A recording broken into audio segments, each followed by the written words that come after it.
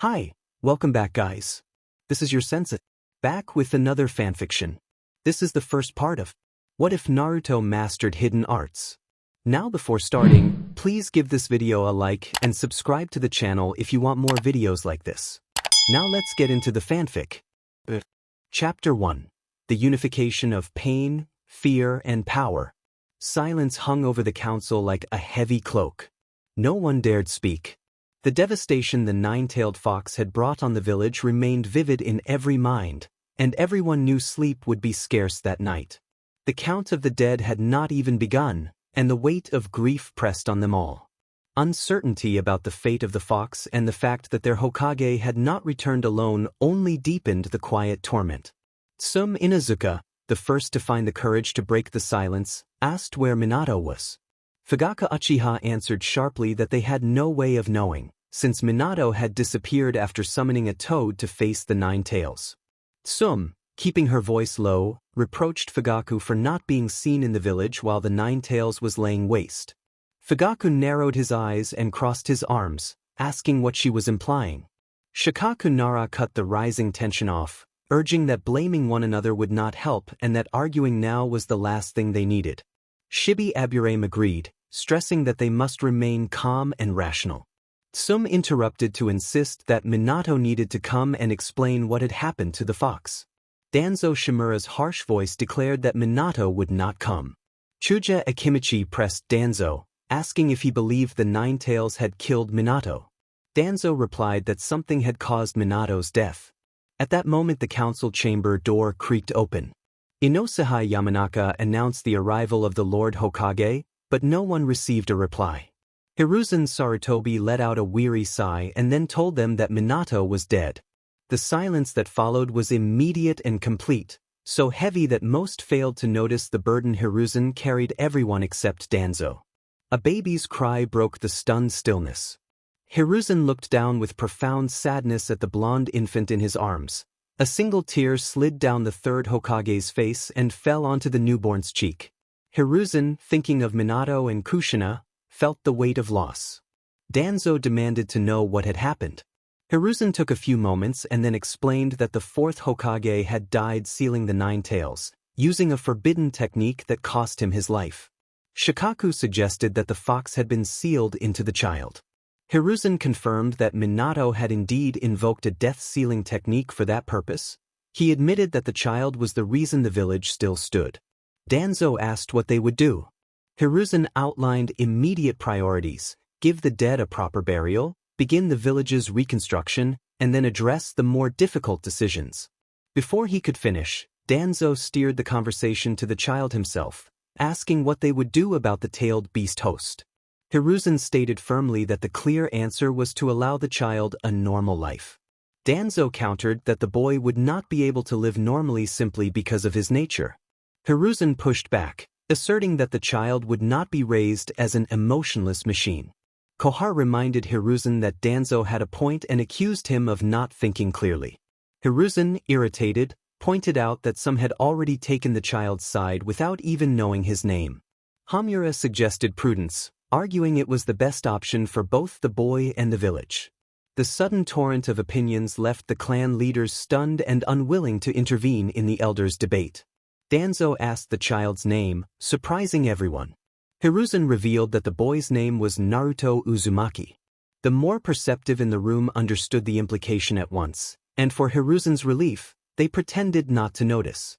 Danzo rose, approached the child, and inspected him closely, noting the strong resemblance to his parents. Danzo remarked that this boy would change the entire world not because of the Nine Tails or his family name, but due to something else that would shake the world to its foundations. Hiruzen met Danzo's gaze with a look of accusation, aware that many difficult choices now lay before them. Danzo asked calmly to be allowed to speak. He told Hiruzen that they had both failed, they might be opposites, but they were not enemies, and both sought to protect the village. He reminded Hiruzen that teacher Tobirama had asked the same before he died. Hiruzen's accusatory look softened into nostalgia as he agreed that they should help the boy. There was no absolute sun or moon, no pure black or white, everyone contained both good and bad. Danzo made a silent gesture toward the window, and Sarutobi stood to see what he pointed out. Through the glass they watched young Naruto labor up the long stone stairs. The boy tripped and fell, but he managed to protect his rabbit. Hiruzen watched with concern as Naruto rose, brushed dust from his clothing, wiped his brow, cleared his bleeding nose, and resumed the climb with renewed determination. The rabbit seemed to be staring at the sky. Danzo observed that he had said years ago the boy possessed something beyond the nine tails or his lineage, the capacity to want to be unstoppable. Both men watched the child climb. Hiruzen, watching people moving below, asked what Danzo intended. Danzo explained that he wanted to train Naruto using both of their teachings so the boy would gain what each of them lacked in the other, focusing on the good parts. He turned to the portraits of the three previous village leaders and said that he favored ninjas without visible emotion while Hiruzen believed emotions were important for a shinobi. Danzo admitted he might be wrong about suppressing feeling. It would be better to teach Naruto to control his emotions while still allowing him to feel. He did not want obedient machines without feeling. He wanted Naruto to truly love the village and to give everything for it, not simply because it was his duty. Hiruzen exhaled smoke before responding that the boy needed to understand the importance of the will of fire and also the value of power, though Hiruzen disliked abusing it. Danzo said that strength could protect Naruto from the villagers' scrutiny and that, as a child, he might accept what they offered. Still, Danzo preferred that Naruto join them because he made an informed choice, not to fill his head with empty dreams.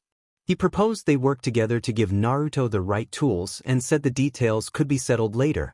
Before leaving the room, Danzo warned Hiruzen to decide now, because the boy did not fully perceive his surroundings and, if they failed to manage his upbringing, his heart could be filled with hatred.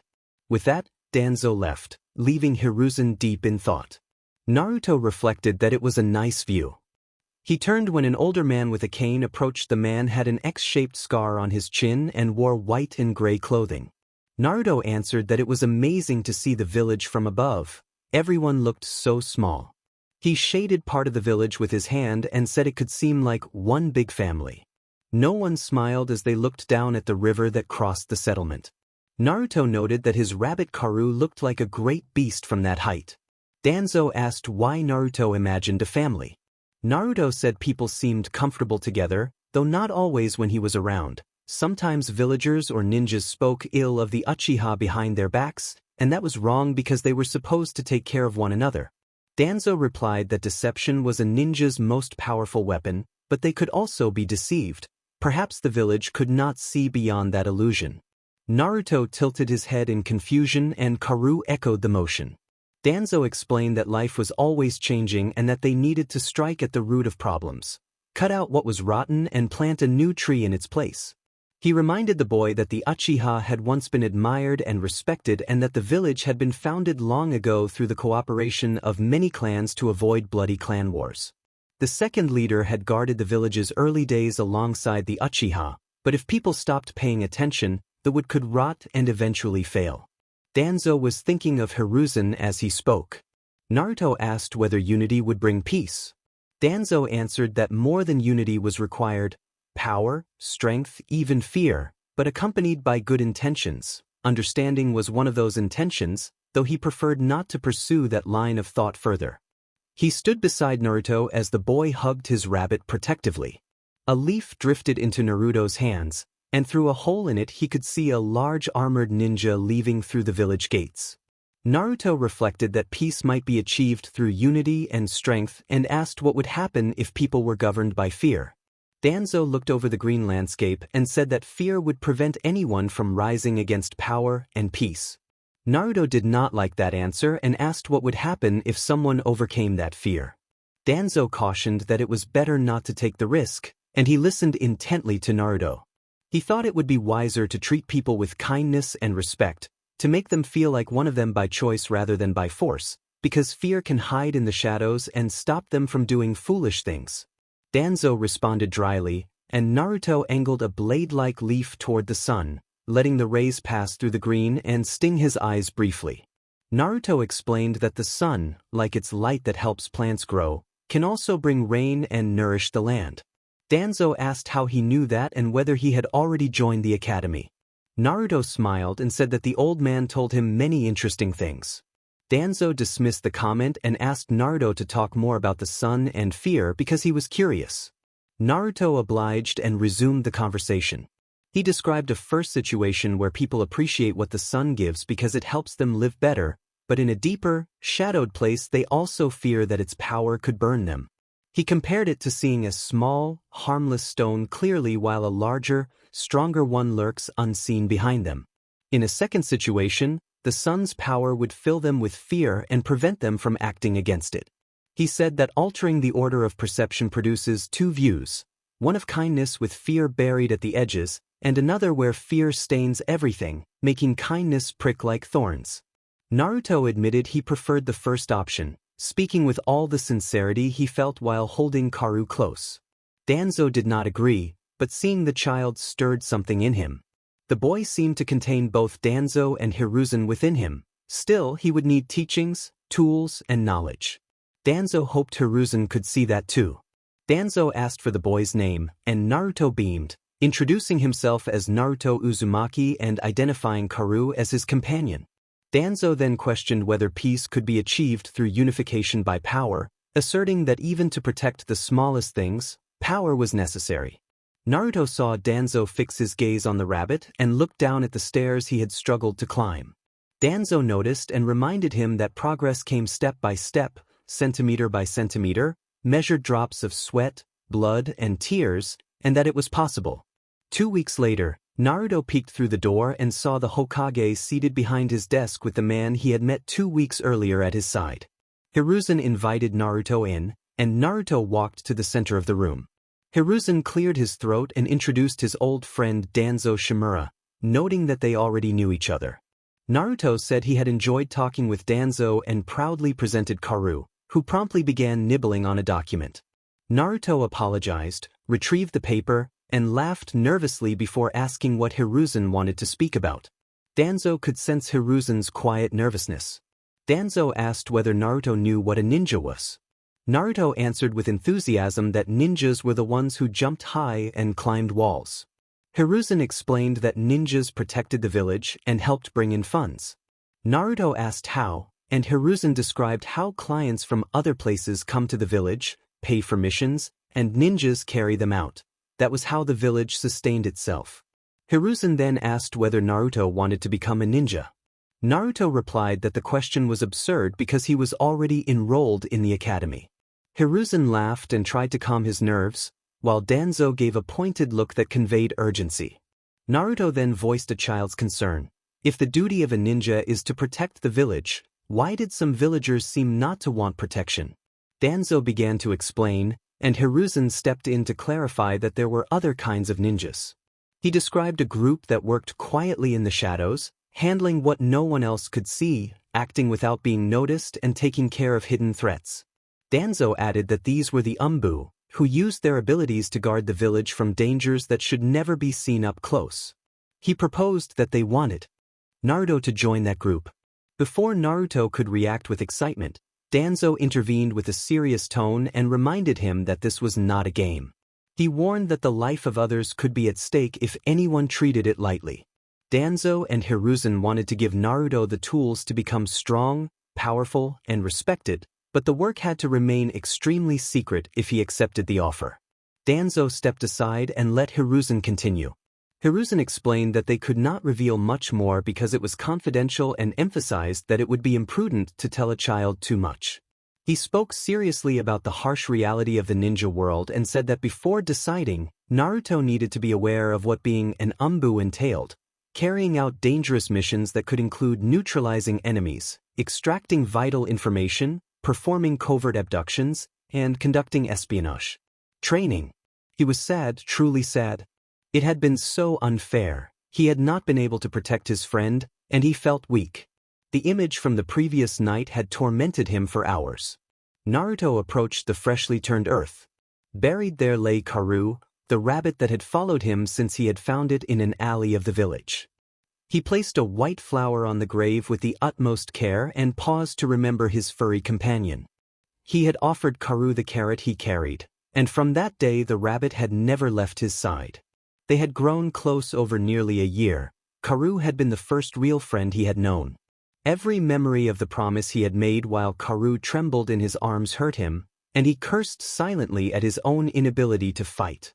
The words of a certain ninja echoed in his mind and made him feel powerless. He began to believe that even with the combined power of the villages he could not have saved his friend, because the villages were strong and he was only one child who had barely withstood a shuriken embedded in his arm. Danzo Shimura's voice came from behind him, telling him that life was fragile and could end in the blink of an eye. Naruto asked without hope why it had to happen, insisting that Karu had done nothing wrong. Danzo responded that the ninja world was cruel, and that today it had been his rabbit and tomorrow it could be him. He said the ferocity of the ninja world was impossible to stop and that Naruto had not been to blame. Naruto, distraught, questioned whether it was his fault. Danzo answered immediately that it was not. He told Naruto that he had done the best he could with the means he had and that sometimes things did not turn out the way one wanted. Danzo looked up at the sky and reminded Naruto that he had simply been in the wrong place at the wrong time. Naruto wondered aloud whether things would have been different if he had done more. He regretted exposing Karu to danger and thought he should have gone home when it grew dark. Now Karu was dead because of his decisions, he said, sobbing through his tears. Danzo observed that Naruto spoke very sensibly for someone so young. He reflected that decisions have consequences and people must live with them. In this world one could not afford to limp through life. After a few moments of silence, Naruto asked if Danzo still wanted him in Anbu. Danzo heard the contained anger in his voice and told him that both he and the others wanted him in Anbu. Naruto doubted his ability. If he could not protect Karu, how could they expect him to protect the people of the village? Danzo gripped the handle of his staff and asked whether Naruto had courage, valor, and guts. Naruto stammered that he believed he did. Danzo pressed him harshly, asking if he really believed it. Naruto looked at the bracelet on his wrist, the small tuft of white fur attached to it, and said that he did. He declared that he had enough courage to keep going. If he had failed Karu, then he wanted to be able to do something for others. He looked at Danzo with determination. Danzo remarked that feelings could be obstacles for a ninja, but urged Naruto to remember the desire not to fail those he cared about when the village needed him. He said Naruto could not abandon a mission, and thus must not abandon what would make him strong. Danzo struck his staff against the ground, and a masked ninja materialized on one knee behind him. The masked agent asked Danzo if he had orders. Danzo instructed him to tell Sarutobi that he wished to speak with him. The Anbu operative acknowledged and vanished with a sudden body flicker technique. Danzo told Naruto to follow him, saying it was time to begin and that he could not stop moving forward because of the stones in his path. He advised that if a rock blocked the way, push it aside with brute force. If the wind pulled him back, use the fire in his heart to fight. If a lightning strike threatened him, be faster than the wind. If a current tried to sweep him away, build a wall of strength. If flames sought to burn his goals, extinguish them without hesitation. Naruto followed Danzo, casting a last lingering look at the makeshift grave. He promised to return whenever he could. Certain words union, power, fear echoed strongly in his mind. They arrived at the Hokage's office. Hiruzen Sarutobi entered and found Danzo and Naruto waiting. He explained that he had been elsewhere in the tower assigning missions to the newly graduated genin teams when Danzo had called. He had expected to arrive earlier but had been delayed. Hiruzen asked Naruto how he was. Naruto averted his gaze and said that he wanted to be a shadow to protect the village from the injustices around it. Hiruzen sat behind his desk, steepled his hands, and asked if Naruto wanted to be Anbu. Naruto replied that he intended to be the best Anbu, the best ninja the village could produce, and that he would give everything he had to gain strength. Hiruzen warned that power could corrupt and that obsession might lead him down a dark path not worthy of the village. Danzo interjected that power was not corrupting if accompanied by patience and knowledge, and that they could do a great job guiding the boy. Hiruzen agreed and asked when they should begin. Naruto was led through a place unfamiliar to him, the Anbu headquarters. It was dark and cold with a rocky scent in the air. The low light offered some sense of safety as he walked. Hiruzen explained that the headquarters included dormitories, a mess hall, training fields, locker rooms, and several other rooms. He said Danzo would show Naruto around, and that they would start in a place where Naruto could learn the theory he needed. Danzo told Naruto they would begin with the basics and move forward as quickly as he advanced. Naruto felt uncomfortable under the curious looks of the agents passing by. Naruto asked what they were going to teach him. Danzo answered that they would teach everything possible: ninja arts, sealing techniques, absolute defense. Hiruzen continued by listing hand-to-hand combat, illusion techniques, ninjutsu, elemental techniques, and staff fighting. Danzo added swordsmanship, forbidden techniques, shuriken techniques, and the use of weapons. They also mentioned tactics, strategy, interrogation methods, and battlefield intelligence. Danzo opened a door to a corridor and continued, saying they would teach politics, theory, wisdom, experience, what to do in the event of an attack, an ambush, or war, how to lead a war, as well as practical subjects like economics and mathematics, anything useful. Naruto's mind reeled at the sheer volume of things to learn, but he did not give up. Danzo finished by saying that it was also important to teach him how to teach others. Hiruzen approached a door in the corridor and spoke as he reached it. A door opened on the other side and a figure appeared, walking toward where they had entered. Naruto watched with wide blue eyes as the figure met his gaze.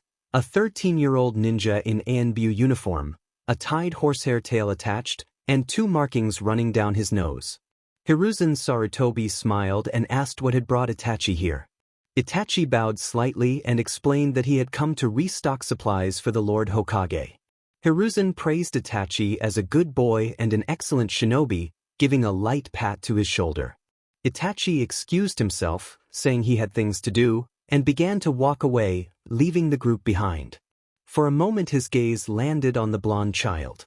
Naruto thought he had seen displeasure there, though he did not know the reason.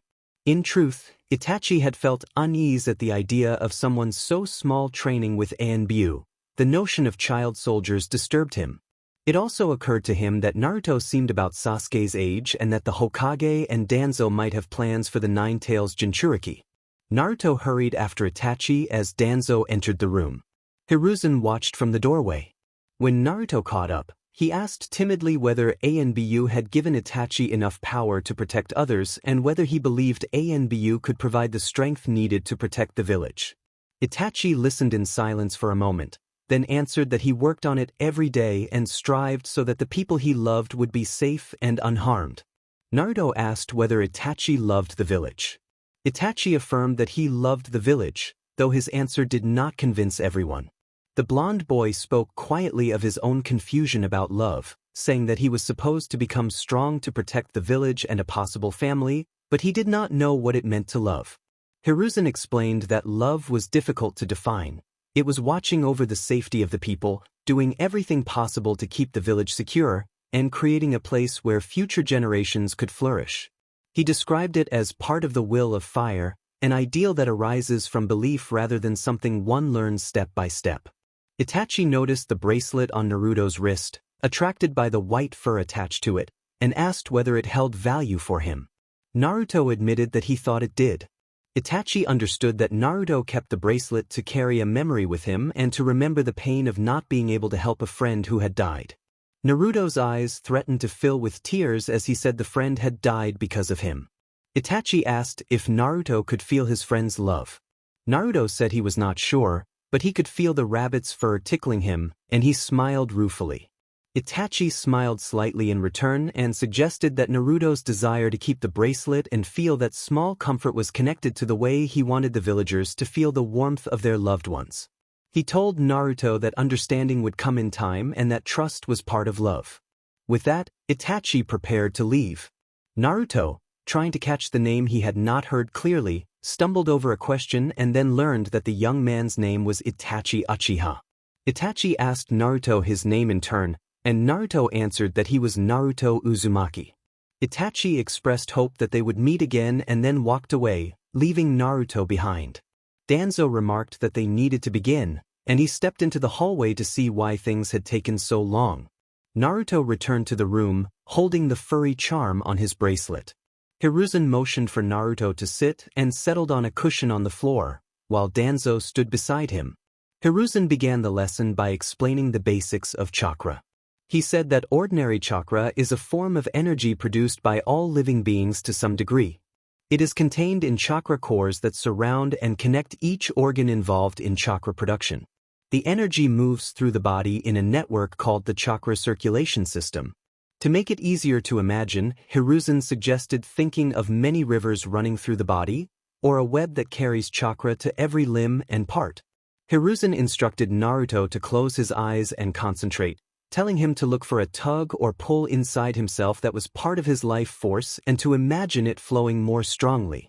Naruto shut his eyes and searched but found nothing at first. Danzo urged him to keep looking. Naruto breathed deeply and felt a faint tingle travel through his body. He tried to follow it, but it faded. Moments later, two blue currents of energy ran in opposite directions. Naruto pursued the current to the right, and it dropped away and disappeared. The other had already vanished. He reminded himself that if chakra was a network it would be everywhere, so he broadened his focus and concentrated on the whole of himself. This time he felt the tug and saw thin threads of chakra moving, then another, then many more.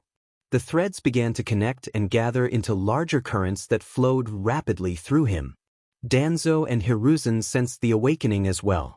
A few seconds later, Naruto opened his eyes with a smile, and Hiruzen praised his quick progress, noting that it had taken only slightly more than half an hour.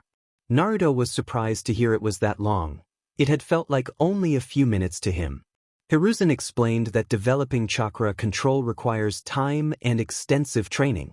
The key is not merely possessing chakra but being able to control and conserve it. Everyone has chakra, but only skilled ninja can properly mold and manipulate it to its full extent.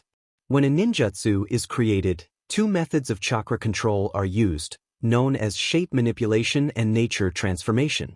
Danzo said they would examine that in more detail later. Naruto answered that he understood and that he would be patient to learn everything they wanted to teach him and would do his best. Naruto nodded with conviction. Danzo explained that he had to devise a specific training plan because Hiruzen would be away often for other matters and that Danzo would be the one to train Naruto most of the time, speaking while narrowing one eye. Hiruzen intervened without looking at Danzo and said he would try to come as much as possible and provide the necessary knowledge, promising to make room in his schedule to help. Naruto asked what the training plan was and assumed Danzo already had it prepared. Danzo took a scroll from a nearby table and handed it to Naruto.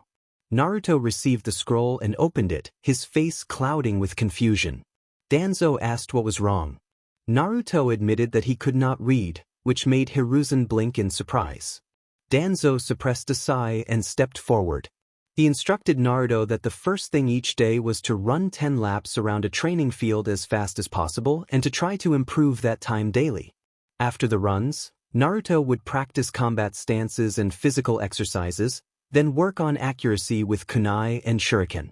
Next, Naruto would learn to control his chakra by doing the first assigned chakra exercise, the leaf on the forehead exercise. He would take a 30-minute break for breakfast and bathing, attend the academy, and when classes ended an agent would bring him back to the complex. In the afternoon he would practice chakra control exercises, study theory, history, mathematics, and literature, then take an hour's rest before more training. He would also learn to read and later improve his handwriting. Danzo recited the plan without pausing and then asked if it was clear. Naruto nodded, though not completely certain. Danzo said he would leave them alone for a moment because he had things to do, and he told Naruto to start by running the 10 laps. Hiruzen walked to the door and indicated he would return later. Naruto waved farewell to Hiruzen. Naruto then expressed a doubt to Danzo, asking why he still needed to attend the academy if he was going to learn more in the complex. Danzo considered the question logical, stepped closer, and looked at Naruto intently. Naruto could not look away. Danzo told Naruto that deception was a ninja's most powerful weapon, that information was vital, and that power mattered, being surprising was essential.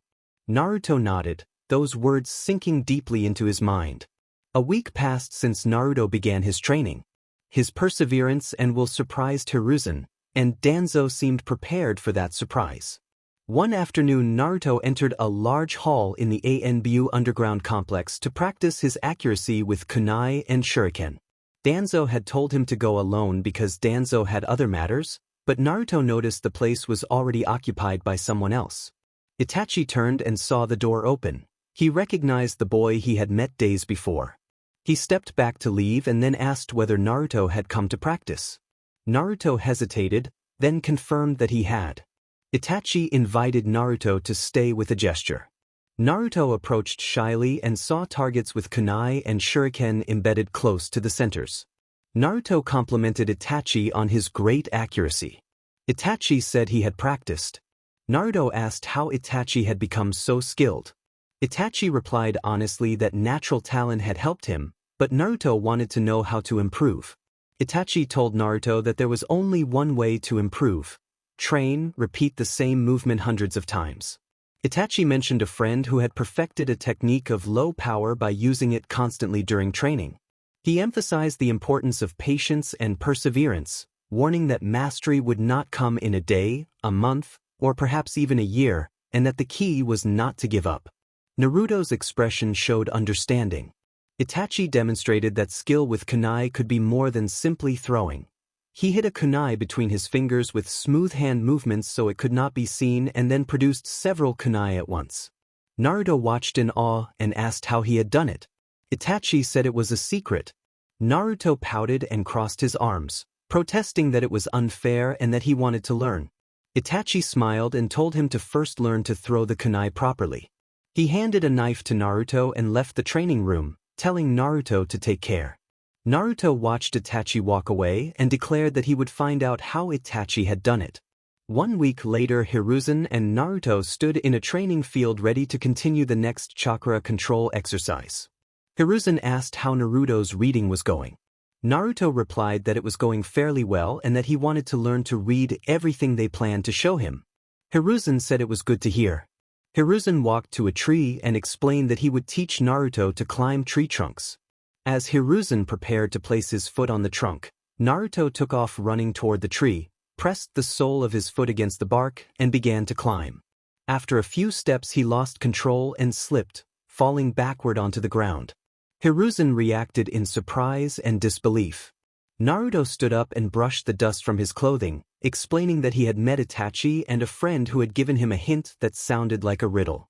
They had said that while the chakra exercise focused on the forehead, perhaps it could be done in other parts of the body. Naruto had concentrated chakra in his feet and tried running up the tree. The bark had come away when he touched it, and when he used less chakra he had failed to stick and slipped. Hiruzen asked how long Naruto had been training that method, and Naruto answered that he had been practicing for 3 days. Hiruzen approved and then explained in detail what Naruto had been attempting. He described a training method to gain control over tree surfaces. The user must concentrate chakra in the soles of the feet to adhere to and move along tree trunks, and proper control and distribution of chakra were essential for success. If a user channels too much chakra into the soles of their feet, they are launched forward and can be driven into a tree by the force. If they do not use enough chakra, they cannot stick to the trunk and will fall to the ground. Hiruzen explained this as Naruto listened and then drew his own conclusion about what had gone wrong. Hiruzen, amused, told Naruto that the reason he had failed so many times was that he did not know exactly what to do and how to do it correctly, and advised him to keep practicing and try not to fall. Naruto did not appreciate the joke, but he responded confidently that he would do better next time. Hiruzen added one last piece of advice, saying that the amount of chakra required for the technique was very small but had to be calculated perfectly. He ruffled Naruto's hair and said it would be difficult, but he believed Naruto could do it. Naruto answered that of course he would succeed. 2 weeks later, Naruto walked through unfamiliar terrain with Danzo at his side. Naruto said that he thought he would master the tree walking exercise in a day. Danzo replied that soon Naruto would learn how to walk on water, and explained that walking on water was different. While tree walking required a constant, precisely measured amount of chakra, water was in motion and the chakra output had to be continually adjusted, making it harder to master. Naruto asked why they were there and where Hiruzen was. Danzo said he wanted Naruto to see something but gave no further details. After a few minutes, Naruto caught a distant, unpleasant smell, noticed kunai and shuriken stuck in the ground and caught sight of broken branches and ash on the trunks of the trees. He asked if they were outside the village but received no answer. Shortly after, Naruto saw a scene that horrified him and nearly made him sick, the aftermath of a brutal skirmish. Motionless figures lay on the grass, at least 9-7 wearing Kirigakure headbands and 2 wearing Konoha headbands. Weapons and signs of battle were scattered around. Naruto heard the weak groan of a man and hurried to a wounded Konoha ninja. The wounded man's voice faltered, and Naruto felt the man's pulse fade under his hand as the man's life slipped away. Naruto asked in pain why this had happened. Danzo answered without hesitation that it was because the markings on their forehead protectors were different, because their countries had different names, because a dividing line defined where a person belonged. Danzo said it plainly, that was the reason for the fighting. Naruto was silent for a moment and then whispered the word unity. Danzo told Naruto to abandon certain dreams, explaining that when Naruto became an Anbu he would have to set some things aside. He said Naruto's primary mission would be to protect the Leaf Village at any cost and that his life would change dramatically. In a week Naruto would enter the academy and would need to pretend to be foolish and loud as part of a long-term deception. Danzo emphasized that deceit could be a powerful weapon and that Naruto would have to act as someone else for the rest of his life while remaining a soldier in the shadows, striking where necessary. He said Naruto would have time outside of his duties to be himself, he could relax and speak with others, but that while he was in training and considered a military asset he needed to bury certain dreams deep below the surface. Danzo struck the Kirigakure forehead protector on the ground, breaking it as he asked whether Naruto was willing to follow this path to achieve unity. Naruto clenched his fists so tightly that they bled and pledged that the will of the fire would burn all threats in its way. Chapter 3. Anbu. Itachi sat on the edge of a rooftop watching the sunset. Beside him was 7-year-old Naruto, wearing blue shorts and an orange sweatshirt. Itachi wondered aloud about what to do when it felt like there was only one option. Naruto blinked, unsure why Itachi asked him. He said he did not think he was the right person to ask for advice because he was not good at giving it. Itachi pointed out that Naruto did have a choice. He could walk away from training when he wanted and use his free time for other things. Naruto looked at the ground and admitted that he had decided to become a shadow and was not sure who he really was. When Itachi asked what troubled him, Naruto spoke sincerely about the village and the tensions he felt between clans and families, mentioning the Hyuga and the Uchiha and how everything seemed divided and tense. Itachi listened with interest and recalled that Shisui would have known what to say. Itachi closed his eyes, remembering something Shisui had once told him. One cannot save both the village and the clan, sometimes a choice must be made. Naruto reacted with disbelief at Shisui's death, and Itachi quietly said that he had not expected it either. Itachi then produced a kunai and looked at its edge with a distant expression. Itachi posed a hypothetical about choosing between a broken kunai that had been a favorite for a long time and another in perfect condition that could cause more destruction.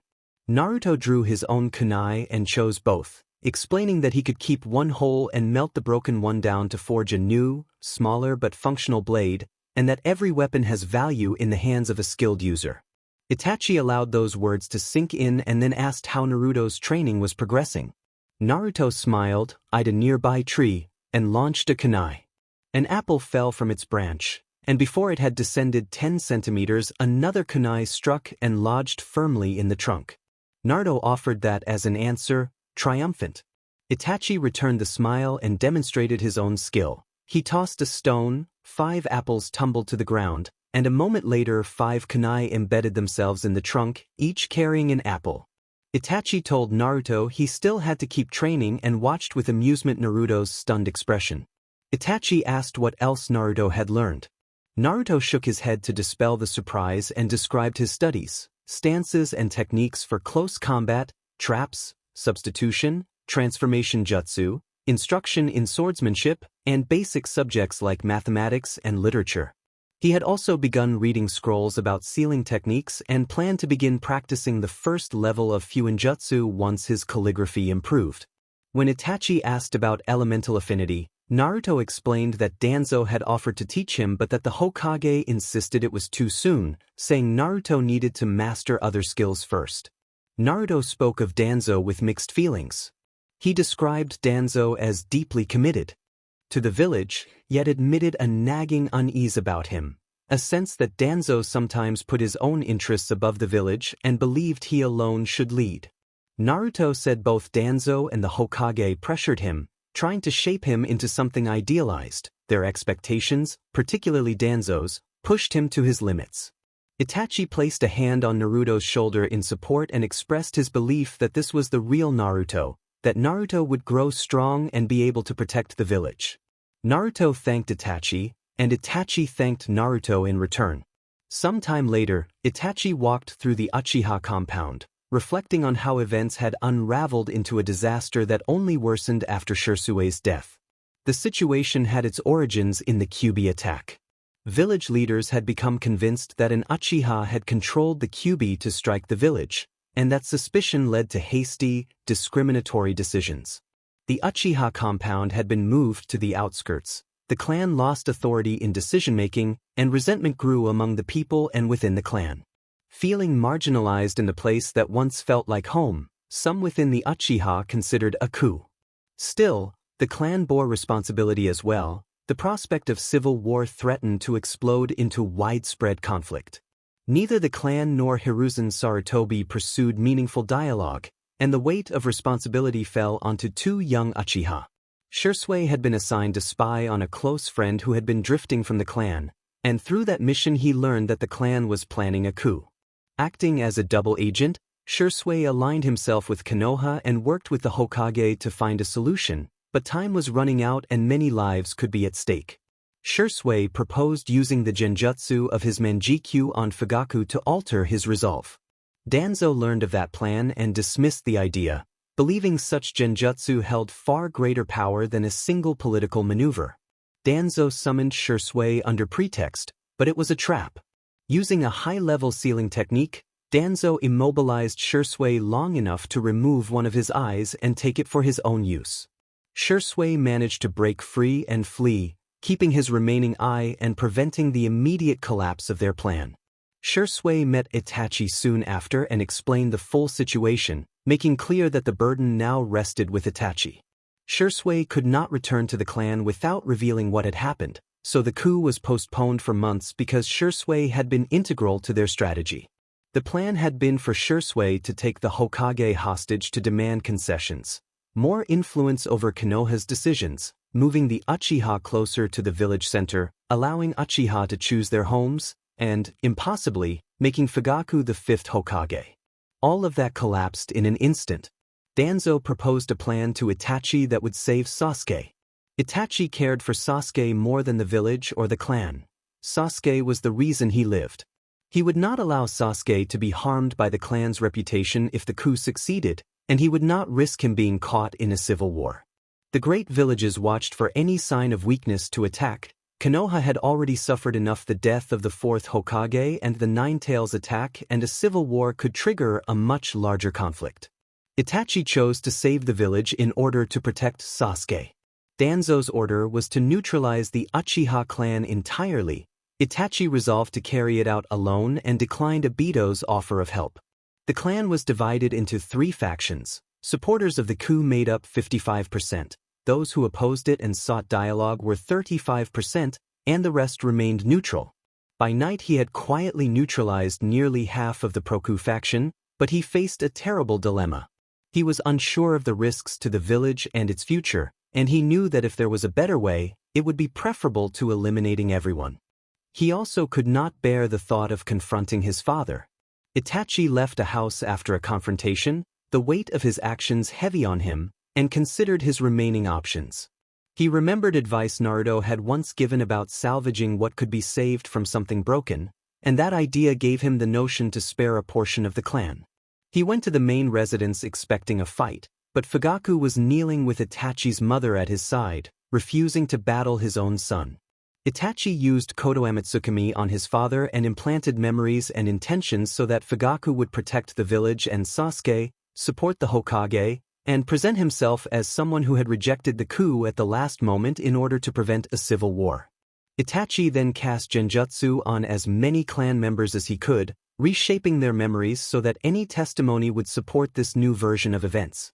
The official story the clan leaders and the authorities presented was that Fugaku had turned against his son and clan to stop a civil war.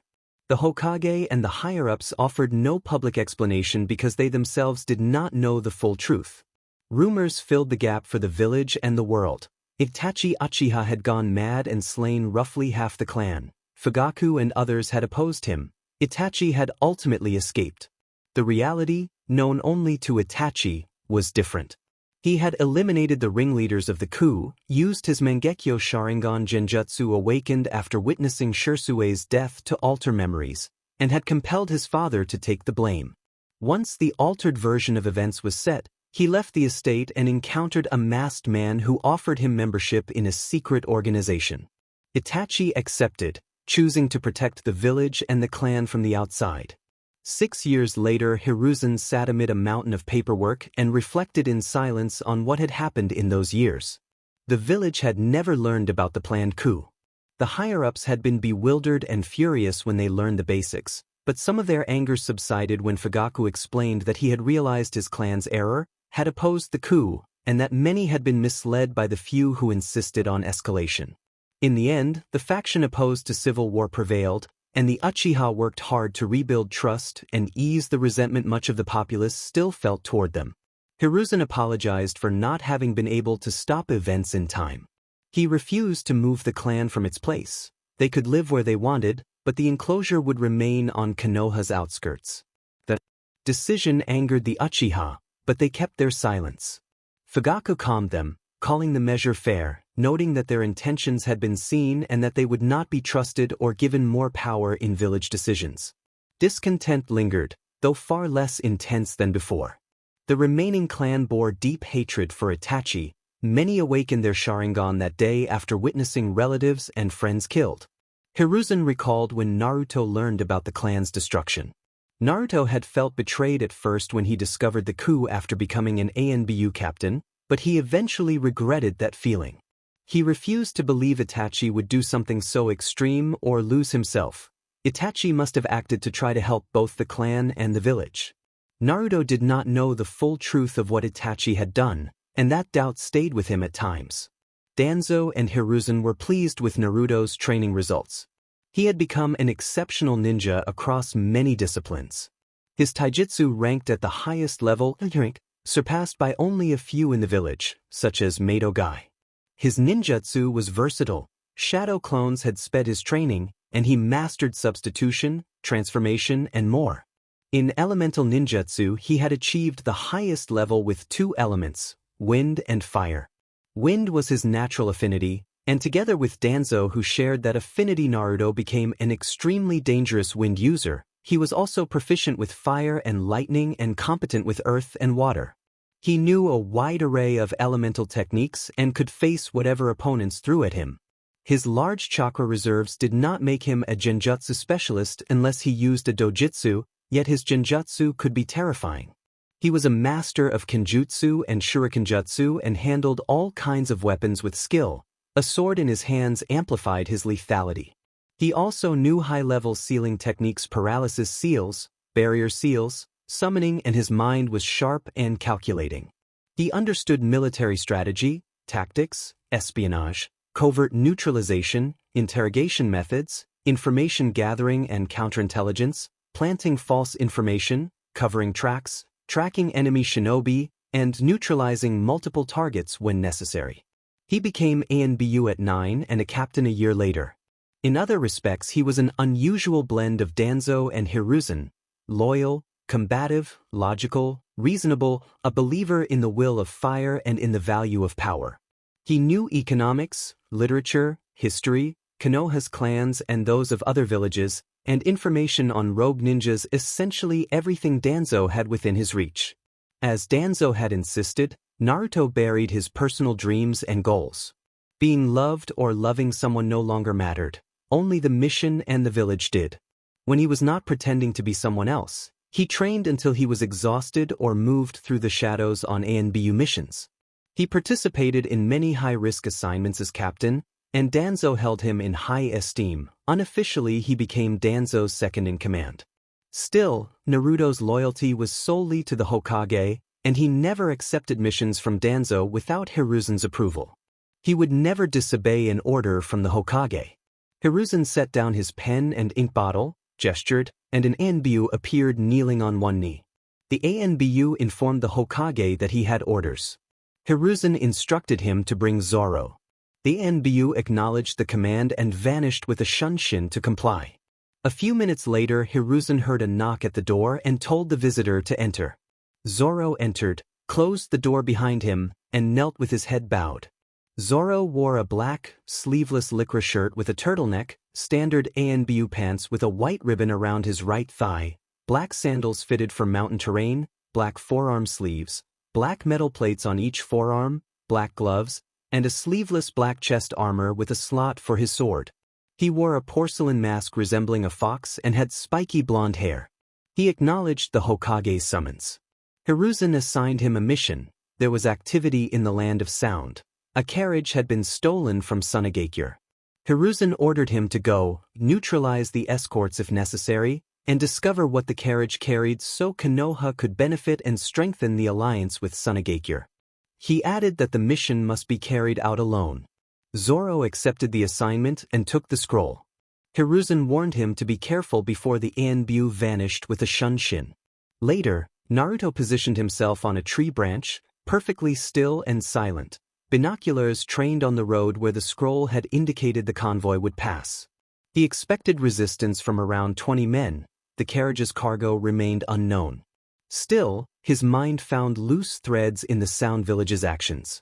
Why had they stolen specifically from Sunagakure when Konoha was closer?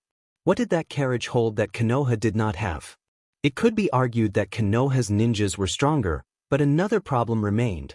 Without knowing what was inside the carriage, he could not tell whether it would ever be taken to Konoha. How had they managed the theft? Sunagakure was much farther west of the land of sound. The route would cross hostile territory Tanagakure, Kusagakure, Amigakure, and perhaps the land of rivers, which made little sense. Could Sunagakure have been sending something to Konoha?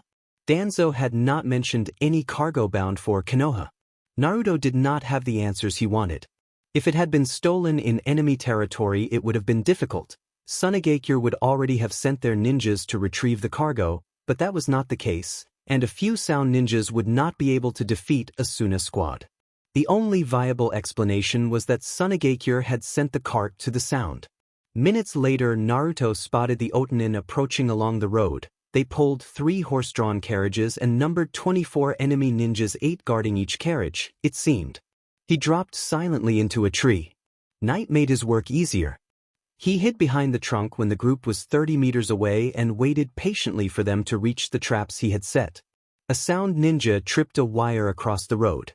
The wire snared the first man and dragged him toward a concealed branch. Another ninja stepped back in fright and likewise fell into the cable, pulled and taken down by the trap. The wires broke at another point connected to the mechanism, and kunai were primed to fire when the cable was triggered.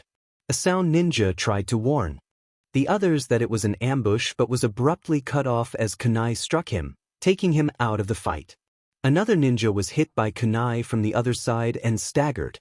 One of the men called out that the attacker was among the trees after briefly seeing a shadow dart past. He looked for his squad leader, but the leader was already gone. He then saw 2 smoke bombs approaching. Naruto slipped through the smoke with speed and precision.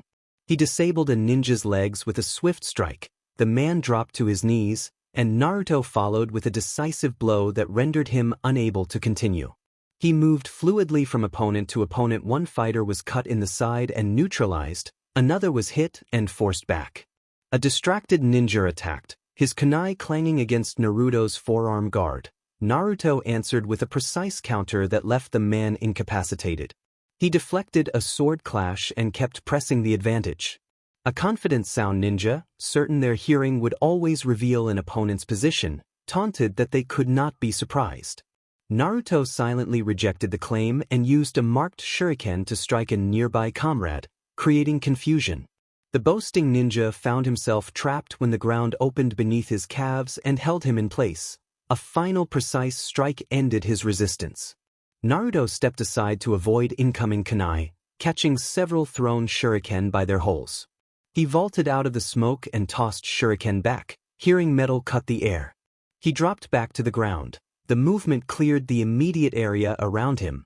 Another ninja charged, swinging a metal gauntlet while announcing a cutting soundwave attack. Naruto sidestepped, closed the distance, and raised his sword.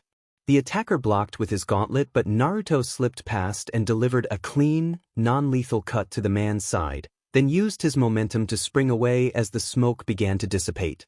Naruto produced a scroll and black ink flowed across his palm like a teru. He tossed his sword upward and slammed his palm to the ground. Seals spread across the area. The paralysis seal locked 6 ninjas in place, unable to move. In a single fluid motion, Naruto revealed 5 kunai between his fingers and launched them, hitting 5 of the immobilized men and removing them from the fight.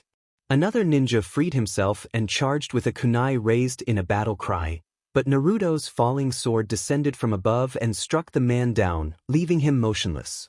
3 more ninjas rushed forward to throw sunban needles. Naruto threw a kunai at a tree trunk. The tip caught a wire and triggered a mechanism that launched needles. 2 attackers were struck in the neck area and went down instantly, unconscious.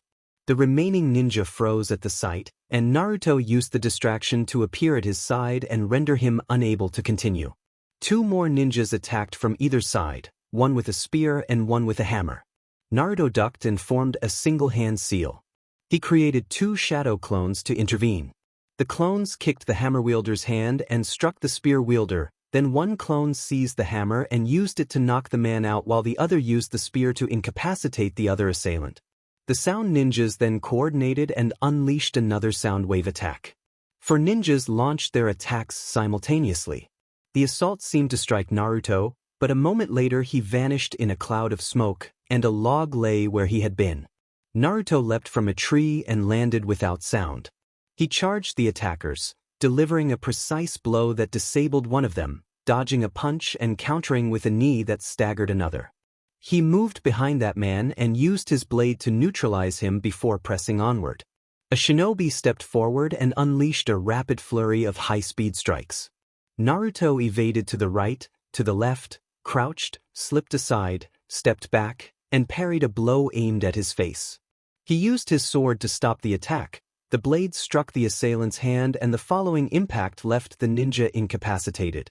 Naruto asked where their clones were, and a kunoichi retreated in fear. One of Naruto's clones appeared behind her and subdued her by covering her mouth, and another clone moved quickly to neutralize her before she could resist. The skirmish lasted only 2 minutes. Naruto then erased signs of the encounter, gathered the weapons, sealed the bodies in storage scrolls, removed the trap wires, smoothed the disturbed earth, collected the smoke bomb container, and took away the log he had used as a substitution. He inspected one of the 3 carriages stranded on the road. The horses had fled long ago, leaving their cargo behind. He hoped there was nothing identifying the cargo as property of Tsunegakure. Inside a carriage he found metal boxes filled with dozens of kunai, shuriken, explosive seals, wire, and other ninja tools. He checked each carriage and confirmed they all contained the same supplies. Naruto wondered why there were so many weapons. He doubted that Tsunegakure would sell arms to Oto. The amount was too large for such a small village and something about it felt wrong. He decided to take the boxes back to Konoha to prevent any evidence of the incident from remaining. The question was how to deal with the carriages. Naruto produced blank scrolls and realized the task would take longer than he had expected. He drew kanji for each part of the carriage, disassembled them piece by piece, and sealed the components into the scrolls. With the help of his clones he finished relatively quickly and returned immediately to the village. Naruto entered the Hokage's office kneeling in his Anbu uniform. Hiruzen Sarutobi crossed his arms and informed Naruto that they had a very important mission for him. Danzo leaned on his staff and explained that it would be a long-term infiltration assignment. Naruto asked who would be in charge of his squad. Hiruzen replied that Naruto himself would be responsible. Naruto then asked if he would infiltrate with his entire squad. Hiruzen instructed him to remove his mask. Naruto obeyed, moving the porcelain mask aside so it hung from his ear. His face looked much as it had when he first joined Anbu, A bit sharper and more serious. The bracelet he had worn was gone and an earring with a small white bead appeared in his left ear. Hiruzen explained that Naruto would use the persona he had perfected over the years and that he would be placed on Team 7 with Sasuke Uchiha, Sakura Haruno, and Kakashi Hatake. Hiruzen stated that Naruto's role was to protect Sasuke Uchiha. Naruto confirmed that Sasuke was Itachi's brother, and Hiruzen affirmed this. Hiruzen glanced at Danzo with irritation and gave a silent signal. Danzo said that someone had disobeyed orders during the massacre. Danzo explained that Itachi had accepted the mission to eliminate the Uchiha clan on the condition that the village take care of Sasuke until he reached at least Chunin rank and that Sasuke must not be harmed. If they had failed to protect him, Itachi would have revealed critical information that could have endangered the village. Naruto acknowledged the explanation and asked how he should handle other missions. Hiruzen instructed that for D-rank missions he should leave a clone with the team, that Naruto would remain the captain of his squad and continue to undertake missions. Danzo added that for higher-ranked missions Naruto should make only the minimum effort, avoid using his full abilities, and rely primarily on his clones. He emphasized that Naruto must do whatever was necessary to keep Sasuke safe without exposing himself to unnecessary risks, let events unfold naturally, report every mission the team undertook, and adopt the role of the orange-clad ninja so Kakashi would assume the visible dangers. Danzo warned Naruto not to reveal inconsistencies in his personality or abilities. Hiruzen told Naruto that his assignment would begin the following week and urged him to do his best because failures were not acceptable. Naruto acknowledged the order, put his mask back on, and began to leave. Before departing, Naruto asked whether he would undertake the task because Itachi had been his friend. Naruto explained that he would not do it for Itachi alone but because it was his mission. Nevertheless, he would carry it out to the best of his ability because Itachi was his close friend. Hiruzen nodded in agreement. Report, date January 7th, sender, Naruto Uzumaki. Recipient, Hiruzen Sarutobi, 3rd Hokage. Subject, emergency report. Naruto reported that Mizuki had shown signs of betraying the village. Naruto stated that his graduation exam had been successful and that Mizuki had seemed dissatisfied with the result. Mizuki had approached Naruto about a secret exam, suggesting that stealing the prohibited scroll would elevate him to Chunin. Mizuki's intentions were clear, to exploit Naruto's apparent vulnerability to steal the scroll. Naruto indicated he would submit this report after explaining the situation verbally to the Hokage for proper filing. Report, date March 13th, sender, Fox, Anbu. Recipient, Hiruzen Sarutobi, 3rd Hokage. Mission, escort a client safely to the Land of Waves, east of the Land of Fire. The mission proceeded naturally during the journey. Sakura Haruno questioned Kakashi about the absence of certain customs in the Land of Waves. Throughout the trip, Sasuke Uchiha remained completely safe. We were attacked by the demon brothers of the mist. Kakashi was trapped and severely restrained by iron chains. Sakura Haruno stood in shock, unsure of what to do. I pretended to be a weak ninja to avoid attention. Sasuke Uchiha intercepted an attack by blocking the opponent's chain with a kunai. When he recovered, he and his teammate counterattacked, but Kakashi arrived and stopped both with a swift chokehold. They were tied to a tree and left waiting to be captured. Kakashi sent a dog to Konoha with that information. Kakashi questioned the client about why the mission had been misrepresented. The client explained that a corporation had taken control of their country and they lacked funds to pay for a higher-ranked mission. He insisted on completing the bridge at all costs. After much insistence, Kakashi agreed to continue the mission. Sakura refused and Sasuke accepted. I saw the mission as an opportunity that would benefit the village. Payment would be completed once the country recovered, and a trade arrangement might follow because the location was strategically important for maritime imports. My Anbu instincts urged me to abandon the mission Kakashi and I would have been enough but I could not refuse. It did not suit my personality and I recognized the opportunity. The mission continued. Sasuke threw a kunai at a bush after hearing a noise. A white rabbit emerged. Hares with that kind of fur came from breeding farms, so it was clearly a distraction. A blade swept in to strike us, but we avoided it and Zabuza Momochi revealed himself. He used a hidden miss technique to unsettle us and provoke a killing instinct. Kakashi managed to calm Sasuke and Sakura. A brief, tense fight followed, a constant exchange between Zabuza and Kakashi. Kakashi became trapped in a wall of water. Sasuke wanted a short duel with the renegade. Sensing danger, I acted to prevent Sasuke from being harmed. I sent a transformed clone shaped like a smoke shuriken toward Zabuza. He leapt over it with ease. The smoke shuriken became a cloud of smoke, and I targeted a kunai at Zabuza's hand, forcing the Kirigakure attacker to free Kakashi. Both Kakashi and Zabuza then deployed water techniques. Kakashi gained the advantage and Zabuza was driven against a tree. Before the final blow could be delivered, a fake Kirigakure hunter appeared, drove Senbon into Zabuza to create the impression of death, and escaped at once with Zabuza's body. I did not pursue because it would have compromised the mission. We took refuge at Tazuna's house. Kakashi revealed that Zabuza was still alive. Tazuna continued building the bridge while we took shifts guarding him. During the downtime, Kakashi demonstrated a training walk around a tree. I pretended not to know and successfully deceived my teammates. When the waiting ended, my teammates were on the bridge and I stayed at the house. 2 mercenaries attempted to kidnap the client's daughter. I defeated them using clones. I returned to my team, who were already engaged in combat, and entered a dome of ice where Sasuke had been trapped. My hands were tied by the need to conceal my true abilities. The opponent inside hurled needles constantly and moved among mirrors to change position rapidly. I failed to devise a workable plan within those limitations, and Sasuke was injured when he intercepted an attack aimed at me. With Sasuke unconscious, I struck at the mirror where I suspected the fake hunter hid. Channeling chakra into my fist shattered the ice and sent the attacker flying. When his mask fell, he asked to be killed and stood as if accepting death, calling himself a broken tool. I did not understand him. As I prepared to end it, he teleported away, reappearing only to save Zabuza by taking Kakashi's Chidori. The Kirigakure attacker used his body to shield Zabuza.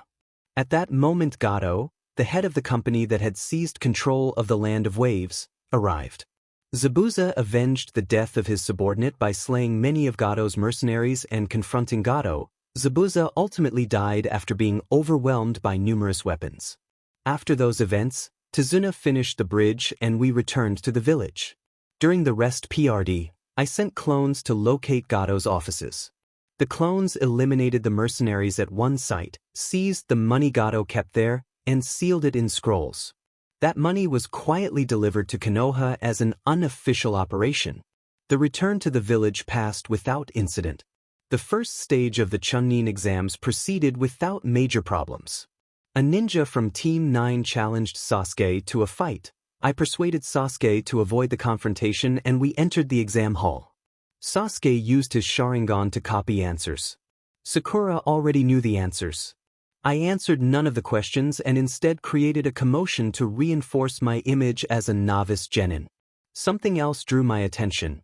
Kabuto Yakushi introduced himself to our group and disclosed information he should not have known, claiming this was his 5th time participating in the exams.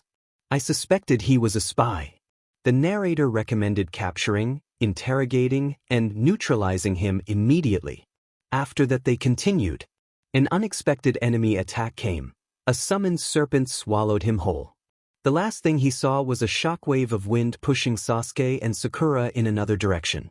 From inside the serpent he used kunai and then many clones, breaking the creature open and escaping from its stomach in a dramatic anime-style struggle. When he emerged he saw Orochimaru of the Sannin at the scene. He stopped the serpent that lunged towards Sasuke with 2 kunai, but his lack of experience against S-rank ninjas caused problems. Orochimaru managed to seal the Nine-Tails chakra within him, and he fell unconscious. He accepted responsibility for his failure to contain the threat. When he woke he found many genin around him, Team 9, Team 7, the Sound Team, and his comrades. Orochimaru had placed a curse mark on Sasuke Uchiha, and he recommended immediate sealing. They left the area and recovered a scroll from Rain Country ninjas. Kabuto was present. He sent a clone to tail him and confirmed that Kabuto Yakushi was a subordinate of Orochimaru. He recommended the urgent capture of the spy. They reached the forest tower. Irika greeted them at the entrance and explained the meaning of the scrolls. A strong mind and a strong body. End of report. 1 week later, Naruto paused at the door to Hiruzen's office when he heard the village leader's voice call him in. He entered the room, knelt out of habit, and bowed his head. Naruto requested permission to speak freely, speaking in a measured voice. Hiruzen granted the request with a nod. Naruto then expressed his deep concern. Looking out the window, he said he had a bad feeling and believed they had to act and take appropriate measures. He reminded Hiruzen that he had intercepted a shipment of weapons 6 months earlier and maintained his position that Tsunegakure had sent that cart to Otogakure. He warned that having the Kazekage's son in the village as an unstable tailed beast host posed a danger. He noted that Dosu from the sound team had not been removed from the Chunin exams, even though they had admitted serving Orochimaru according to Sakura's report.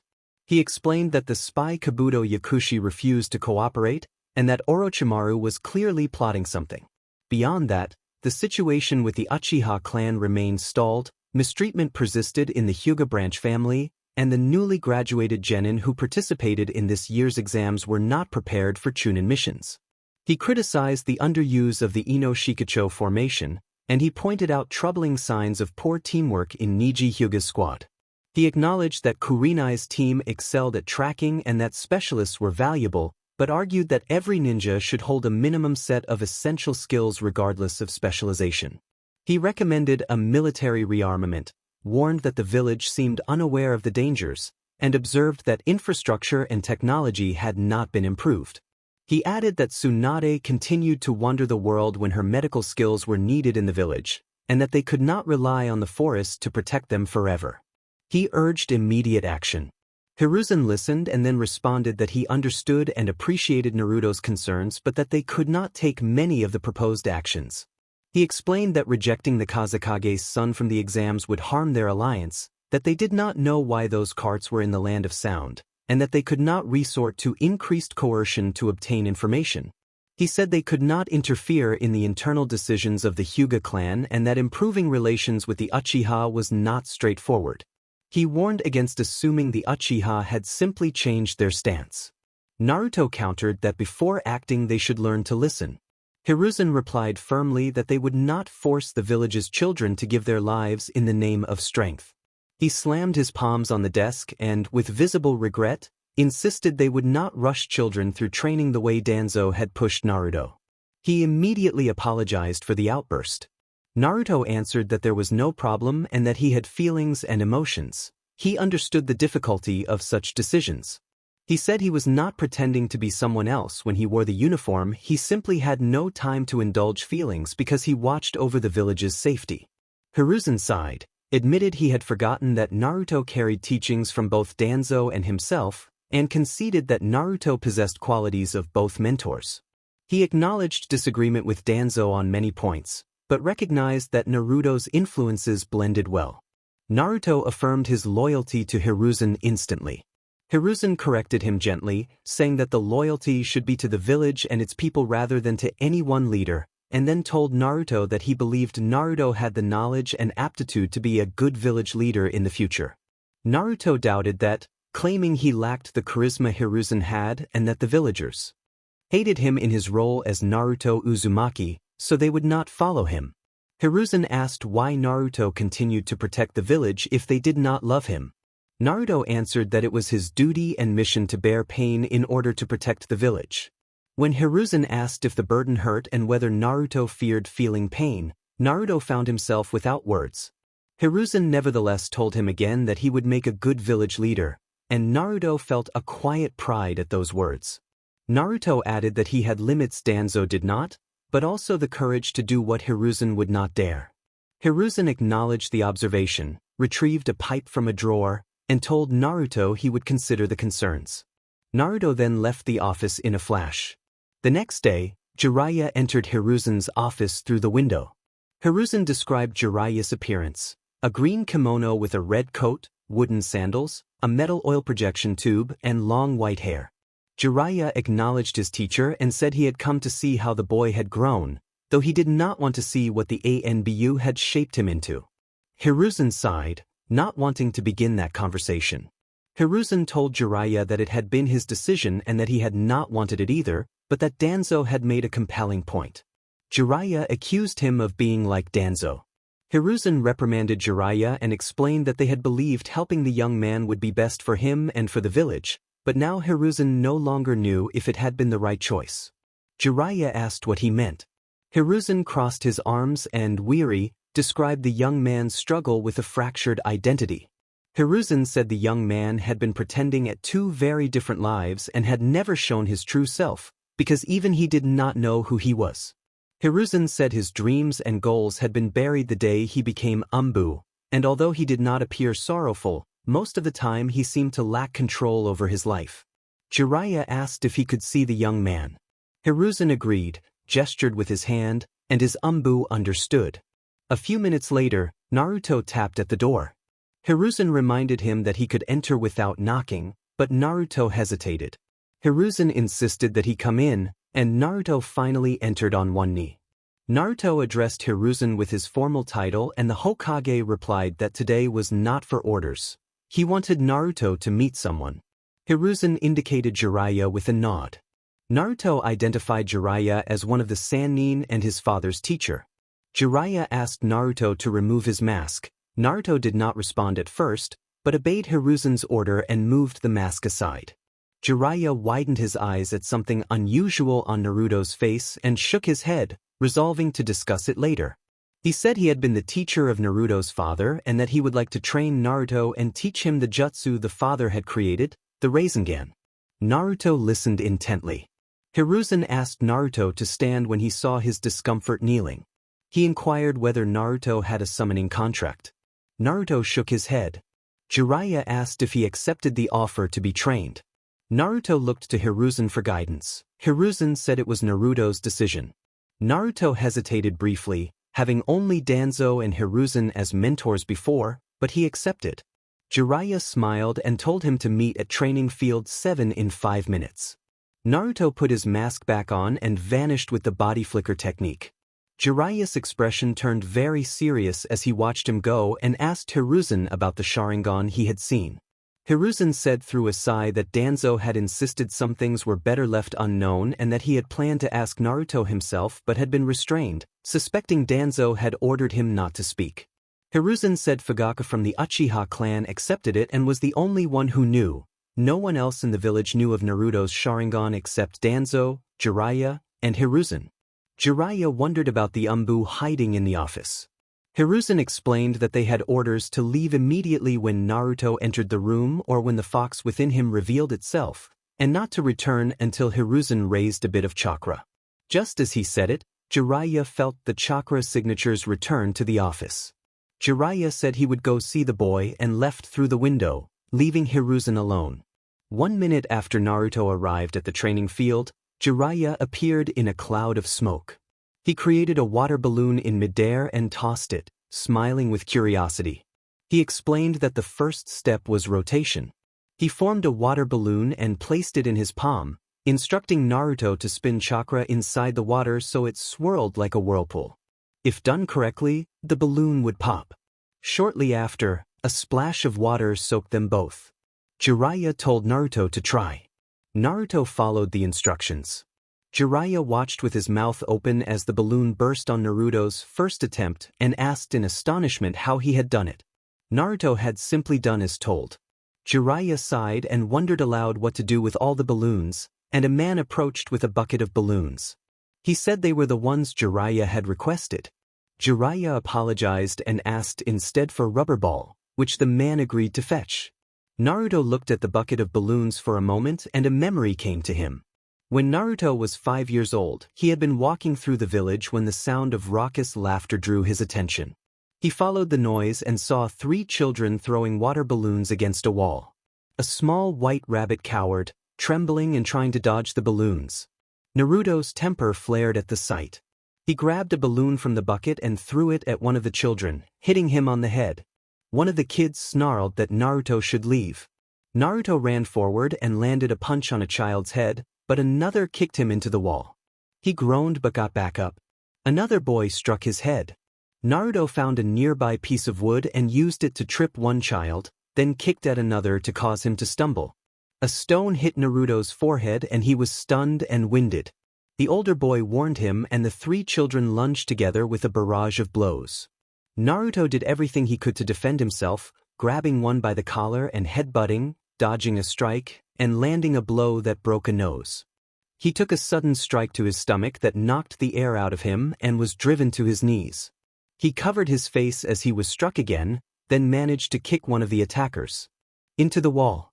Naruto rose, breathless, hair plastered with sweat, chest aching from the struggle.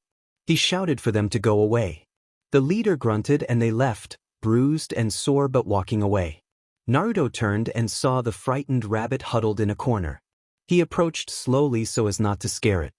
He reassured the rabbit and gently extended his hand. The rabbit hesitated, then allowed him to slide its head. Naruto smiled and said the rabbit was soft.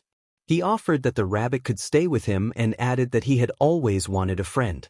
Naruto took a piece of carrot from his pocket and offered it to the rabbit. The flashback ended. Naruto looked back at Jiraiya and asked what came next. 14 days before the final Chunin selection exams, the village council had gathered to address an urgent matter. The exams were only a week away and preparations were nearly complete, so the council members wondered why Hiruzen had called them with such haste. The council chamber held the clan leaders and other important figures: Shikaka Nara, the Jounin commander and head of the Nara clan; Chuza Akimichi, head of the Akimichi clan; Inoichi Yamanaka, head of the Yamanaka clan; Hayashi Hyuga, head of the Hyuga clan; Subi Aburame, leader of the Aburame clan; Tsum Inazuka, head of the Inazuka clan; Fugaka Uchiha, head of the Uchiha clan; and the three Hokage advisors Hamura Mitokado, Kohor Udatain, and Danzo Shimura, with the seat reserved for the Hokage at the head of the table. Shikaku wondered aloud if anyone knew the purpose of the meeting. Hayashi questioned whether the Jounin commander should already know. Shikaku admitted he had not been informed and asked the advisors if they knew anything. Danzo nodded slightly and said that the Hokage would explain when he arrived. Tsum suggested the meeting might concern the Chunin exams, since everything else had been arranged. Shibi argued that Hiruzen's urgency suggested the matter was separate from exam preparations. Chuza questioned the prudence of calling such a meeting right before an important date, urging caution given the many tasks that still required attention. Fugaku urged trust in the Hokage, insisting that if Hiruzen called the meeting it must be important. Tsum bristled at the notion of trust from Fugaku, and Shikaku defended the Uchiha, reminding the room that the clan had taken responsibility and suppressed the rebel faction, even at great personal cost. Tsum responded with skepticism about how long Fugaku's loyalty would last. Inoichi attempted to calm the debate, saying blaming each other would not help the village. Hayashi asked Inoichi where his loyalties lay, and Inoichi replied that they were with the village. Tsum then observed the presence of an ANBU operative beside the Hokage's seat and questioned why an ANBU should be part of the meeting. Danzo answered that the ANBU's role was crucial in affairs concerning the Hokage. The council door opened and Hiruzen entered, taking his seat calmly. Silence fell across the room as the tension became palpable. Hiruzen apologized for keeping them waiting, then began to explain. Hiruzen recalled that 6 years earlier he and Danzo had set their sights on a child. They had provided education, information, and training, and the boy had joined ANBU at 9 years old and become a captain only 6 months ago. Hiruzen described him as someone Danzo and he could trust with their lives. As Hiruzen spoke, Danzo handed out documents to the council members. The reports detailed the young ANBU's success on high-level missions and his exceptional abilities. Hiruzen emphasized that their aim had been to shape him into more than an outstanding ANBU. They had hoped to develop the best ninja possible. His talents exceeded expectations. Hiruzen said the boy could lead any unit in the village, handle interrogation and logistics, had academic skill, tactical intelligence, and exceptional ninja arts. Hiruzen noted that the boy combined strengths from different traditions, qualities rarely seen together. After explaining, Hiruzen announced that, because of his age and other circumstances, Jiraiya refusing the office, Tsunade absent from the village, Shikaku and Kakashi focused elsewhere, and Fugaku, unwilling to accept the position for fear of his clan being discriminated against, he had decided to name this Anbu as his successor. The room reacted with shock. Many of the leaders found the idea startling, and Naruto nearly stumbled in surprise while remaining silent among them. Hayashi questioned whether such a young Anbu could responsibly carry the burden of leadership. Hiruzen affirmed his decision, reminding them of the protocol that the Hokage's chosen successor stood unless the previous Hokage had left no choice, and the matter fell to the clan heads and the daimyo's council. In this case, Hiruzen said, the responsibility was his alone. Inoichi asked where the daimyo stood, and Danzo replied that the feudal lord trusted the Hokage's judgment. Chusa pointed out that no one in the room had even seen the candidate's face. Hiruzen urged them not to let prejudice or personal preconceptions affect their judgment and told them to review the reports for an accurate assessment. Shikaku consulted the room, and the votes followed. Inoichi expressed reservations about making an Anbu Hokage, admitting uncertainty about the candidate's ability to handle the human aspects of leadership. Chusa opposed the idea. Shibi pledged his support if Hiruzen believed it wise. Some worried that a child should not bear such a demanding responsibility. Hayashi, after asking what the candidate would have done in the incident involving his daughter's kidnapping, listened to the candidate's response. Naruto answered that he would not bow to threats from a lesser group, would not allow the death of someone important to the Hyuga clan and the village, and believed the threat had been empty, an attempt to take advantage of the third Hokage's vulnerability rather than a genuine plan to attack. Some of the leaders frowned at Naruto's directness, but Hayashi ultimately expressed his support. Fugaku voiced his approval, and both Hamura and Koharu agreed. Danzo declared himself totally in favor. One by one the council members expressed their positions until the majority supported Hiruzen's decision. Hiruzen turned to Naruto and asked whether he wished to accept the role. Naruto replied that it would be an honor. The council waited as the decision settled into place. Naruto ordered without hesitation for the masked figure to remove their mask. He reached for the strap of his own mask and removed it slowly. The Hokage offered a blessing that the will of fire be with Naruto Uzumaki. Chapter: The Last Mission. The encounters had been interesting for Naruto. There had only been two. His ninja duel had been ridiculously easy, and he never thought he would feel so proud of how well he had faked it. He had only needed Niji to use everything he had and then make a small hole in the ground to emerge by surprise and strike the opponent's chin. Shikamaru Nara's match with Temari had been entertaining. Shikamaru could achieve great things with the right incentives. His laziness was a curse.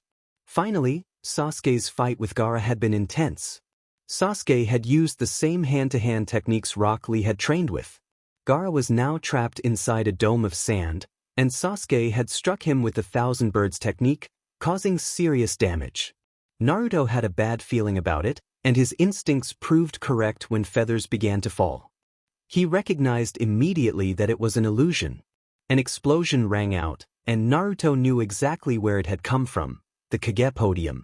Kakashi called for Naruto to wait, but he could not warn him before Naruto had already vanished.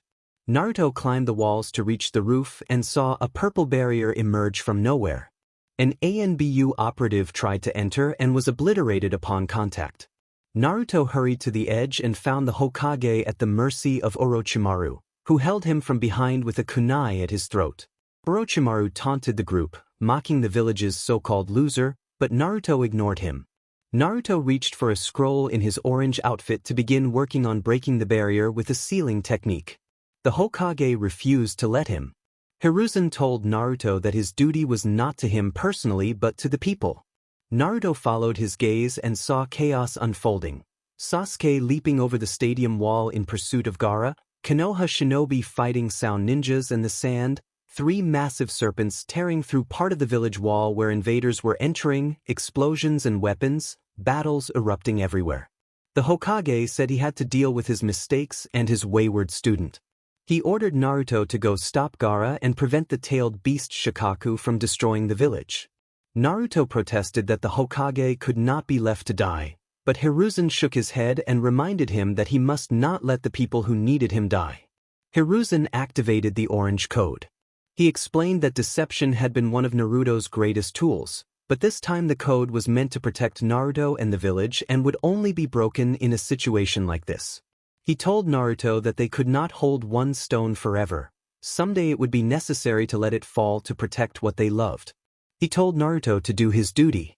Naruto bowed his head, closed his eyes to process the order and his emotions, and accepted it. He stored the scroll and dashed out of the Kage podium in an instant. Elsewhere in the stadium, Kakashi stepped aside to avoid a kunai and countered with a strike that incapacitated a sound ninja. He spotted Sakura and saw a sound ninja appear behind her with lethal intent. Naruto intervened with swift precision. A sword struck the attacker from behind, quickly neutralizing him and revealing Naruto standing with the blade raised. Kakashi was stunned to see his student subdue an enemy so coldly. Naruto tossed the sword aside and moved past Kakashi, cutting down another assailant who had tried to take advantage of the distraction. Naruto accelerated with great speed. He pulled a trapped attacker free of the ground, attached an explosive tag, and kicked him into 3 nearby enemies. The resulting blast sent a shockwave and debris outward, scattering and incapacitating the attackers. Kakashi and Guy watched in shock, unable to comprehend what was happening. This Naruto was not like the one they knew. Kakashi wondered aloud how Naruto had managed such techniques and control. Naruto called for Inoichi, the head of the Yamanaka clan, and ordered all clan leaders to descend immediately. Inoichi landed in the combat arena and asked what was happening. Naruto looked to Shikaku and Chuza, who had arrived with Inoichi, and heard that Hayashi had gone for Hinata and Sum was rallying the Inuzuka clan. Shibi announced his presence, emerging among a swarm of insects. Naruto approached Inoichi and asked him to use his mind transfer technique to connect Naruto with the available shinobi. Inoichi hesitated and asked where the Hokage was. Naruto answered coldly that the Hokage was occupied and urged Inoichi to stop asking questions or else Naruto would send a clone to deliver orders and waste valuable time. Inoichi looked to Shikaku, who nodded. Inoichi agreed to connect Naruto to all available ninjas but warned that he would need cover while he completed the link. Shikaku, Chuza, and Shibi volunteered immediately to provide that cover. From a distance, Guy asked what was happening. Naruto instructed Guy to protect them. Inoichi formed hand seals and placed his hand on Naruto's head to begin the connection to the shinobi across the battlefield. Kakashi watched, puzzled as to why Naruto was the one giving orders in the midst of the chaos. An ally warned Naruto that it was not the time to try to be a hero. Naruto told them to be silent, closed his eyes, and then prepared himself. After a few seconds that could have been deadly in the middle of a battle, everything was ready. Inoichi asked if he was ready for orders. Naruto gave his commands. He instructed Sum that the Inuzuka clan must move fastest and that they should take the main entrance and eliminate incoming threats. He ordered Hayashi and the Hyuga clan members to attack the enemies hiding among the trees, fighting in confined spaces with limited mobility. He told Fugaku to form a perimeter around the academy and prevent anyone from entering, dividing responsibilities into 4 areas based on 4 landmarks: the academy, the stadium, the vicinity of the Hyuga clan, and the right wing of the Hokage tower facing the center. Each unit should go to the closest point. Naruto assigned the Chunin to stay close to the tower and the academy because the most experienced enemies would arrive later. The Jounin should move toward the stadium and the Hyuga clan. He told the fire users to concentrate against sand ninjas if possible, water users to put out fires and protect wooden structures, and earth users to go to the open training fields and use their element to its fullest. Lightning users were instructed to support water users to combine attacks. Wind users were told there were limited opportunities and that only Asuma and Naruto were available to use wind effectively. They should act according to circumstances. He directed the Genin to evacuate civilians and ordered each clan to allocate 25% of its members to assist civilians caught in crossfire. The Anbu were assigned to the hospital and the Hokage tower, divided into 2 groups based on squad size. Naruto asked Jiraiya to take care of the dangerous snakes, and he told the Jounin sensei to protect their teams. Naruto paused to prepare his next words. He urged everyone to stand together, help comrades in danger, and not leave anyone alone. He reminded them to protect the people of the village, to value every house and every park where children play, and to honor the carved faces of their Hokages by ensuring their deaths had meaning. He told them not to allow their Hokages to be forgotten, that they would suffer but rise together, and that this was Konoha, they were Konoha. When he finished, Naruto opened his eyes and noticed a thin trickle of blood from Inoichi's nose. He tore some cloth from his sleeve and offered it like a handkerchief. He thanked Inoichi for his assistance. Naruto retrieved his sword from the ground and gave a few more tactical instructions. He told Shika, Inoichi, and Chuza to attack large groups of shinobi using their formation. He ordered Shibi's clan to weaken enemy ninjas so others could deliver the finishing blow and to act as a supporting force. Shikaku nodded in agreement and asked where Naruto planned to go. Naruto told him he was going to stop the Shikaku of the sand. He vaulted over the stadium wall and ran at full speed. After a few minutes, he noticed sound ninjas headed in the same direction, likely to stop Sasuke. Naruto produced a scroll from his pack, a small cloud of smoke release tags, which he took while running and wrapped around the handles of 4 kunai. He moved silently through the trees, waited for the perfect moment, and launched the 4 kunai. A sound ninja turned at the sound of the traveling kunai and alerted his comrades. The 4 kunai landed and formed a square. Naruto dropped to the ground and traced hand seals to activate a paralysis seal. One of the ninjas froze in shock and could not move. Another tried to react but found they could not move either.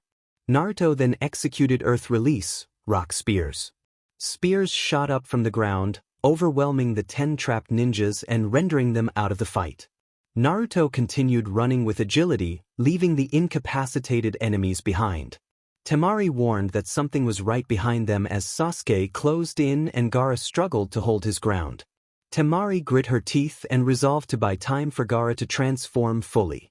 Kankuro told his sister to keep focusing on Gaara while he stayed to stop the attacker, but suddenly a strong gust of air slammed the trio to the ground and threw them off balance. Kankuro groaned, clutching his head, while Sasuke looked around for the source of the attack. Naruto landed on a tree branch with his sword planted beside him and made a pointed remark about how the Hokage's earlier decisions had left them exposed. Sasuke asked what Naruto was doing there. Naruto declared that the Shikaku would not be released while he was present. Temari reacted with surprise and concern. Kankuro growled in irritation and prepared to act. Kankuro sent his puppet Karasu at Naruto. Temari called for Gaara to retreat so they could buy time, and Gaara ran to find a place to complete his transformation. Naruto drew his sword and dodged a blade that the puppet produced from its mouth. Kankuro pulled the puppet's strings to launch it at Naruto's back, but Naruto leapt and spun with precise timing, letting the puppet pass beneath him. He landed a powerful blow that shattered the wooden puppet and disabled it completely. Naruto then deployed ninja wire and, with quick, practiced movements, wrapped it around Kankuro's body, pinning him against a tree before Kankuro could react. Temari launched a stronger gust of wind at Naruto. He covered himself with his arms and was pushed back only a few centimeters. Temari watched in surprise as the cuts her technique had made vanished in an instant. Naruto announced the wind element, tornado strike, and expelled a 2-meter-tall tornado from his mouth. Temari used her fan as a shield and grunted as the intense vortex tried to break through her defense. Naruto then announced the fire element, fire bullet, and released a ball of fire that merged with the tornado. Within seconds the flames detonated and sent Temari crashing to the ground. Temari groaned from the burns on her arms. Naruto moved quickly and bound her hands and legs with ninja wire. Temari demanded to be released angrily. Naruto made a small cut on the palm of his hand and stained 2 fingers with blood. Kankuro spat in disgust as he watched Naruto draw a mark on his chest with that blood. Kankuro had no reply. Naruto approached Temari and applied the same mark to her back, a paralysis seal that would hold them in place and block their chakra. Sasuke insisted on knowing when Naruto had learned those techniques. Naruto replied that he had learned them through training while unfurling a blank scroll. Sasuke asked how, and Naruto said he did not have time to explain. Naruto then wrote with his blood on a communication scroll linked to someone in the Anbu Special Forces, knowing that whatever he wrote would be copied to the linked scroll when it detected a chakra pulse. He informed them that he had 2 of the Kazekage's children detained, gave coordinates, and instructed them to take the captives to a cell. Naruto rolled the scroll back up and prepared to follow Gaara. Sasuke followed when he saw Naruto leap between the trees and demanded an explanation. Naruto said nothing about his injuries and instead asked Sasuke if he was all right, asking if he was hurt. Sasuke, puzzled, responded sharply, but Naruto said that if Sasuke died, he would have failed as Hokage. Seeing Gaara struggle to leap, Naruto began forming hand seals and prepared an S-rank technique. He noted that a normal person would die from it, but being a tailed beast host would save Gaara. Naruto held the final seal and channeled wind chakra for several seconds before releasing the attack. He unleashed the wind element, Great Void Sphere, firing a 1-meter-high, supercompressed air projectile that tore forward at incredible speed and created shockwaves as it traveled. Gaara screamed from the impact on his back, slammed into the ground, and groaned in pain. His sand cloak had absorbed part of the blow but could not negate the force. Gaara roared that he had to live to prove his existence and that he would kill to do so, vowing that Naruto would die. Sand covered the other half of Gaara's body, shaping itself into a raccoon-like sand beast with blue markings, sharp teeth, claws, and star-shaped yellow eyes. The sand creature lunged with a fang and claw attack, aiming to split Naruto in two. Naruto slipped aside with greater speed and, in a swift motion, fixed an explosive tag to Gaara's side and followed with a hooked kick and spin. Gaara flew away as the tag burned and detonated. He crashed back to the ground and the sand armor slowly reformed around him. Naruto warned Gaara not to make things harder than they needed to be while moving his fingers to prepare another technique. Gaara breathed heavily. Only 2 solid hits had brought him to this state. He swore that Naruto would regret it. Sand rose and wrapped Gaara's body. Naruto stepped back and watched a growing shadow approach. Moments later, the sand took on the same form as Gaara's sand construct but multiplied to a colossal scale, nearly 30 meters tall. Gaara fell limp after performing the technique, and the tailed beast Shikaku seized control of the sand body. The enormous beast roared with euphoria at its freedom. Naruto noted that from this distance his view was limited and that he needed height, then bit his thumb and formed hand seals. He ordered Sasuke to leave immediately. Sasuke began to object, but Naruto struck his hand against the ground to emphasize the command. Naruto performed a summoning technique, calling an innovative variation. A thick cloud of smoke rose high and then drifted away to reveal a massive red toad wearing a blue coat with a great sword strapped to its side. The toad introduced himself in a deep voice, and Naruto acknowledged him. The Shikaku roared excitedly at the new opponents and fired a huge compressed air projectile at the toad. The toad leaped and expelled a jet of water that collided with the air blast. The toad questioned Naruto's plan, and Naruto explained that he needed a high vantage point. He formed hand seals and instructed the toad to charge toward Shikaku and catch him when Naruto leapt. The toad warned that he hoped Naruto would not die in the attempt, then sprang forward, dodging more air blasts and closing the distance to the tailed beast. When the moment came, Naruto jumped upward.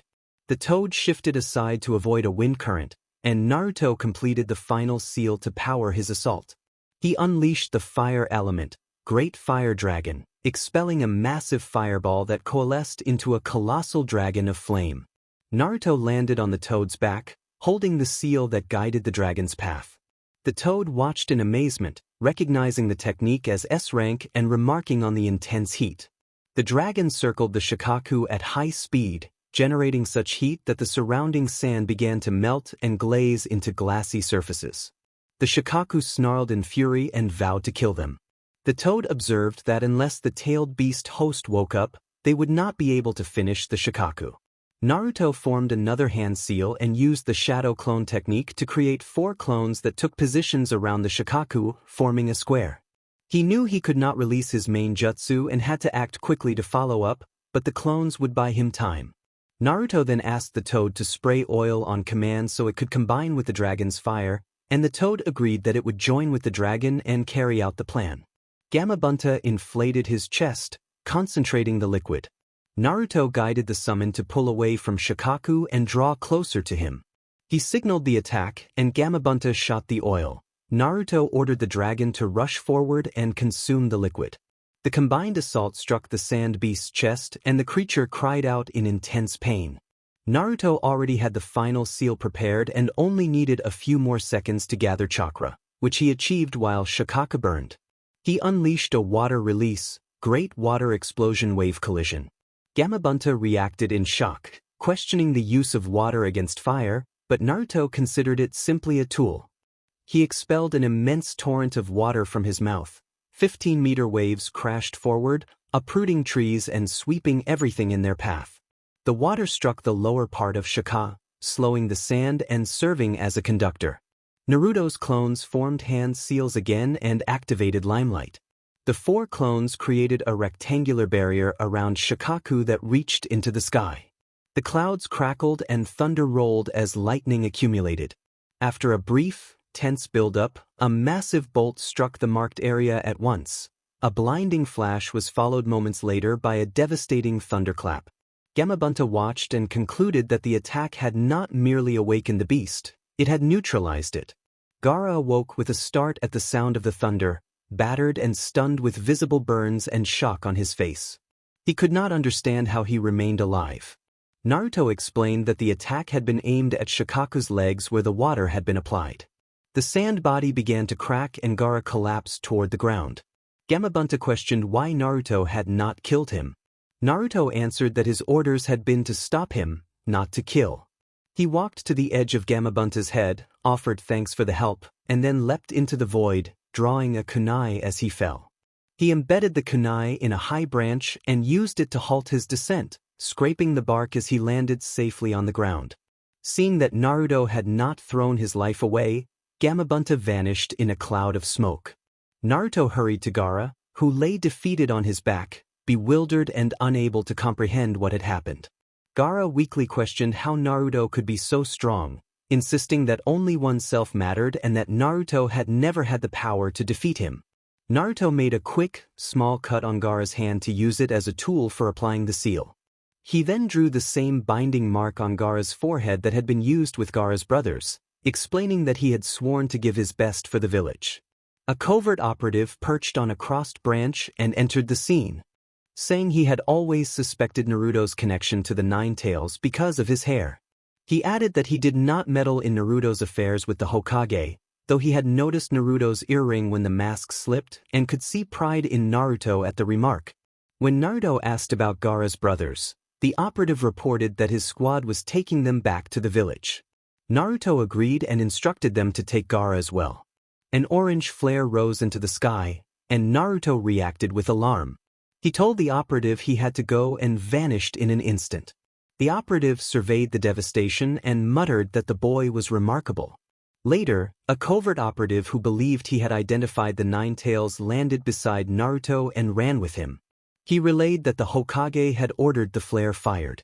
Naruto acknowledged this and accelerated, sprinting faster than ever. He reached a rooftop and confirmed the barrier still stood. When he fixed his eyes on the Hokage, the scene filled him with horror. A blade had pierced the Hokage's chest, held by a pale hand, and the traitorous legendary ninja was attacking the man he should have protected. A slow, terrible fury rose within Naruto. He clenched his fists until his nails bit into his skin. His whisker marks deepened and one of his eyes turned a burning red with a narrow slit pupil. Reddish chakra began to bubble at his feet and climbed his legs. His breathing grew ragged as a surge of power broke through. 3 tails of chakra unfurled from his back. The air pressure moved his earring as if it might come free, and the illusion on his face shattered, revealing a 3-tomo ocular power glowing intensely. Naruto ran to the barrier carrying a spiraling sphere amplified by the Nine Tails chakra. He slammed the enhanced spiraling sphere into the barrier, pouring all his rage into the strike. The barrier seared his hand, but he resisted the pain, tore a hole through the defense, and burst through.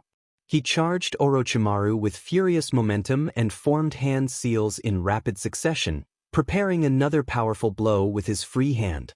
Orochimaru watched in horror as his arms began to fail. The old Hokage had earlier sealed Orochimaru's arms at great cost. Orochimaru screamed in fury, knowing that losing control of his arms meant losing everything he had worked for. He turned to face Naruto and saw the blazing, advanced eye technique in the young shinobi's gaze. Naruto struck with 1,000 birds lightning blade, driving the electric assault into Orochimaru's chest and leaving him incapacitated. Orochimaru gasped at the unexpected force of the attack from someone so young. Naruto then raised his other hand and gathered a spiraling sphere aimed at Orochimaru's head. The chakra whirl struck Orochimaru with devastating force, ending him. Naruto bore the aftermath of the attack on his skin and in his spirit, but no gore remained to be described. The chakra cloak around him began to fade. Naruto could control Four Tails, so dispelling the cloak was not difficult, but he worried that his emotions might push him toward losing control. Hiruzen's breathing pulled Naruto out of the trance that had taken him after Orochimaru's defeat. Naruto ordered the nearby Anbu squad to seize the 4 remaining Sound Ninja and hurried to Hiruzen's side. The Sound Ninja snarled at the sight of their leader's fall and dropped the barrier, but Kakashi, Guy, and the other Anbu swiftly captured them. Hiruzen, weak and propped on one knee beside Naruto, said that it was good to see him one last time. Naruto prepared to fetch a medical scroll from a storage roll, but Hiruzen interrupted, explaining that the sealing jutsu would take his life regardless of any treatment and that Naruto was a good person whom he wished he had taught more. Hiruzen's breath grew shallower and he asked Naruto to bring peace to the world, to prevent conflict and unite the nations. Naruto offered an objection about methods, but Hiruzen cut him off, noting that Naruto had always reminded him of Danzo as a shinobi and, in some ways, as a person, yet beneath the deception Hiruzen believed there was something better in Naruto. Hiruzen told Naruto to let his true self emerge and to let the will of fire burn within him, addressing him as the future 5th Hokage. Hiruzen's eyes closed and his heart stopped shortly after. Naruto closed his eyes, dug his nails into the ground, and let tears fall. He vowed that he would fulfill Hiruzen's final request. Chapter 5th Hokage. A dark day settled over Konoha, the rain falling with the village's tears. The 3rd Hokage now rested alongside the prior Hokages who had already passed. The village turned out in force for the funeral on that rainy day, not only to mourn him but to remember all the lives lost during the invasion. The people had fought fiercely and bravely to protect what they loved. On the roof of the Hokage Tower, formally dressed villagers gathered before an altar bearing Hiruzen Sarutobi's portrait. White flowers lay gently and abundantly on the altar, catching the orange glow of candles around them. Hamura stood and spoke about honoring and remembering not only the 3rd Hokage but also those who had sacrificed their lives so the village could endure. Konomaru, the Hokage's grandson, asked why people risked their lives for others. An Anbu at his side explained that when someone dies, their personal goals and dreams end with them, but dying to protect something leaves that something alive. The living retain meaning and purpose, and it is their duty to thank those who sacrifice themselves. The Anbu then approached the altar, knelt, and tilted his mask aside to reveal a single blue eye and a white earring, saying that some die so others can live and that it had been an honor to serve in the shadows for the Hokage. The assembled crowd reacted with visible shock, and even Danzo watched with interest as deception no longer held sway. The council met in full, clan leaders, Ibiki Marino, the academy director, special jonin such as Ebisu, Gunma, Aoba, and Anko, jonin instructors Mado Gai, Asuma Sarutobi, Kurina Yui, and Kakashi Hataki, Jiraiya of the Sannin, and, to everyone's surprise, the daimyo and his advisors. The daimyo questioned where the young man the 3rd Hokage had named as his successor was. Danzo replied that Naruto would arrive. Some asked whether someone more experienced should be chosen for leadership, but the daimyo said he trusted the 3rd Hokage's judgment and would observe how the young man acted before deciding. Naruto entered the room in his Anbu uniform without his mask, stopped when he saw the daimyo, and bowed slightly. He introduced himself as Naruto Uzumaki and asked for everyone's full and immediate attention, giving those unwilling to listen 5 seconds to leave the room. No one spoke, and Naruto moved closer to his seat as he spoke. He explained that Danzo Shimura and Hiruzen Sarutobi had chosen him as their apprentice 6 years earlier. Since then he had undergone high-level ninja training in every DSPLN, maintaining a unique and deceptive cover by pretending to be someone entirely different. He had joined at 9 years old and, for years and 6 months later, had become captain of his own squad. He had completed many missions, but those details were not relevant now. He had been taught two differing ideals that his mentors expected him to integrate. His life was not important, he said, what mattered was the village. Naruto pushed some papers onto the table so everyone could see them and thanked the clan leaders who had followed his directions. He insisted on no interruptions, no shouting, no finger-pointing, and warned that anyone who behaved like a child would be asked to leave the room. A few supporters of the previous Hokage nodded. He repeated his demand for order, and this time everyone acknowledged it. Naruto announced policy changes. Genin and Chunin would cease to undertake missions from that moment. Only Jounin and Anbu would be permitted to leave the village on assignment. Civilians and the remaining ninja forces would assist with the village reconstruction. Years of saved funds that had not been used would be allocated. Emergency funds would go to immediate reconstruction and reserves would finance renovations of major buildings, the academy, the hospital, and other large structures. The damage had been minimized thanks to the contribution of water ninjas and the swift repulsion of the invaders, so the repairs should proceed quickly. He indicated a paper in front of them that was a letter to the Land of Waves, requesting the support of a bridge builder to settle a debt through a mission. There were notices offering labor work in the towns of Tanzaigai, Odafukigai, Keishi, and Shakuba, but those jobs would be limited to avoid an uncoordinated workforce. Repairing the wall was the first priority, he said, and then asked if there were any questions. Sum spoke up, asking where the rest of the money would come from.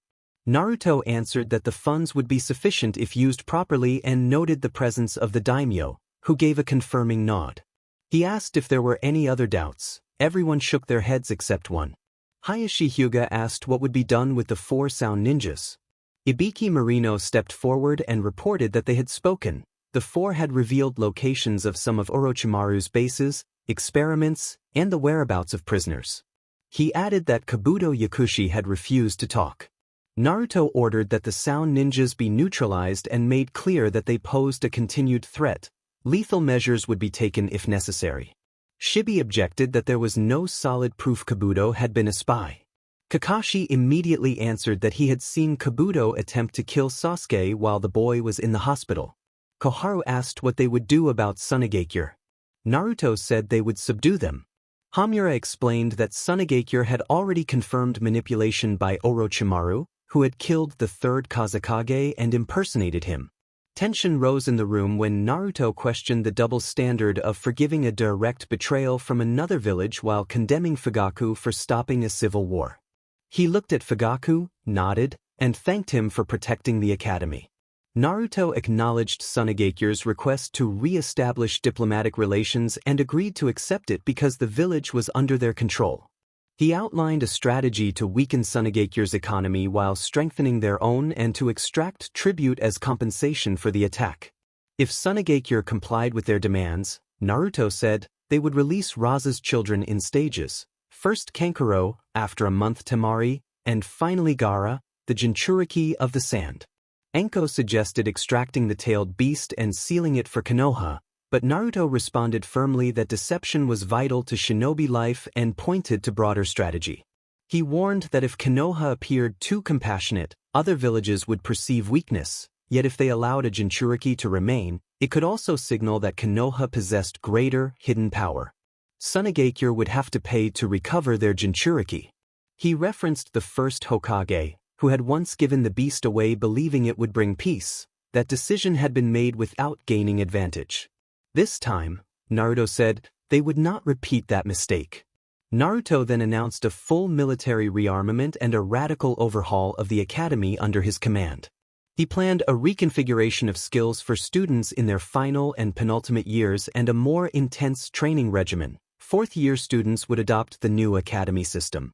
He handed a green folder to the director that detailed what would be taught at each grade and then summarized the graduation requirements in general terms.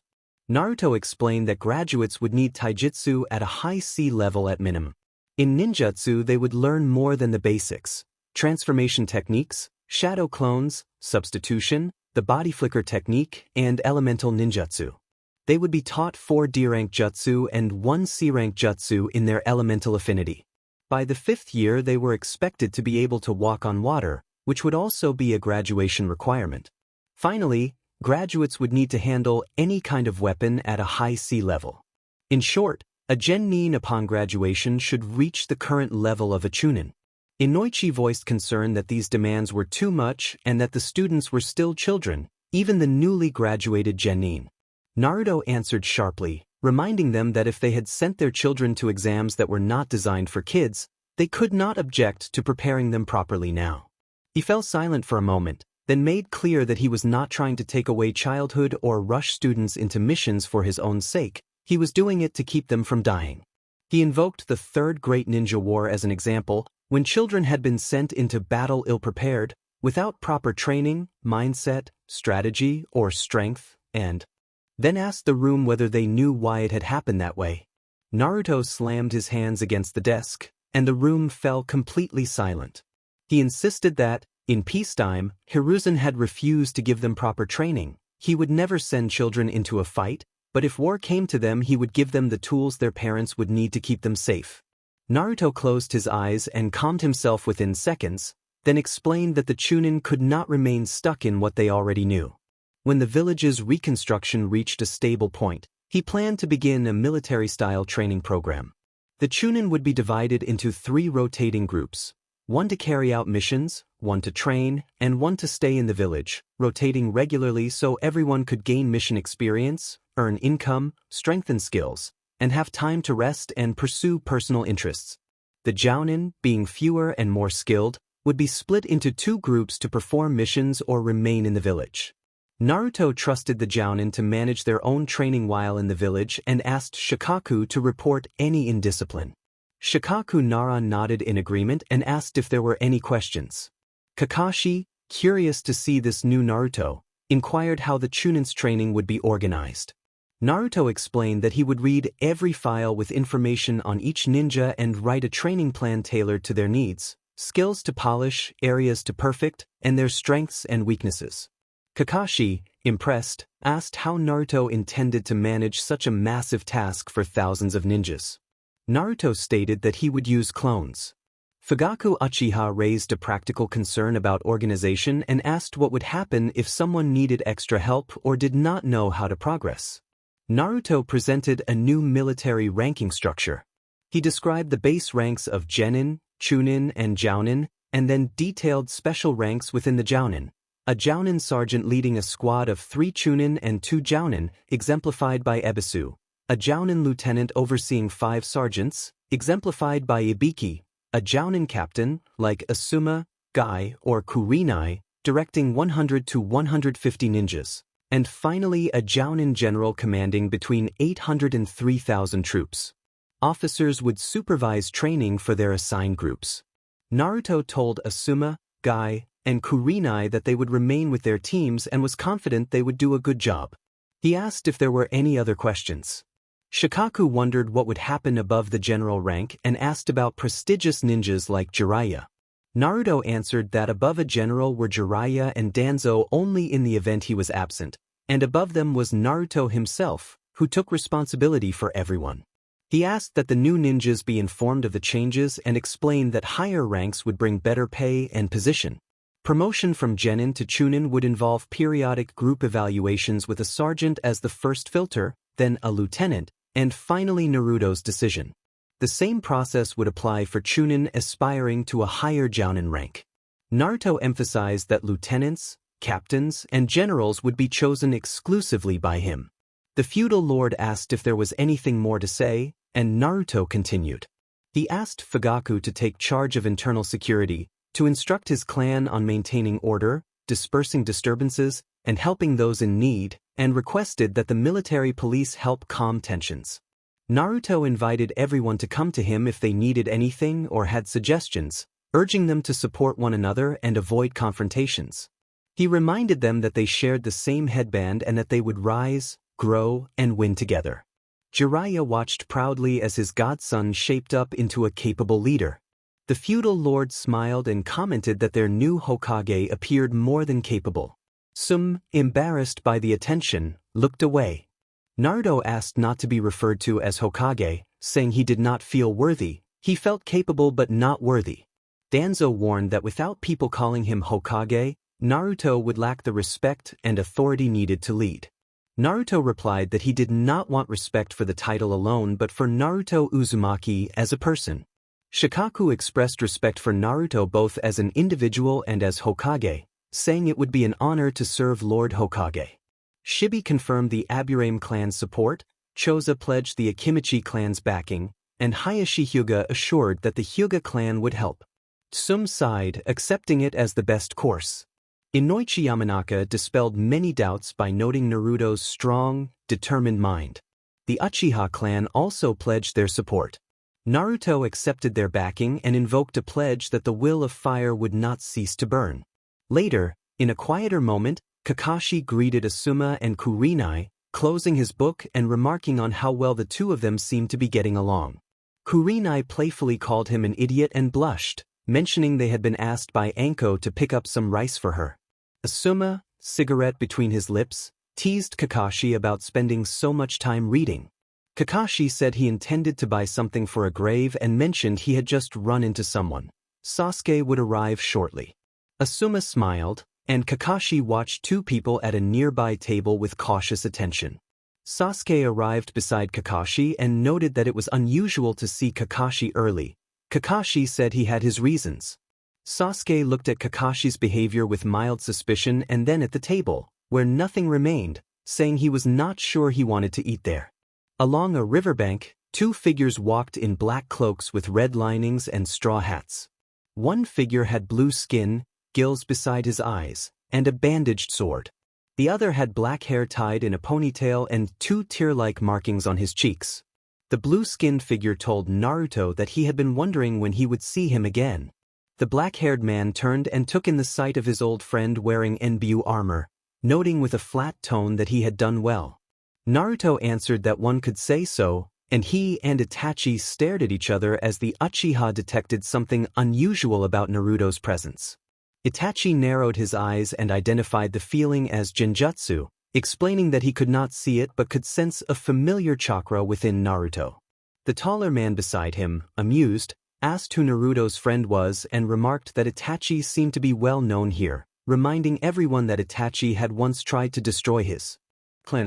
Naruto ignored the taller man's jibe and gave Itachi 20 seconds to explain his purpose for coming. Itachi said that would be enough. His eyes turned and formed a different pattern as he activated Tsukuyomi. Naruto found himself standing in a strange plain with orange ground, a red sky and dark clouds.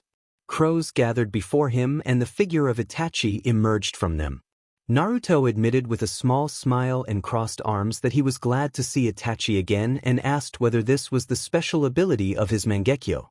Itachi nodded slightly and asked how Naruto had been.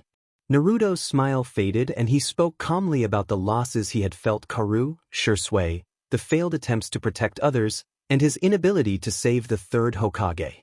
Itachi reminded Naruto that there had been nothing he could do to help then. He had been a child.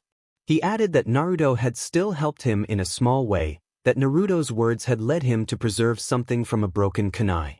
Naruto said he had only said what he thought was best and thanked Itachi for teaching him to love their village. Itachi asked how Naruto knew about the Mangekyo and whether Danzo had given Naruto Shisui's eye. Naruto concentrated a little chakra and broke the genjutsu, revealing Shisui's eye in Naruto's left eye. Naruto confirmed that was the case. Itachi breathed a sigh of relief that the eye was in Naruto's hands rather than Danzo's. Naruto agreed uncomfortably but asked what Itachi was doing here. Itachi deflected with a question about Sasuke's condition. Naruto explained that he had been watching over Sasuke undercover. Sasuke had talent and could use the Sharingan and sought vengeance because he believed Itachi had betrayed the clan, but his desire for revenge would have been stronger if everyone had died. Naruto said Sasuke's parents had been a big help. Itachi acknowledged that he had betrayed the clan and thanked Naruto for looking after Sasuke. He noticed that Karu was no longer on Naruto's wrist, and Naruto replied that Karu had been a good friend, hoping that wherever Shisui and Karu were, they were not causing trouble. Itachi's expression grew serious as he turned to explain his true purpose for being there. After leaving the village, he had accepted an offer from a masked man to join a group called Akatsuki as a way to protect the village from within. He emphasized that what they had done in the past was less important than the organization's current goal, capturing the nine-tailed beasts.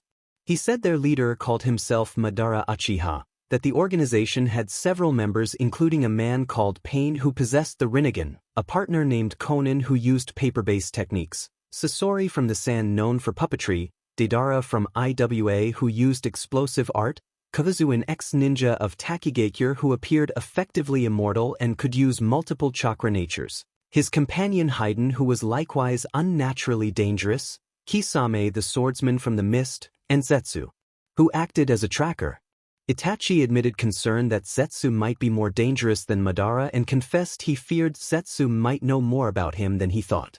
He urged Naruto not to let Sasuke be used against the village and promised to help at the right moment while remaining within Akatsuki for now. Naruto paused to absorb the information and asked whether that Madara Uchiha possessed the Mangekyo. Itachi agreed and offered to show Naruto all the abilities he had observed from Akatsuki. Naruto asked to see Madara's Mangekyo design, saying each pattern was unique.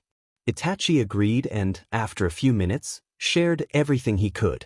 Itachi then offered Naruto Shirsue's other eye. A crow landed on Itachi's shoulder bearing the Mangekyo in its eye. Naruto looked surprised, thought for less than a second, and declined. He said he felt awful remembering that Shirsue had died because of Danzo and that it was enough that one of Shirsue's eyes had seen everything Naruto had done and planned to do. Itachi did not like the tone in Naruto's voice. He knew it and suspected Naruto was plotting something, hoping it was related only to his dream of becoming Hokage. Naruto closed his eyes and expressed calmly that he wanted peace, the peace his deeper self had wished for as a child. Itachi admitted he did not like how that sounded and prepared to cancel the genjutsu, saying it would last only a second in the real world. He warned Naruto to take care and told him that Akatsuki would return in 3 years. Naruto returned the sentiment and told Itachi to take care as well. The taller man by the black-haired warrior, Kisame, suggested harshly that they take the Jinchuriki and cut off his leg. He smiled and reached for his sword. Itachi told Kisame they would leave. Kisame protested angrily, but Itachi explained that an attack would not leave them unscathed, questioned whether they could defeat the tailed beast or Orochimaru, and was certain they had not seen everything yet. He added that reinforcements from Konoha were arriving and, as he had sensed, they would appear in about 15 seconds and they would not survive a confrontation now. Kisame swore the matter would not end that way, and then Itachi and Kisame vanished in a flash. Kakashi landed beside Asuma, Kurenai and Might Guy and wondered what had happened and where they had gone. Naruto explained that they had left and that he had spoken with them only to gain a few seconds. Itachi had sensed the approaching forces and decided to go. Kakashi asked whether Naruto knew what Akatsuki wanted, remembering a conversation with Jiraiya that had revealed the organization's objective. Naruto stated that Akatsuki would be nothing more than a stone in the road. Several days later, Danzo sat in his council seat and asked about invasion plans. Naruto, seated in another chair, replied that he had been Hokage for only 2 days and had not even presented himself to the village yet. Danzo said he knew Naruto well and understood that Naruto had been thinking about those matters and encouraged him to explain his plan. Danzo insisted that they proceed. Naruto explained while caressing his earring that first he needed to lay the foundations, convince the village that a war would benefit them. He would not lie, he intended to persuade them that it was for a greater good, because unifying the world would bring peace. Danzo replied that power and fear would bring peace. Naruto said he preferred to be someone recognized like the sun, whose first rays make things prosper, help them grow, and give love, while the hidden rays would maintain that peace. Those who resisted the light would be restrained by the force of fire. Shimura asked whether Naruto's desire was genuine or simply because Hiruzen had given that order. Naruto insisted it was entirely genuine. He recalled being told years ago to bury his dreams. He had buried his personal life, his ambitions, everything. The true self had been buried deeply. Now, though, the boy who had been suppressed by Shimura, by the Hokage, and by Naruto himself was speaking. He had believed those sacrifices were best for the village, but the hidden self wanted something more for the world, and especially for the village. Naruto paused briefly to drink from his glass of water. He outlined his plan, Establish military schools in Tanzaigai, Otafukagai, Keishi, and Shakuba where volunteers could train close to their families. If that were not enough, institute military recruitment and build a military complex next to the Akimichi clan, a headquarters to the left of the Aburame clan, and a barracks for recruits along one side of the wall. He would then place 5 military forts across the Land of Fire to move ninjas and supplies. Once everything was ready, invasions would begin in the Land of Rivers, the Land of Rain, the Land of Grass, and the Land of Waterfall. The first major target would be the Hidden Leaf Village.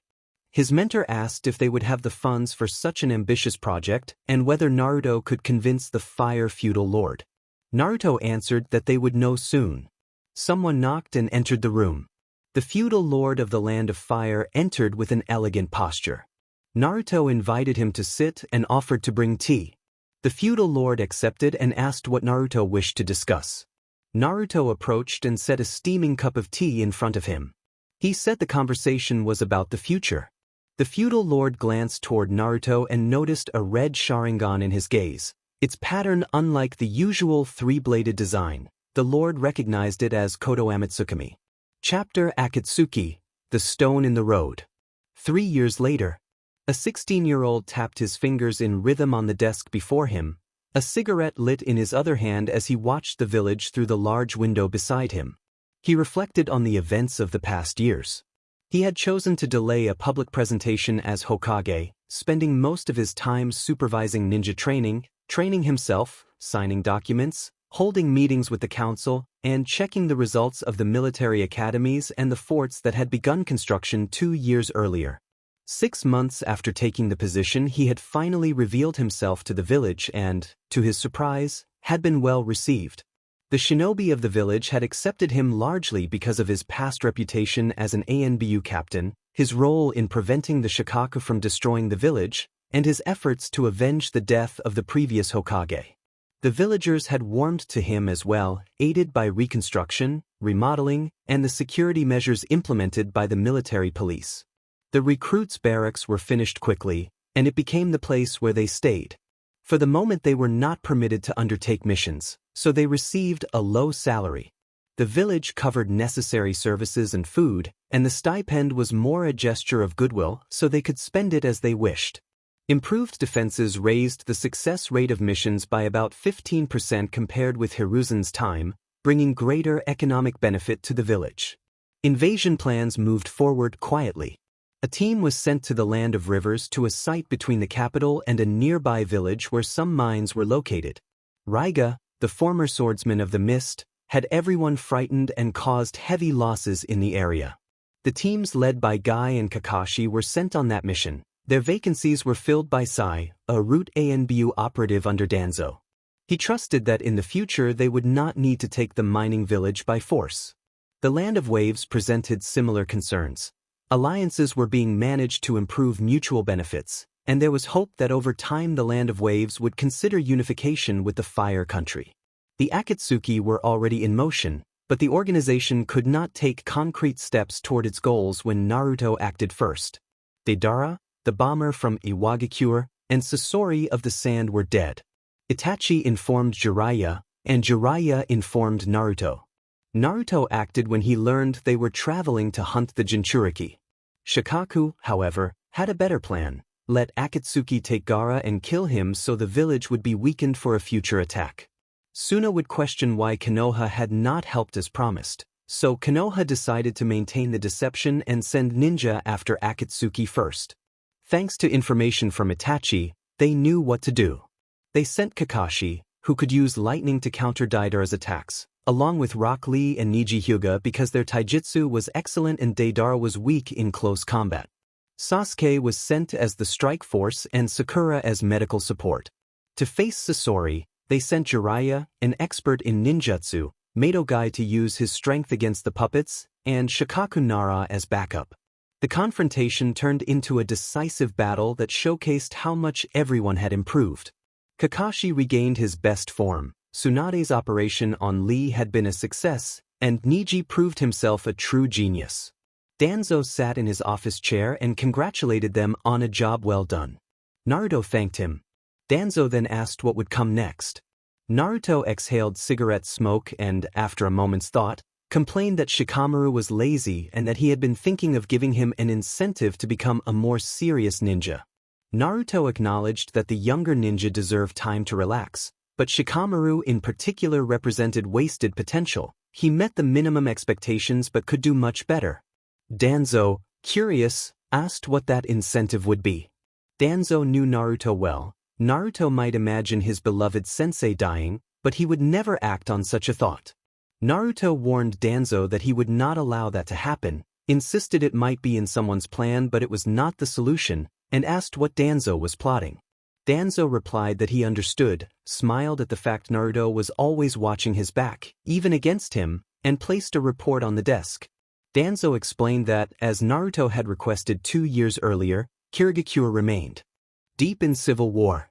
Their faction, Root, had been supplying resources, sabotaging and passing information to prolong the fighting, making recovery slow and costly so that when the time came to strike they would have an advantage. Naruto took the report, read it carefully, and after a moment agreed. He ordered that Root's actions continue and that no one else be informed. Danzo nodded and left, leaning on his cane. As Danzo's presence faded, Naruto sensed the covert operatives return to their posts. He signaled, and a covert operative knelt before him, addressing him as the Hokage. Naruto instructed that Asuma's team, Kotetsu, and Izumo be brought to him, and that the team leaders from numbers 23 through 43 assemble within 10 minutes. He struck a cigarette against an ashtray and let the ash fall. Before half the allotted time had passed, half of the team leaders had arrived. DSP Naruto demanded was evident. With 2 minutes remaining, the rest of the squads entered. Naruto informed them that Akatsuki had entered the Land of Fire and that they would deploy their shield units on a reconnaissance mission across the country. He instructed them to form a line by squad number and brought forward a stack of scrolls.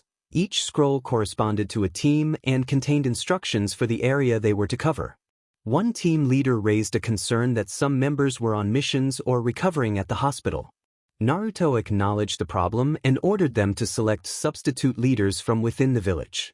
He gave them 15 minutes to gather supplies and depart. The team leaders affirmed they would comply.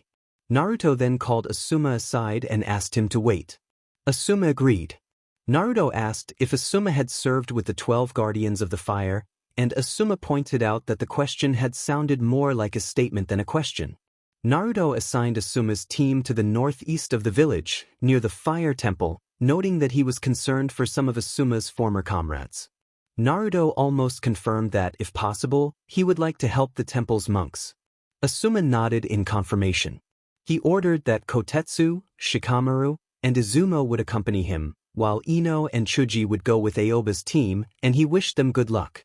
Later, the team prepared to move. Shikamaru felt his mind on the verge of collapse. He could not understand what was happening. His sensei was there and he felt powerless to prevent what was unfolding. Everything had begun when their team arrived at the bounty station. They waited for the Akatsuki duo to emerge and launched a coordinated attack. Haiden, the silver-haired member, became trapped in his own possession jutsu. Izumo and Kotetsu struck in that moment, but to their shock Haiden remained standing. None of them understood how or why. They quickly regrouped after the failed strike. Asuma chose to engage directly. Haiden attacked with his scythe while Asuma dodged and countered with his trench knives. Shikamaru tried to halt Haiden's advance with his shadow technique but repeatedly arrived too late to reach him in time. Strangely, Haiden used the wounds he had inflicted to channel his ritual. Asuma responded with an explosive ash technique, and after the blast Asuma reappeared in a cloud of smoke, his clothing and skin singed. Shikamaru realized how Haiden's technique worked. Haiden needed the enemy's blood to make the ritual link, and the injuries his foe suffered would be mirrored, but Haiden had to be inside the symbol on the ground for it to work. Shikamaru used his shadows to pull Haiden away from that symbol. The shadows rose from the earth and immobilized Haiden so he could not move. Asuma took advantage of that immobility to neutralize Haiden, appearing to have defeated him. For a moment they all breathed in relief. That relief was short-lived. Haiden's spoken words could still be heard, and in a sudden burst of motion his partner cast black threads from his limbs and used them to reattach Haiden's body as if sewing him back together. In a flash, Haiden rose again. When Kakuzu decided to act, the situation collapsed further. He separated the 3 remaining members of Asuma's team, and Haiden took the chance to wound Asuma by slashing at his side with the scythe. Shikamaru could not intervene in time. He understood how Haiden's technique functioned and watched helplessly as his teacher fell to his knees, nearly killed. Haiden laughed maniacally and raised his spear, preparing to pierce Asuma's chest and end him. In that moment he did not notice a kunai with a yellow handle fly and land nearby. Naruto intervened at full speed, rushing to protect Asuma.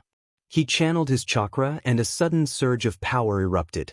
The earth split, station walls cracked, and nearby trees were sent flying. The chakra burst struck Haiden, throwing him through the air and skidding him across the ground. Kakuzu reacted with surprised alarm. Asuma, stunned and injured, whispered that the newcomer was the Hokage. Sakura moved quickly to Asuma's side and began treating his wounds with calm urgency. She assured him that he would be all right and asked him to rest while she worked. Haiden, enraged, aimed at Naruto and threatened to kill him. Naruto kept his arms crossed and warned that Haiden would regret acting so quickly. When Haiden lunged and hurled his scythe, Naruto blocked and deflected the blade, using it to flip Haiden and then following with a kick that sent Haiden tumbling. Kakuzu ordered retreat, warning that they could not capture the Nine-Tails Jinchuriki, and Haiden disappeared in a cloud of smoke along with his partner. Naruto turned to Asuma and knelt. He expressed sincere regret for putting Asuma and his team in danger.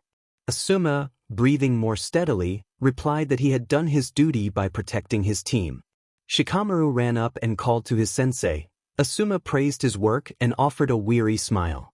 Shikamaru, eyes clenched shut with guilt, lamented that if he had trained more this would not have happened. Naruto accepted responsibility, saying it was his decision that had put them all at risk. After a few minutes, Sakura reported that she had bandaged the wounds and stopped the bleeding, but that Asuma needed to rest at the hospital. Naruto decided to use the last of his chakra to return to the village. He gathered a kunai and had the team place their hands on his back. Naruto then made contact with Asuma to steady him while Shikamaru, Kotetsu, Izumo, and Sakura placed their hands as instructed. In a bright flash they disappeared and were gone. Back in the village, Naruto's original self watched his clone arrive with Asuma's team. He ordered a medical squad to meet them at the village gate without hesitation. The Anbu promptly relayed the command. Naruto approached the gate to see the medical team carrying Asuma on a stretcher toward the hospital. He told Shikamaru to go with them and report to his superiors. Shikamaru nodded and ran. Kotetsu and Izumo exchanged a look and asked Naruto if they could accompany Asuma to the hospital. Naruto raised an eyebrow but felt proud inside and allowed it, agreeing that Asuma was a comrade of the Leaf and they could go. Suddenly, a voice shouted Naruto's name in desperation. A large toad leapt into the village, frantic, and announced urgent news about Jiraiya and his mission in the Land of Rain. The elder toad performed a reverse summoning, and in a flash Naruto connected with Jiraiya and then vanished. There was a yellow burst of light in the hospital emergency room. Naruto called out for Tsunade and for Master Jiraiya as chaos swirled around the emergency ward. Shizune, who had been nearby, immediately moved to help Jiraiya and covered her mouth in horror when she saw him. Naruto, frantic, demanded where Tsunade was. Shizune hesitated and said that Tsunade was in room. Naruto ran from the emergency room down the hall toward that room and met Tsunade hurrying in the opposite direction. Naruto told Tsunade that Jiraiya needed her. Tsunade entered the emergency room at once and saw Jiraiya. Jiraiya managed a weak smile and told Tsunade that he was glad to see her, addressing her as princess, though he was gravely injured and struggling to breathe. Tsunade hurried to treat him, trying to hold back tears and keep him still. Jiraiya struggled to speak and murmured the words pain, rain, and that the real one was not among them. Tsunade ordered him not to speak and focused on stabilizing him. Naruto stepped aside to let the medical staff in. He took Jiraiya's hand and squeezed it, holding back a surge of emotions. Jiraiya had been his teacher and mentor and promised to stay with him. Some time later, Naruto appeared above the headstone of the fourth Hokage, surrounded by a flock of crows, and Itachi materialized beside him. Naruto cautioned Itachi not to use the manjikyu every time they met, warning that repeated use would worsen the strain. Itachi explained that it was the most effective way to spend a few private moments together without being seen and that the length of use mattered more than frequency. He said he could sustain the Tsukuyomi for up to 72 hours, though speaking with Naruto rarely lasted even an hour. Naruto transported them to a familiar place and reported that Jiraiya had lost an arm. Itachi reacted to the news. Naruto said he had gathered information suggesting that pain could be hiding in Amigakure, and that Jiraiya had returned before dying. Naruto expressed relief that Jiraiya had apparently tried to escape.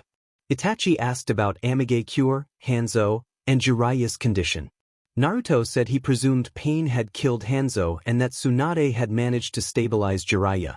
He added that he planned to apologize to her for allowing Jiraiya to go alone. Itachi reassured Naruto that it was not his fault, that such were the risks of a shinobi's life. Naruto reflected on the harsh reality of their world, where a mission for information could end in death simply because the nation's name was different. Itachi wanted to help Naruto and considered staying longer to talk about the emotions Naruto tried to hide, but the priority was different. Itachi asked why Naruto had not killed Haiden and Kakuzu. Naruto said he had spared them because they would be useful and revealed that he now knew the identity of the masked man.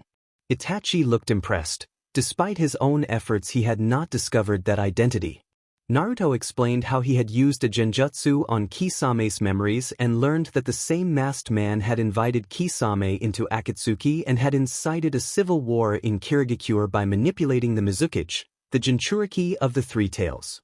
He asked Itachi if he knew the tragedy involving the Three Tails from years before. Itachi suggested it was the day Kakashi's teammate had died and the day Kakashi awakened his manjikyu.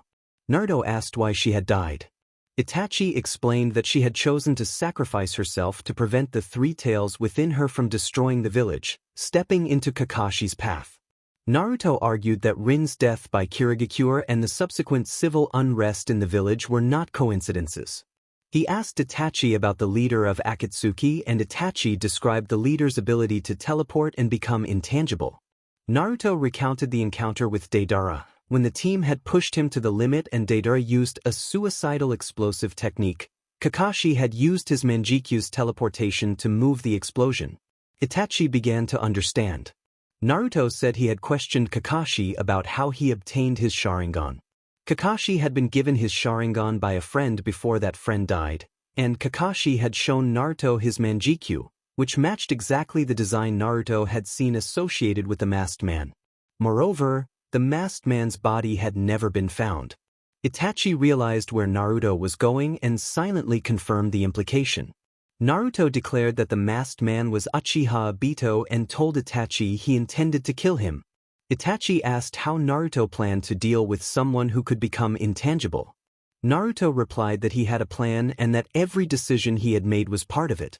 He said that sending Asuma to confront the duo had been a crucial move in that plan. He only needed to place each piece correctly. Itachi suggested that Obito would likely act quickly to capture or stop Naruto before he became stronger. Naruto said that Itachi would play a key role in the plan. When Itachi asked what came next, Naruto said he would attack and take on Haiden, Kakuzu, and Obito, and asked if Itachi could wait for him in Amigakure so they could finish Pain and Konan together. Itachi asked about Kisame. Naruto said he had someone in mind for that. Then Naruto asked Itachi if he could tell Sasuke the truth. Naruto urged Itachi to explain what had happened, to help Sasuke value their clan and the village rather than be consumed by revenge. Itachi admitted he did not want to, and that he feared Sasuke's reaction toward him or the village. He feared Sasuke's vengeance against the higher-ups, and he believed Naruto would not allow that to happen. Naruto reminded Itachi of a conversation with the Hokage long ago about whether it would hurt to love a village that did not love him back. Naruto advised Itachi not to let fear consume him. Itachi closed his eyes in thought and mentioned a manjikyu technique called Izanagi, which could effectively alter reality at the cost of sacrificing an eye. He told Naruto to keep that in mind if he intended to face Obito. Itachi agreed to wait in Amigakure on June 15 at noon. Itachi disappeared, leaving a trail of crows. Naruto opened his eyes and looked at the village below him. He did not bother to glance to his side. Itachi was already gone, the distant flock of crows a clear sign of his departure. Naruto tapped his fingers on the desk in his office as he waited patiently for the people he had summoned. It was time to finish Akatsuki, time to remove the obstacle in his path. After that would come a massive military buildup. He was already experimenting with weapons. Giant projectile shuriken were common in Total War, but they were still only oversized kunai. He saw enormous potential there. Kunai bombs were also rarely used, but he knew how to employ them. In a few years he could begin a large-scale invasion. First he had to convince the Leaf that this was the only way to secure peace. To his mind, fulfilling Hiruzen's mission and keeping the promise he had made to Karu were the same thing. The words of that old shinobi had faded over time, but now they echoed loudly in his head. When he was a child they had been traumatic, and he did not act out of sentimental memory alone. He genuinely believed that uniting the world was the only path to lasting peace. It would not bring back Karu or the comrades he had seen dead beside Danzo, nor would it revive the friends lost in Anbu. The death of his rabbit had simply opened up the reality he had long felt, and missions as an Anbu only reinforced that belief. Kakashi was the first to enter the room and confirmed that Naruto had called them. He was followed by Ino, Chuji, Shikamaru, Sasuke, and Guy. Naruto nodded and placed a cigarette in his mouth, letting it hang while he laid 3 photographs on his desk. One showed Haiden, another Kazu, and the final photo, much to Kakashi's surprise, showed Obito. Naruto reminded Shikamaru that he had asked for a strategy 2 weeks earlier and asked if it was ready. Shikamaru confirmed that it was. Shikamaru's plan called for Kakashi to approach Kazu from behind to obtain his blood. Once Kazu had been engaged, Shikamaru would use his shadow technique to isolate Haiden in a distant location. When Haiden attacked, Shikamaru intended to make him believe he had taken Shikamaru's blood while in fact it would be Kakuzu's, provoking Kakuzu to turn on his partner. Naruto interrupted to say that Kakuzu's blood would not be necessary. He produced a vial of red liquid from his pocket and placed it carefully on the desk. Naruto then issued an urgent, precise instruction to Shikamaru. When Haiden used his ritual, Shikamaru had to move with exceptional speed and disable Haiden's vision by striking both eyes in rapid succession. It was vital that nothing else be done. If Shikamaru succeeded, he could proceed with his own plan to neutralize Haiden. Naruto repeated the order to make it clear which actions were required, and he emphasized the priority and the need for absolute precision. Shikamaru accepted the task with grave determination and assured Naruto that he would not fail and would not allow their friends to be harmed.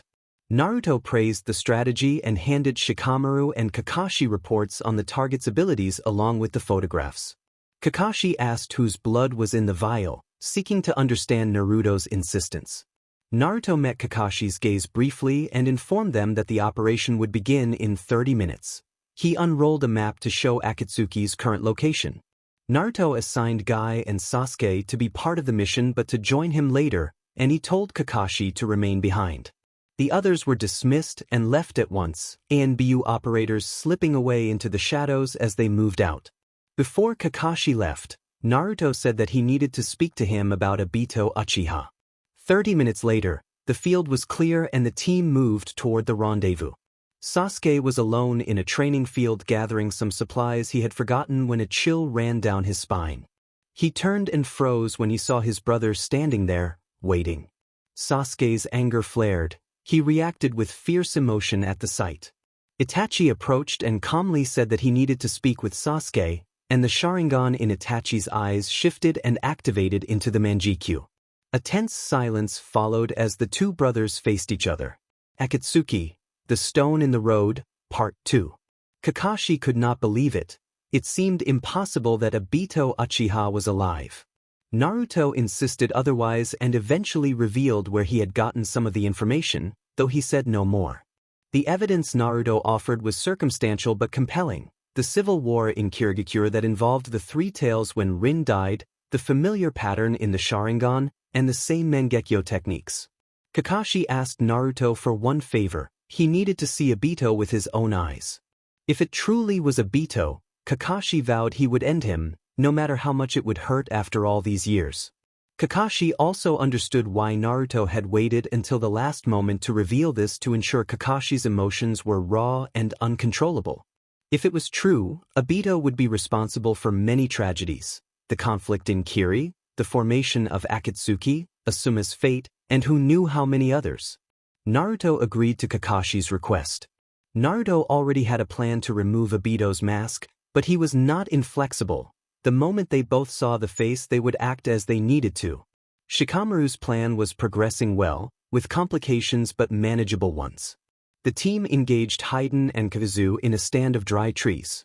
Shikamaru launched kunai with explosive tags to create a smoke screen. He then used chakra to send 2 blades into the air and connected his shadow to them, making them appear to strike the ground. The explosive tags on those blades were decoys that distracted the enemy. Shikamaru extended his shadow to seize Haiden and used it to control Haiden's movements while Kakashi attacked Kazu. A hand with chakra threads emerged from the earth and pulled the blade from the shadow, freeing Kazu and allowing him to dodge. Even with a quick defensive action, Kazu was pushed by Haiden's strikes and collided with a tree. Choji slammed into him using his human bullet technique. Kakuzu reinforced his body with earth-style chakra and Choji had to step aside. Kakashi then moved in and struck Kakuzu with a Chidori, apparently damaging him, but Kakuzu's multiple hearts meant Kakashi could not finish him, so Kakashi withdrew with his team. Kakuzu sent out thread-like constructs that resembled black beasts with 3 masks. Haiden fought relentlessly with taijutsu and blade techniques, forcing Kakashi to evade not only bladed attacks but also assaults from Kakuzu's masks. Kakuzu pursued Shikamaru, and in a diversion he took Choji and Ino hostage. Shikamaru reached Kakuzu and triggered a water release detonation between the trees. One of Kakuzu's masks recklessly shot at the water and was stunned, and Kakuzu released Choji and Ino to recover. Haiden returned, assuming he had killed Kakashi, but Kakashi had used a substitution technique and rejoined his team. After that, Kakashi faced Kakuzu and Shikamaru confronted Haiden. Using clever tactics, Shikamaru managed to link his shadow to Haiden's and draw him into a section of forest he had prepared with wires and explosive tags. Kakuzu tried to trap Kakashi with thread and ranged ninjutsu, pinning him to the ground as the threads closed in to tear him apart. Haiden taunted Shikamaru, mocking that his shadow control had run out. Haiden then moved to begin his ritual, using his own blood to mark a symbol on the ground and preparing to enact his sacrificial rite. He laughed as he started the ceremony and then lunged forward. A shrill voice from a few meters away interrupted Haiden, mocking and playful. Tobi stood, wearing the Akatsuki cloak and an orange mask. Kakuzu snapped at Tobi to leave, insisting he was about to finish the fight. Tobi protested, eager to prove himself, and Kakuzu shot a kunai behind him. Tobi reacted with surprise and a solemn recognition. He had seen a figure that looked like the 4th Hokage in a flash of orange. In a sudden instant Naruto appeared in an orange blur and, for a heartbeat, his movement looked like the 4th Hokage. Naruto then drove a blade through Kakuzu in a swift, decisive strike, and Kakuzu collapsed. Tobi saw an opportunity and darted toward Naruto, dropping his own blade and preparing a Rasengan. Obito, however, prepared his Kamui, intent on phasing part of himself away. Kakashi, straining to raise his head with Kazu defeated at his side, focused the Sharingan and evolved it into the Mangekyo. He realized Naruto's skill could be crucial to confirming whether Tobi was really Obito. The Rasengan was about to collide with Tobi when Obito used his body phase technique to send his head into his pocket dimension. Kakashi called out the name of the technique, and inside that pocket realm Obito opened his eyes in panic as the Rasengan struck the mask. The orange mask shattered. Back in the real world, Naruto's strike broke through Obito's mask and he dropped 4 kunai around the fallen Akatsuki member.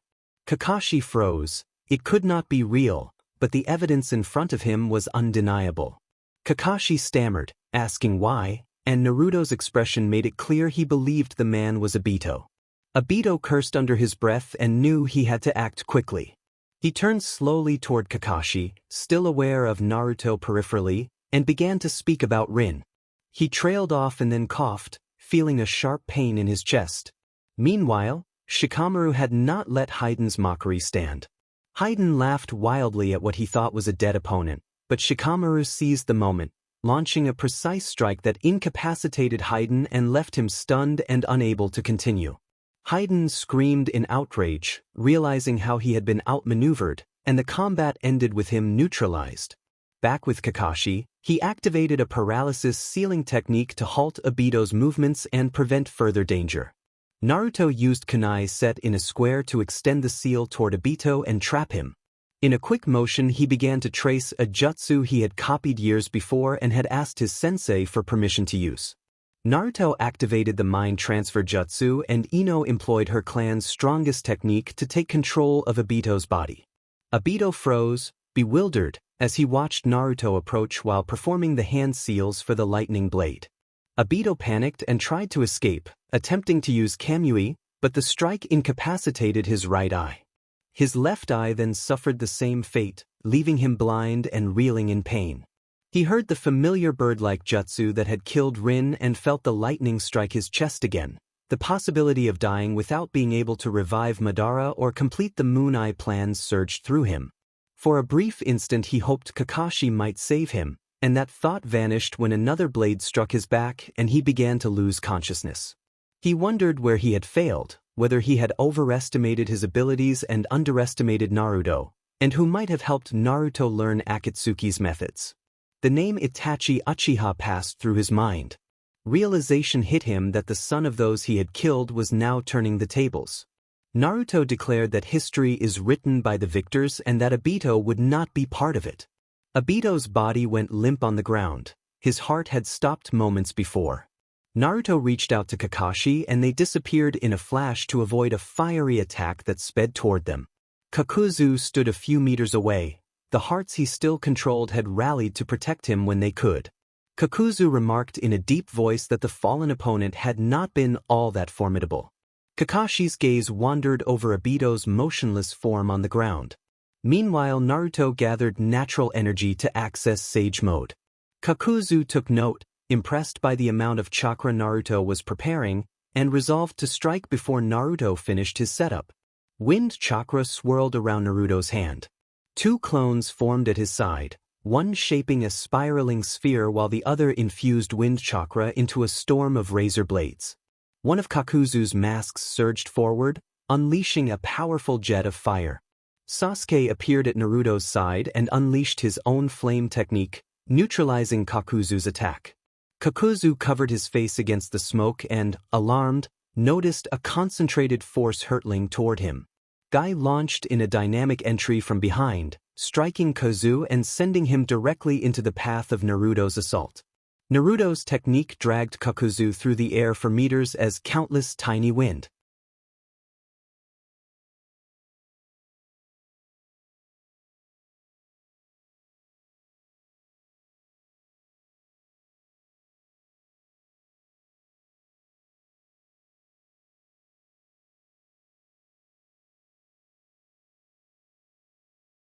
share everything he could and handed Naruto an Akatsuki ring that Naruto's Anbu had picked up, calling it a sign of loyalty. Naruto nodded and reached for the door handle. Kisame teased about an interesting earring and also pointed out the rope around Naruto's neck and the other earring in his ear. Naruto showed no emotion. If Kisame was here it was because of Itachi, and perhaps he could be trusted. Naruto tapped the earring on his ear with a small white bead and explained that the piece was in honor of his friend Shisui Uchiha. The earring featured 3 green leaves forming a circle, a reference to the body flicker technique.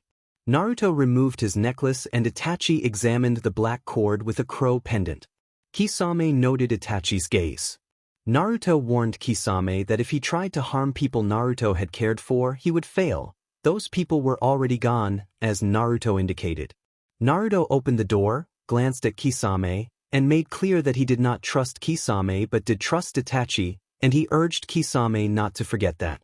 June 27, 1216. Naruto addressed the clan leaders and the council, turning his back to them as he spoke slowly about the toll of war and the troubles that persisted even in peacetime. He reminded them that after the distribution of the tailed beasts, The imbalance of power had driven nations to hunt each other's bijou, sparking the first great ninja war that involved every village. When that war ended, the 5 great nations were severely damaged and suffered long-term economic consequences. Years later, Sunagakure started a second war seeking territory. Being the most affected, it drew Amigakure, Iwagakure, and Konoha into conflict. After that war, the 5 great villages lost much of their authority and began to crumble, giving smaller nations the chance to launch skirmishes in surrounding territories until the situation escalated into a worse war. Lack of personnel forced children to be sent into battles. After long, intense conflicts, the war finally ended and the villages had been trying to recover ever since. Naruto turned to face everyone. He reminded them that they did not need to go far back in time to see trouble. Only 3.5 years ago there had been a conflict with the village hidden in the sand. Kiri's civil war was nearing its end, and after years of uncertainty, who could say what Kumogakure was planning? Inoki remained determined to increase the number of troops. Suna had not even begun to recover, and although Konoha had been doing well, Naruto asked how long before conflict returned. He proposed striking first before they were attacked. The room reacted with shock, and some objected immediately, saying they had already seen the consequences of such a strategy. Naruto countered by asking whether they knew the causes that led to those consequences. He argued that they had been unprepared. Konoha had the capacity to hold out, survive, and even win if danger came, but not without significant costs. Naruto laid out a clear proposal: to secure the western territories of the Land of Fire to enrich the nation and assist others. He emphasized that he did not mean to enter those nations and destroy them but to assert control through an alliance-like arrangement and ultimately to annex those territories to their state. Leaning on the table with his palms on the surface, Naruto said he did not want children sent to the front lines because of desperation. He wanted to take action when the odds of survival were high, which was why he had pushed for military reform and strength. He challenged the council to respond and asked whether they would keep waiting. He made it plain he would not allow the village to suffer from incompetence again. If they acted wisely, the price would be low. If he had to act alone, it would be very costly. He asked them to imagine a unified world under one banner. Conflicts would still occur, but with better control the risks would be smaller. Naruto promised he would be there for his people. When they feared death, friends and comrades would share that fear and give them courage. Konoha was, he said, a tree supported by the roots of a great family, and the will of fire need not be confined to their village. Naruto paused and recalled a team he had sent to the Land of Rivers to survey a mine controlled by a former swordsman of the Hidden Mist. The mining village had lived in poverty. When those teams returned, their faces showed frustration and helplessness at not being able to do more. If Konoha could provide tools, trained personnel, equipment, and healthcare, the villagers could exploit the resources responsibly. Part of the yields would go to them, part to the Land of Fire, and part to a new state of the rivers, allowing the people to have a better life. Naruto placed a metal plate bearing the leaf symbol on the table and pushed it to the center. He urged the leaders to ask their children. He had sent young shinobi on missions and seen their longing to do more, yet they were constrained by fear of treason charges or the risk of starting a war. They feared death but not the idea of fighting for something better, and Naruto valued that resolve in many of them. He reminded them of the village hidden in sound, which had been destroyed by Orochimaru but whose people remained people. He did not speak of forgiving past wrongs, but he proposed changing hearts rather than annihilating lives, keeping villages intact and teaching them to believe in the will of fire. At that moment someone knocked, and Naruto told them to let the person in. A red-haired woman with glasses entered timidly and stood near an Anbu. Naruto introduced her as Karen Uzumaki, a kunoichi from the village hidden in the grass.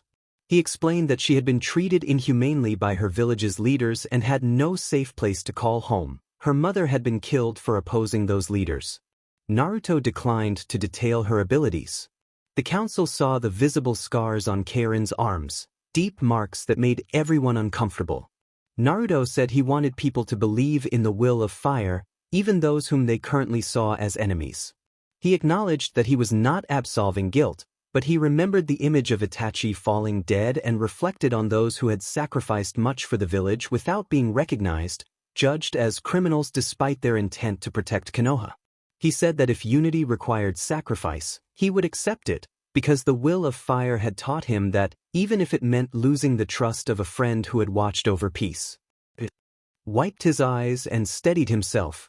Naruto opened his palms upward and closed his eyes as he reflected that he wanted to know whether they felt the suffering of the ninja from this village, watching towns and people reduced to misery, begging for help that would not come and doing everything they could only to survive.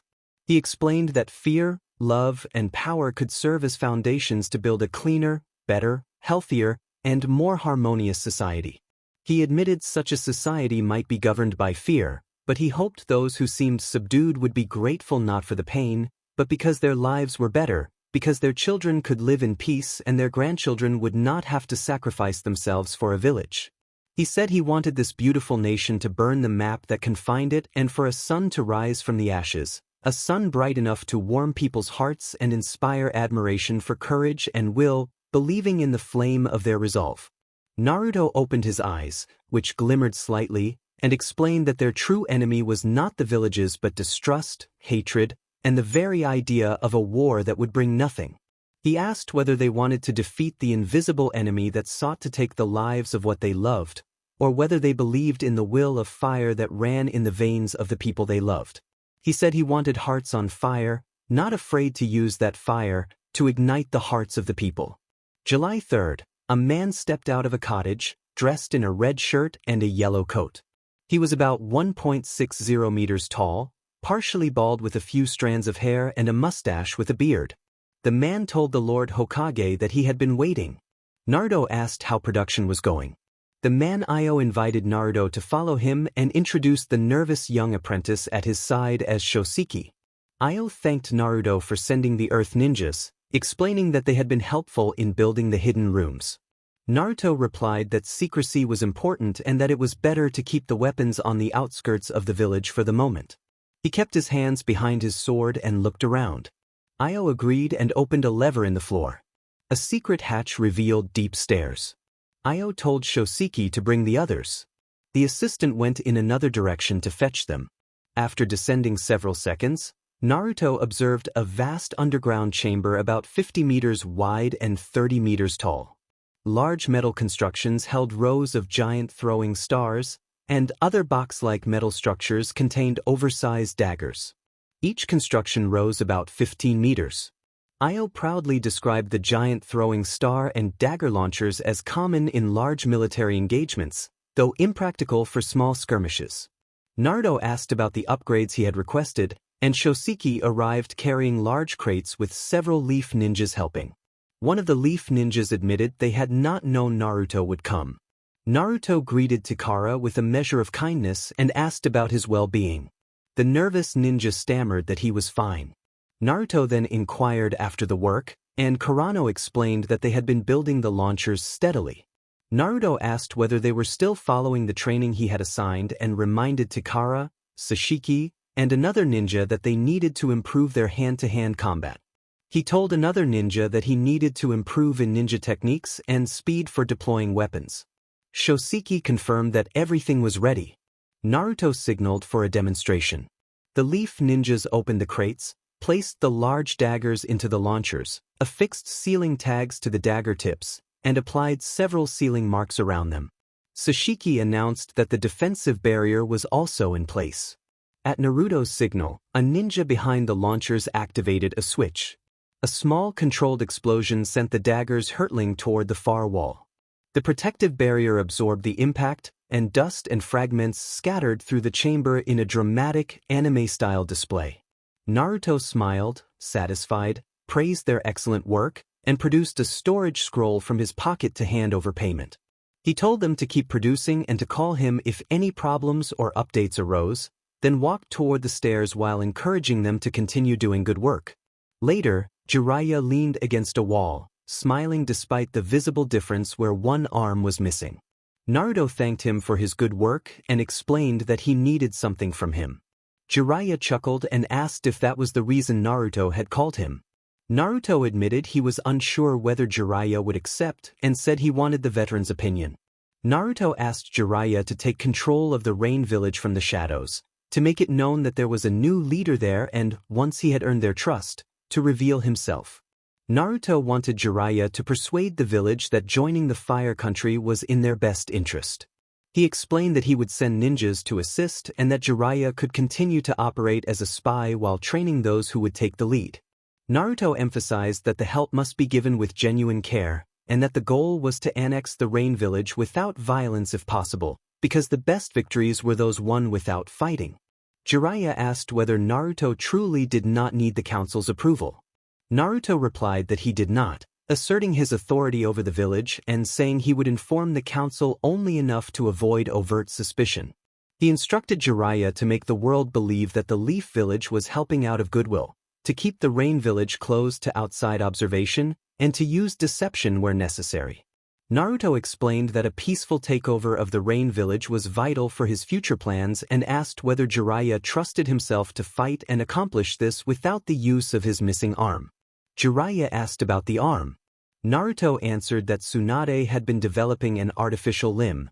It would be completely white but could be covered with clothing. Jiraiya asked eagerly if he could see it.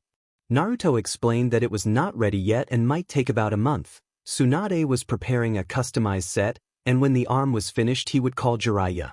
Naruto added that Jiraiya would have to train with it until he could fight effectively.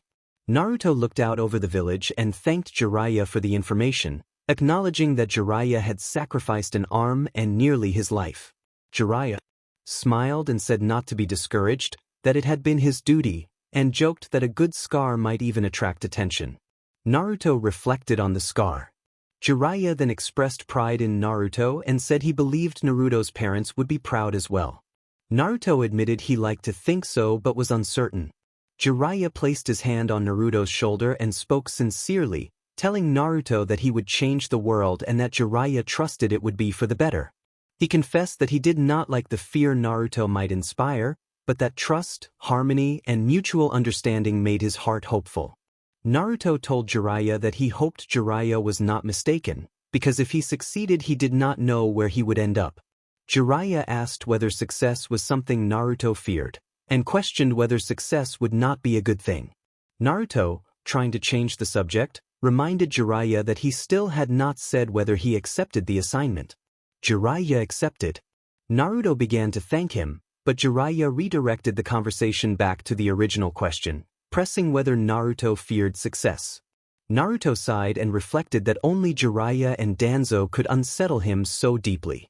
He admitted that success would be his goal, but if he failed it was very possible he would die, and if he succeeded he did not know what his life would become. March 3rd, Naruto was at the headquarters, a large building about 100 meters to the right of the Hokage Tower.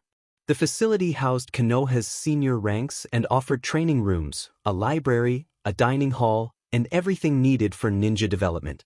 In one of the large 25-meter square chambers, Naruto, age 20, sat at his desk. He wore a high-collared red coat, a black tactical vest over a mesh undershirt and a turtleneck, black pants, and the familiar white earring. The hall was bright with sunlight from tall windows. Banners displayed the village symbol and the Fire Country insignia, and shelves held books and ornamental weapons. Naruto stopped writing, stood, and placed several folders at his side. Everyone present watched expectantly. Naruto expressed deep gratitude for the attendees' efforts over the years, acknowledging the difficult path they had walked to reach their goals. He reminded them that not everyone would be selected for higher roles and urged them not to be discouraged, noting that being present there already made them better as ninjas. Naruto emphasized that selection required leadership, organization, resilience, the ability to value the skills of those under their command, and the courage to face risks that endangered not only themselves but their subordinates. Naruto then named the new lieutenants, Ebisu Shinoda, Hana Inazuka, Rado Namishi, Gunma Shirunai, Aoba Yamashiro, Hiruda Nagaka, Shino Aburame, Hanayar Mijara, Shizun Kikazawa, Tarina Pekra, Sakani Shinba, Kurinai Yuhi, Baron Ninto, Hinata Hyuga, Kiba Inazuka, Karen Nara, Shikaja Nara, Setsun Care, and Uchino Hatan. He announced that Sakura Haruno and Rock Lee were also promoted to lieutenants as of that day. The promoted individuals acknowledged the news quietly and with restrained satisfaction. Naruto continued by listing the captains: Shibi Aburame, Tsum Inazuka, Hayashi Hyuga, Choza Akimichi, Inoichi Yamanaka, Mado Gai, Yamato, Niji Hyuga, Asuma Sarutobi, Shikamaru Nara, and Sasuke Uchiha. He explained that as captains they would command between 100 and 150 ninjas, and with that scale came more lives at stake, greater danger, and far greater responsibility. Naruto emphasized the need not to fail. He then named the generals and commanders Jiraiya Goketsu, Kakashi Hatake, Danzo Shimura, Shikaka Nara, Fugaka Uchiha, Kisame Hashigaki, and Tsunade Senju, and reminded them that they already knew their orders. January 1st, at 21, Naruto stood calmly at the railing of the Hokage Tower wearing an ornate white leather jacket with golden trim, braided cords, and gold epaulets. Beneath the jacket he wore a white shirt with a golden triangle emblazoned at the center, and white trousers with decorative cross trim at the waist. The village below buzzed with excitement. The military parade was about to begin, accompanied by music and fireworks for a celebration that would draw significant attention and revenue. Although the full extent of Konoha's military strength was deliberately restrained for public display, many troops had been stationed across the 5 forts of the Fire Country. Naruto watched the banners hanging proudly from the walls, honoring the village and its history with images of great ninjas, the 4 Hokages, the legendary Sannin, and other celebrated figures. He stepped to the railing with one hand behind his back, raised his free arm, and formed a salute that combined the symbol of the leaf and the fire emblem. The salute was returned by ninjas wearing red badges with an orange flame at the center and by civilians below. Naruto reflected that he had not always known how to love the village, but a good friend had helped him discover that feeling. He thought about all he had done for the village and how he had strived to be the best ninja possible to protect it, and he felt a deep, proud connection to his home. Naruto reflected that he had never had a true dream. He had not wanted to be Hokage, but he had wanted change, and when he was named Hokage he had the chance to make that change. He declared that their lives had improved and that they had reached a prosperity never seen before thanks to the work of every person from the Land of Fire. Naruto raised his hand and showed a flame in his palm as he said that fire burned within them all, and that it was the will that made the village unique. He recalled how, as a child, he had watched in awe from the Hokage monument and felt a strange and powerful emotion, and he added that to reach one side of the road it was necessary to leave something behind. Naruto explained that when he had taken the post, Sunagakure had about 11,000 shinobi in its ranks and had lost 2,000 of the 13,000 in its attack. They had lost valuable people that day, but they had recovered. He extinguished the flame in his hand and said that they had gathered to celebrate their work, not only that of the Leaf Village but of the entire Land of Fire. He noted that every ninja, merchant, worker, doctor, and teacher had fulfilled their duties, and he expressed his honor at how the village helped one another without discriminating, as they had learned from the Fes. The crowd understood that he was referring to the discrimination he had suffered. Naruto continued that the villagers had fed the ninjas who carried out their missions, and those ninjas had brought security to the town. He compared each inhabitant of the village and of the Land of Fire to a leaf, saying that together they formed a great tree protected from the root, and that they must value effort, courage, will, and sacrifice because without those things there would be no harmony and prosperity. As the troops in the parade began to march along the road, he added that the results of their work would be visible not only in the parade but also in their homes and shops, and he urged everyone to let the will of fire burn. The crowd shouted with passion, "Long live the Land of Fire!" Trumpets sounded as the genin troops marched along the main road. Naruto noted that the genin were the foundation of their strength, the chunin handled village security, and the jounin strengthened the village. The groups advanced in disciplined military march. Naruto acknowledged the clans that had made the union possible years ago: the Sarutobi clan, the Shimura clan, the Nara clan with their calm intellect, the Akimichi clan with great strength, the Yamanaka clan who kept them grounded, the Aburame clan who warned of threats, the Inazuka clan who sensed danger, the Hyuga clan who saw beyond, and the Uchiha clan who protected the trunk of the tree. These clans advanced to applause and ovations from the public, and some threw flowers or confetti while fireworks burst and drums accompanied the moment. Captains and generals named by Naruto were also presented. Naruto made a hand gesture and an Anbu appeared kneeling at his side. An Anbu addressed the Hokage and asked if there were further instructions. Naruto spoke more seriously and without the earlier warmth, directing that Danzo be told to prepare the routes of the country so that the messages Naruto had prepared would be delivered to the western fortresses, and that supplies already designated be arranged. He instructed an analysis of the terrain in the land of grass and the land of rivers, and asked that Karen be prepared to take charge in Kusagakure when they secured it. He ordered that the leader he had placed in control of Amigakure be informed that the territory would soon be annexed to the land of fire and that the information should not extend beyond him. Naruto asked for armbands to be prepared, for frequency cables in the underground line to the east to be activated, and for his radio to be prepared and codes encrypted with the coding department. The Anbu asked if there was anything else before departing. Naruto requested a bouquet of white flowers on his desk to take to Karu and 2 bouquets of black flowers as well. The Anbu acknowledged and disappeared in a blur of leaves. Naruto reached for the hat on his back, handled it with extreme care, and set it gently on his head, looking ahead with ambition and determination. He said that it was time. A photograph taken on September 1st, year 1219 showed the 5th Hokage delivering a speech to 1,000 new leaf ninja. Naruto stated that they must be united like brothers so they would not fall into the temptation to surrender, embrace one another so no one would be left alone, and fight with fire in their hearts. Chapter: The Beginning of a New Era. January 24th, the War Council gathered in a room quite different from what they were used to. Maps covered the walls alongside weapons, armor, books, scrolls, and banners. The centerpiece was a large table with a map of the elemental nations. Shikaku, attentive to his leader, asked how they would proceed. Naruto approached the table, tapping his fingers against the map, and explained that almost a month had passed since he had set much of his plan in motion. He said they would attack the land of rivers and the land of grass, aiming to neutralize ninja forces in a single day. Naruto reviewed the enemy numbers, stating that Sunagakure had between 12 and 14,000 ninjas, Kirigakure had 17,000 many with battle experience, Kumogakure had 19,000, and Iwagakure counted 21,000 troops. He explained that Tanigakure in the land of rivers had only about 1,000 ninjas. They had bolstered Amigakure to 2,000 plus the 3,000 it already had, and Kusagakure had nearly 4,000. Shibi Aburame asked about their own numbers, and Naruto smiled as he reported that they had about 30,000 troops. Fugaku remarked that they had doubled their forces. Naruto confirmed that he had established military schools and recruited in towns large and small. If their ninjas were not trained in the village, they trained in the country's fortresses.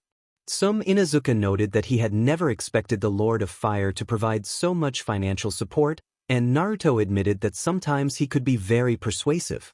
Naruto placed 2 markers on the land of rivers and outlined the plan, saying that Kakashi would lead 1,500 troops to the capital of the rivers from the east, while Kisame would advance with 2,500 ninjas entering from the northeast of Tanigakure. He explained that once Kakashi secured the capital, his army would move to block reinforcements, allowing their forces to enter from the south and the north, marking part of the northwest in red on the map as their focus. A council member pointed out that there remained an escape opening directly behind the enemy that they could not use, and added that the good news was the place bordered Amigakure, so they could close the border from there. Naruto placed 3 markers on the land of grass. Naruto assigned Shikaku to move to the southeast of Kusagakure with 800 troops to lure the opponents toward the Kanabi Bridge. Hayashi reminded everyone that this was the site where the 4th Hokage had won the war. Naruto directed Jiraiya to go to the northernmost capital of the village with 1,200 troops to create a diversion. Shikaku, using his strategic mind, suggested that the main attack would come through Amigakure. Kisame, present in the room, smiled and recalled that it had been difficult to convince the council but not impossible. Naruto could act as he wished, and consulting the council had been largely procedural to avoid disputes. Naruto told Danzo that deception was a powerful weapon and explained his plan. He would lead 3,000 troops from the west of the land of grass, entering from Amigakure, and when the enemy forces were Dispersed, he would strike decisively. Naruto moved his army marker toward the village, encircling it with his finger and indicating a coordinated assault. He planned to surround the town and split his forces into three: 1,000 to attack the rear when the enemy marched to the bridge, another 1,000 to assist Jiraiya, and the final 1,000 to maintain the siege around the village. Danzo, already familiar with Naruto's strategy from years of confidences, asked what Naruto would do once it was all over. Naruto explained that they would care for the wounded, reorganize the troops, send part of the army to rest in the nearest fortress, and bring fresh reinforcements from the west. Naruto moved new markers to the border of the Land of Wind and emphasized the need for speed. By the time the world asked why, when, and how they had struck, Konoha's forces would already be entering the Land of Wind from many fronts. Naruto stood and thanked the clan leaders and other shinobi for attending. He instructed Kisame, Kakashi, Shika, and Jiraiya to choose their officers and left a scroll on the table for Kisame, asking him to review an objective and select the right ninja. Naruto then walked out of the room while lighting a cigarette and headed to his personal quarters to change from his white and gold attire into his battle outfit. March 1st, Naruto rode a black horse and wore a markedly different outfit than usual: white trousers, a black tactical vest, an orange cloak patterned with black flames, a metal headplate, black gloves, and sandals. He waited calmly at a point between the Land of Rivers and the Land of Grass, watching for the signal to begin. Kakashi, looking ahead, questioned why Naruto rode a horse when he himself could move faster on foot. Naruto explained that the horse was a symbol of respect and strength meant to inspire their troops and show he stood with them. Naruto patted the horse's neck and admired the animal before turning to see 6,000 shinobi arrayed before him in their assigned groups, each knowing their objective and destination. He acknowledged that the 3,000 troops intended for Amigakure were already in position. Naruto addressed the assembled forces, acknowledging that life had never been easy, that prosperity and security were fragile, and that war could threaten everything they loved. He told them that people started wars for reasons they thought: just defense, land, survival of a village, but that human conflict was persistent. He explained that this operation sought not only their advantage but the greater unity of nations, even if that unity brought hatred and misunderstanding for a time. Naruto affirmed his belief in the value of power tempered by a good heart, in the teachings of the Hokages and great masters, and in the will of fire, the idea of trusting others, helping their people when all seems lost, and offering a hand or a shoulder in times of sorrow. He urged them to let that will grow, even if it would be mistaken for hate by some, because only time could heal such misunderstandings. He warned that the day would not be glorious, nor would they become heroes merely for fighting, but that they would stand together for what they believed, to confront the unseen enemy that lurked at everyone's back. Naruto finished with a slow hand sign and a raised arm. The shinobi responded immediately with a coordinated salute. The ninjas of Konoha and their allied nations shouted their loyalty and began to move, each group advancing in the direction allotted to them. After a few minutes, Naruto found himself alone on the field, watching the sun rise over the mountains. He found it curious to begin a war at dawn, and then urged his horse forward as it reared and galloped toward Amigakure. A breathless messenger from the valley burst into the office of the local leader, nearly tripping as he entered. The messenger reported that Konoha's forces were approaching the borders. The leader, puzzled at first, asked for clarification, and the messenger stammered that it was not a small detachment but hundreds upon hundreds of troops, seen advancing dangerously close. The leader reacted with alarm. The man stood up immediately and demanded why Konoha would do such a thing. The subordinate stammered that he did not know. The man pressed for their location and was told they were attacking on two fronts, one near the capital and the other believed to be moving north. The leader repeated the word capital, looked at a ninja beside him, and ordered that every ninja be alerted and 300 be sent to protect the capital at once. 2 ninjas left the room as quickly as they could. The leader then asked aloud what Konoha was doing and what the 5th Hokage was planning. Kisame smiled when he saw hundreds of ninjas approaching. The border forces had not been difficult to handle. They had fled at once to join a larger group that was now closing in. Only 5 kilometers separated them from the village hidden between the valleys. Kisame called to a Konoha ninja at his side and the ninja acknowledged him as general. Kisame explained that they would divide their forces into 3 armies of 800 each and force the enemy to split as well. The first group would move left, the second right, and the third would use the battle to circle behind. The ninja acknowledged the order and Kisame urged haste. After a few minutes of organization, they were ready. Kisame could see the Tanigakure ninjas half a kilometer away, watching them with confusion. Naruto had emphasized that surprise could be an excellent weapon. Kisame reminded his men of the Hokage's speech about testing the world's lies, then signaled the attack. Armies 1 and 2 surged outward in diagonal runs to separate the Tanigakure forces. A worried Tanigakure ninja asked what they would do. His superior replied that they would fight and ordered everyone to attack only the right-hand army so they could handle them one by one. The Tanigakure ninjas charged toward the incoming Konoha forces. On Konoha's left, a ninja asked what to do as the enemy tactic began to take shape. His superior told him to keep running and wait. Kisame ordered a chaotic tactic and 7 ninjas prepared at his side. They released a volley of fireballs into the air. A captain in the first army noticed and called for a lightning formation, dividing his men into 8 groups and assigning each soldier a sector. He led the first group forward while others took their positions to the left and behind, arranging the troops into a piercing formation intended to break the enemy line. Kisame stayed with the third army and instructed them to circle from the rear when the line broke, telling Sai to fly with the Hyuga and reminding everyone of Naruto's orders. A group of 50 Konoha ninjas shouted that they fought for the land of fire and closed rapidly on Tanigakure. They leapt high and unleashed a barrage of fire techniques. 30 fire orbs struck the enemy line, forcing Tanigakure ninjas to recoil in pain. The Konoha ninjas landed with seals ready and unleashed a technique Kisame recognized as a Crimson Phoenix flame attack. Shuriken of fire flashed forward, and the distance created by the fire orbs kept Konoha at a range where they could strike without immediate retaliation. The captain ordered a burning ash barrage and his men released a gray cloud of ash prepared to ignite. Others followed with iron and hawk-style metal tactics. The Konoha soldiers moved in unison. A kunai shadow clone technique unfolded as Konoha kunai were thrown into a smoky sky. Each kunai multiplied into several, forming a lethal rain of blades that arced and fell. Coughing through the smoke, a Tanigakure ninja asked if those were kunai and fell silent when one struck him down. Many of the enemy were cut down or driven back by the metal barrage, and terror spread among those who had no clear path through the smoke.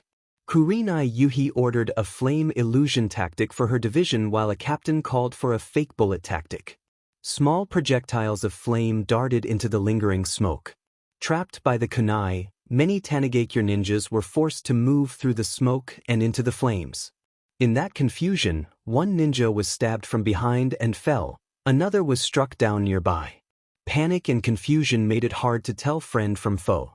Kurenai listened with grim satisfaction to the chaotic sounds inside the barely visible smoke. She recalled the Hokage's words about genjutsu. It was an art few valued, and discretion made it a deadly technique when used correctly. The Hokage had said a technique would not work by being cast alone. The caster had to shape the environment first, and when that was done the consequences could be devastating. Like many, Kurenai had once doubted Naruto's ability as Hokage. Over time, those doubts had been pushed aside by his results, and this battle was another stark example of his leadership and the training he had given the village. The disturbing scene in the smoke was the result she had been ordered to achieve, and she took in the unfolding outcome with a steady, professional calm. Kurenai had been part of the landscape, but she had not shaped it. It had evolved on its own.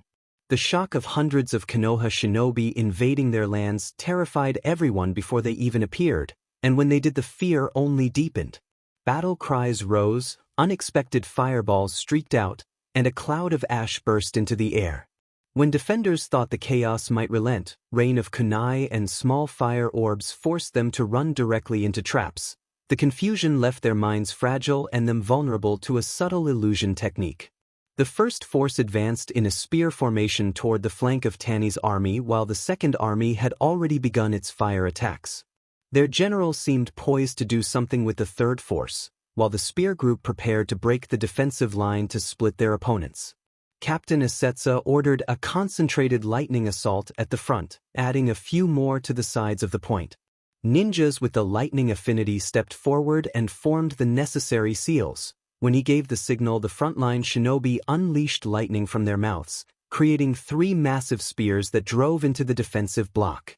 The bolts struck with sudden force, striking many defenders and opening a gap in the line. 2 captains simultaneously called out a lightning tactic, and 20 frontline soldiers unfurled scrolls charged with electrical energy, 10 on each flank. They activated a lightning prison technique that produced a barrier of crackling energy. The entire row surged forward, electrifying anyone in their path. Konoha shinobi countered with kunai and sword strikes, but the assault was fast, disciplined, and devastating in its momentum. In seconds the defensive line was split, the invaders using the breach to divide Tanny's forces. It looked for a moment like they were caught in a crossfire, but the battle was about to shift. From above, Sai observed the lightning formation of the second army while 8 ink birds and several Hyuga members hovered nearby. Sai checked readiness, and Dan Hyuga confirmed his team was prepared before activating their white eye. Sai directed aim and everyone unrolled extremely long scrolls covered in seals. They all passed their blood over the rolls and let the wind carry them, releasing bombs and explosive kunai designed to demolish everything within a 10-meter radius. The explosives dove in waves toward Tanny's rear formations. Kisame watched the aerial bombardment and signaled his forces to attack. His block moved forward in a compact rectangle, leaving a wide clearing in the center of their formation. Explosions shook the field and shouts rose as soldiers were hurled by blasts. Kisame unleashed a water technique that formed towering waves to sweep through the defenders, then transformed water at his feet into 5 shark-shaped constructs that surged forward with fierce cutting power. He raised his great sword and charged. What followed was a relentless, fast-paced onslaught. Konoha pressed with coordinated fire, a heavy deployment of thrown weapons, and quick combinations of illusions and flames to confuse the enemy. The line that split the block pushed from inside out, separating Taki's soldiers further. They opened the way with raw physical force and earth-based strikes. After all, an elite ninja was expected to master 3 chakra natures and a mid-level ninja at least 2, a requirement instituted by Naruto. More bombs rained down from Sai's ink birds while the Hyuga calculated trajectories with their white eye to ensure precision. Kisame's compact formation attacked and defended with rapid, coordinated motions that were hard to break. The battlefield changed in Konoha's favor. Many defenders fell and were carried from the field, and Tanigakure watched in growing horror, feeling the momentum slip from their grasp. Konoha moved where it intended, attacking in an orderly, precise manner that slowly extinguished hope in the river country. Advanced with his men toward the capital, which lay less than a kilometer away and had seen no major conflict so far. He ordered a coordinated strike. 200 would accompany him to take the capital directly, while 600 would sweep around the town and concentrate on the west, the best position to intercept possible reinforcements. He emphasized discipline, commanding his unit to avoid civilian casualties and to minimize destruction. He instructed that anyone who surrendered should be bound and have their energy sealed, and cautioned that any failure in discipline would be reported directly to the village leader, holding offenders personally accountable. His warning tightened the squad's resolve. When a captain asked how much resistance to expect, Kakashi relied on a mix of truth and deception. He told them the Anbu estimated at most 200 guard fighters, personal bodyguards, and some swordsmen, and insisted there would be no enemy shinobi within the capital. He had downplayed the numbers to prevent complacency and believed any reinforcements would be few. With the orders given, his team prepared to move. Kakashi and his 100-man unit moved across rooftops toward the feudal palace. They encountered and subdued a few defenders on the way. There had been surprisingly little resistance. Seconds later they reached the palace and kicked the door in, immediately met by a volley of thrown kunai and shuriken. Kakashi slammed his hands to the ground and raised a protective wall carved with dog heads to shield his men, then signaled his squad to press the attack. At Kakashi's command, his ninja entered the great main hall. A Konoha shinobi moved forward and engaged a defender, taking him down with a precise strike. He raised his sword to block incoming shuriken while a comrade arrived to assist, forcing their opponents back. A little over 20 enemies still remained in the room. Kakashi shouted an order for the red wire tactic, and his subordinates readied their ninja wire. They ran with practiced coordination, weaving the wire to entangle their attackers. After a series of jumps and maneuvers, each ninja joined his wire to the next, forming a continuous line that reached Kakashi. His captain immediately reported that everything was ready. Kakashi focused his chakra into the wire. Flames ran along the line and incapacitated many defenders, while the rest were overwhelmed as they lost focus.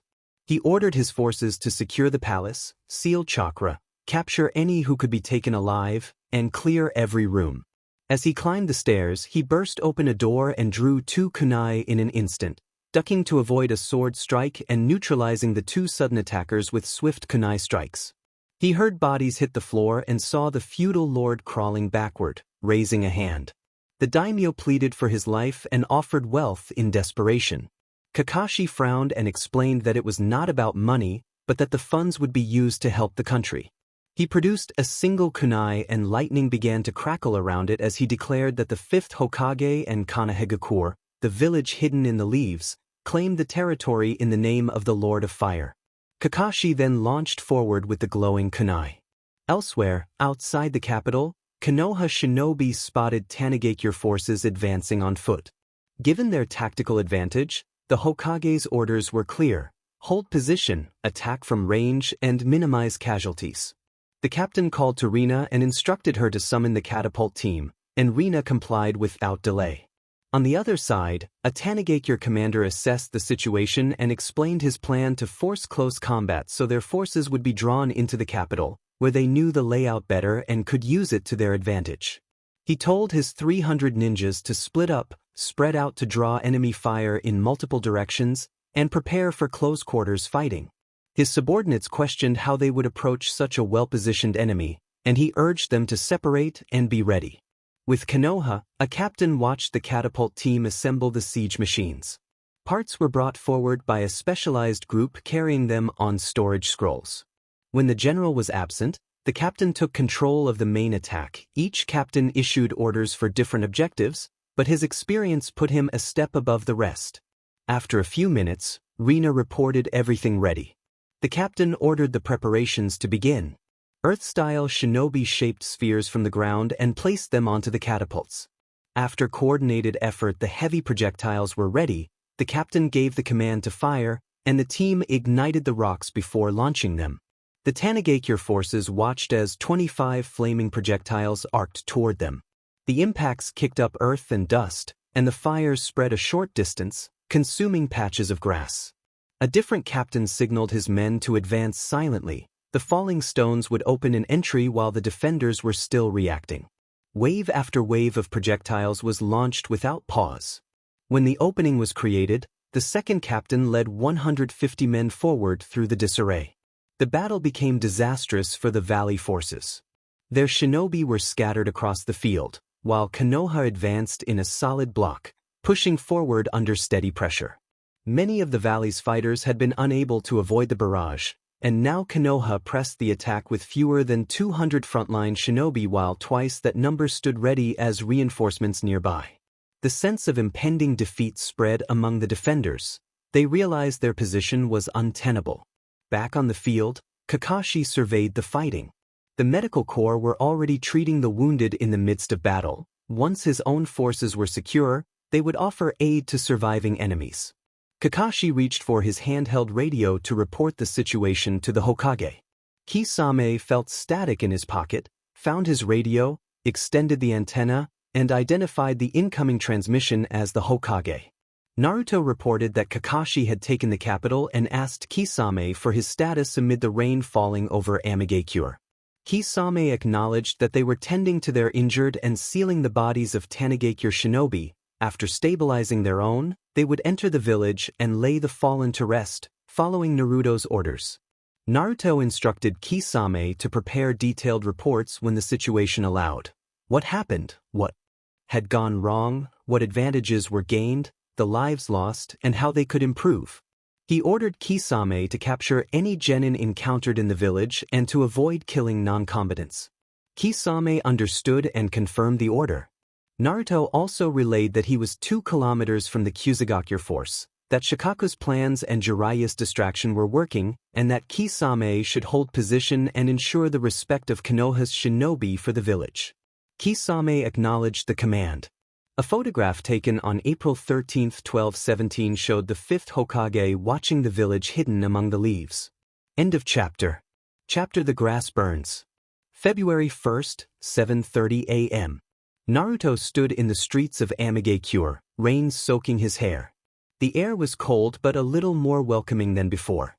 He had quietly poured funds into rebuilding the village, using Danzo's route to move supplies and establishing a better military academy that had already borne fruit. The village did not learn who their true leader was for years. Jiraiya had publicly presented himself as the leader of Amigakure on behalf of the Land of Fire, helping and training the people, using his charisma to earn their trust and, through that, Konoha's influence. With that help, the land had begun to prosper. Today was the day it would cease to be an independent country and become a prefecture of the Land of Fire, finally opening to the outside world to generate income. They had exploited their industrial capacity to manufacture arms and sell them on the black market. Danzo disliked the idea of selling ninja weaponry to rivals, but Naruto had seen an opportunity. They could disguise the operation and sell secretly to IWA and Kumo, who paid well, while Konoha took the largest share. Portions went to workers, to reinvestment in industry, and to the Land of Fire. Naruto looked up at the cloudy sky, letting the rain run through his hair. He addressed the assembled villagers, telling them that the land seemed to cry because it had suffered for being caught in conflicts not of its making. He reminded them that countless lives had been lost and hopes extinguished because of borders and old grudges. He acknowledged that the Third Great Ninja War had begun when small nations provoked conflict against the larger villages, whether out of fear or ambition. The result was the same. He told them that now they would face a new struggle together, united by a single purpose that might invite the world's resentment. Naruto told them he would care for the village and that Konoha and the Land of Fire would stand with them because they were now one. He spoke of building ties of fellowship, friendship, and love, warning that acceptance of the union would take time, as it had here. He closed his eyes and said he was grateful from the bottom of his heart, and that he was not the only person who had dreamed of peace or possessed the will to do what was necessary. He noted that the rubble from a battle outside the city was a reminder of their responsibility to rebuild. Naruto raised his hand and let the rain slide down his palm. He assured them that the coming rain would not extinguish the will of fire now growing among them. Even when the sun was hidden behind clouds, its presence remained. What mattered more was their decision and their actions. He described measures they had taken together: greenhouses for crops, livestock from neighboring towns, and seals to moderate temperatures so rain would not be so bitter and homes could be kept warm. He thanked them for believing in him, for helping one another, and for holding on to hope in the will of fire. 8:20 a.m. A jonin reported to Shikakunara that the messenger hawk was ready and approaching the Kanabi Bridge with troops following behind. Shikaku instructed his captains to send the hawk and to prepare the genjutsu in 30 minutes. He ordered the rest of the forces to hide among the trees and earth and to use the caves they had dug years before. 10:21 a.m. A ninja from Kusa entered with news from Konoha and a scroll delivered by a hawk messenger. Shikaku asked if an escort had brought it. The visitor explained that a hawk messenger had carried the report and had flown off immediately after the scroll was taken. Shikaku took the scroll and read its contents. Naruto, as the 5th Hokage, requested the disarmament of their ninja forces and demanded that the territory of the grass whose borders touched the Land of Fire, the Land of Rain, the Land of Earth, and the Land of Water be handed over. If they refused, Chunin troops from Konohagakure would enter by force. The message urged them to make the right decision. The man in the room reacted with fury. He kicked his desk and sent his assistant into a panic. He called the report a declaration of war and ordered his subordinate to inform everyone of the situation, to bring troops to the Kanabi Bridge immediately, and to dispatch the fastest messenger to the capital to inform the feudal lord. He stressed the need for funds and supplies and warned that, while IWA had taken over in the Third Great War in about a month, Konoha might move in 3 weeks. 10:45 a.m. Shikaku watched a figure in the sky and extended his arm. The Hawk messenger landed and the compartment that had held the scroll was empty. He changed his radio to a specific frequency and reported that the Hawk had been shot down, using a code that confirmed his identity. Naruto on the other end recognized the code. He confirmed receipt and switched frequencies to contact Jiraiya. Jiraiya noticed static crackling through his coat and, understanding the implication, reached for his radio. An unseen voice asked what was happening. Another voice asked where they were. A field agent replied that they were 10 kilometers from the border and could not get any closer without being seen. A commander authorized action and confirmed that the bait had been delivered. Hours later, Shikaku Nara knew they were being watched. Everyone on the perimeter knew it. They continued with routine tasks, preparing supplies, sharpening blades, attaching explosive tags, and donning uniforms until, about 15 minutes later, the presences around them faded and they knew the operation was in motion. Shikaku told his radio that the mouse could not count, and Naruto listened on the other end. Kusawa, the leader of Kyuzugakure, asked how many troops they believed the enemy had. One of his scouts reported that there were few, approximately 500, and that the head of the Nara clan was leading them. Kusawa reflected that 500 was small for a swift invasion and that either the main attack was elsewhere or the enemy intended a war of attrition. He asked how many ninjas Kyuzugakure had. A messenger answered that they had just over 4,000, not counting the genin, and then another Kyuzanin entered the room to present a scroll. The messenger handed Kusawa a border report. Kusawa read that an army from Konoha had massed east of the capital and that their reconnaissance estimated 1,300 ninjas led by Jiraiya of the Sannin. Kusawa reacted with concern, noting that mobilizing so many was rare and meant the situation could be severe. He placed the report on his desk and ordered preparations. 1,600 ninjas would be sent to halt the advance toward the capital, 1,000 would stop the force at the Kanabi Bridge as a distraction, another 1,000 would remain outside the village as a reserve to support either group, and the remaining 400 would defend the village itself.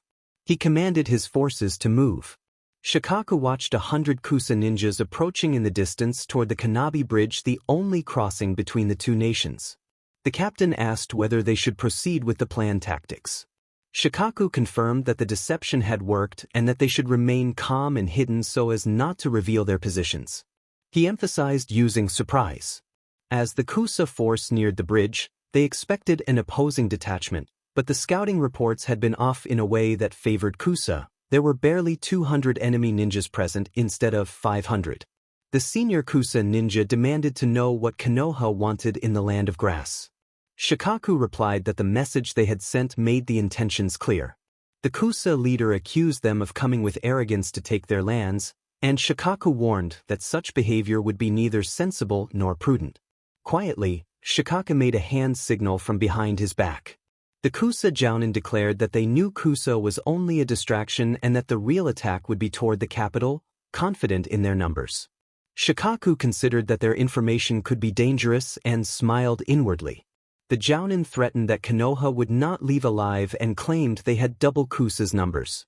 The captains ran through the tactical plan: block the bridge with earth, then employ the shadow of Konoha. Kusa launched their assault across the wide bridge where Konoha waited on the far side. Dozens charged, nearly 200 rushing across the concrete span. Konoha responded. Earth techniques raised a massive wall from the left side of the bridge to block reinforcements. Shikaku extended his shadow to trap dozens of running ninjas. From the earth wall, Konoha formed mud constructs that burst outward, spraying heavy mud and force that pushed many attackers aside into the water and caught others by their feet. About 50 Kusa ninjas fell into the river and quickly regrouped to counter the push. From above, kunai with explosive tags flew toward immobilized targets. The explosions produced powerful shockwaves and scattered debris across the bridge. In the trees, Konoha ninjas acted swiftly. Nara clan members sent their shadows to restrain Kusa forces cut off by the earth barrier. One Kusa ninja noticed movement in the trees too late. Akimichi clan members rolled into the fray with overwhelming momentum, crashing into enemies and sending them sprawling, incapacitated by the force of the impact. A ninja cried out as he was struck and knocked back. Another Kusa soldier observed insects crawling up his arm and realized the Aburame clan was among their attackers. From the trees, an additional 200 Konoha ninjas rained down weapons and strikes on the exposed Kusa units. Kusa forces could not safely enter the forested terrain where Konoha dominated. Some who tried were quickly neutralized. Shikaku called out the earth-blinding tactic and moved aside to avoid a thrown kunai, then struck with precision, his blade connecting and throwing an opponent backward, who cried out in pain. The battle surged into a frenetic clash of technique and strategy, with both sides shifting to support their allies and holding positions as the larger campaign around the capital began to unfold. The Kusa ninjas were swallowed by hands that rose from the ground. Dozens were overwhelmed by the technique as the earth trembled and cracked, leaving openings from which Konoha forces poured out across the road, to the left and right of the forest. Battles unfolded in the trees, where Konoha fighters were more agile and in their element, so they had the advantage. The Aburame embedded their insects among the chaos, spreading a paralytic agent that made several Kusagakure soldiers feel dizzy and disoriented as swords clashed and explosions sent bark and debris flying. The barrier blocking the approach to the bridge cleared, and Shikaku emerged with his men behind him, unaware that of the 200 under his command only 23 had been lost so far, while the initial 200 from Kusa had been wiped out. Konoha troops ran across the bridge and deeper into the trees, cutting down Kusagakure fighters in lightning-fast strikes powered by speed and precision. 12:57 p.m. A junior ninja asked Jiraiya why they had made it seem they were more numerous than they actually were. Jiraiya explained that they needed to draw as many Kusa ninjas away as possible because the front was farther from the village. By thinning the defenders, Naruto would have a better chance of entering by surprise. A captain added that they were deliberately creating the impression of larger numbers for the same reason. Sasuke Uchiha declared that they were only 7 kilometers from the capital and that it was practically theirs. Jiraiya disagreed and then issued orders.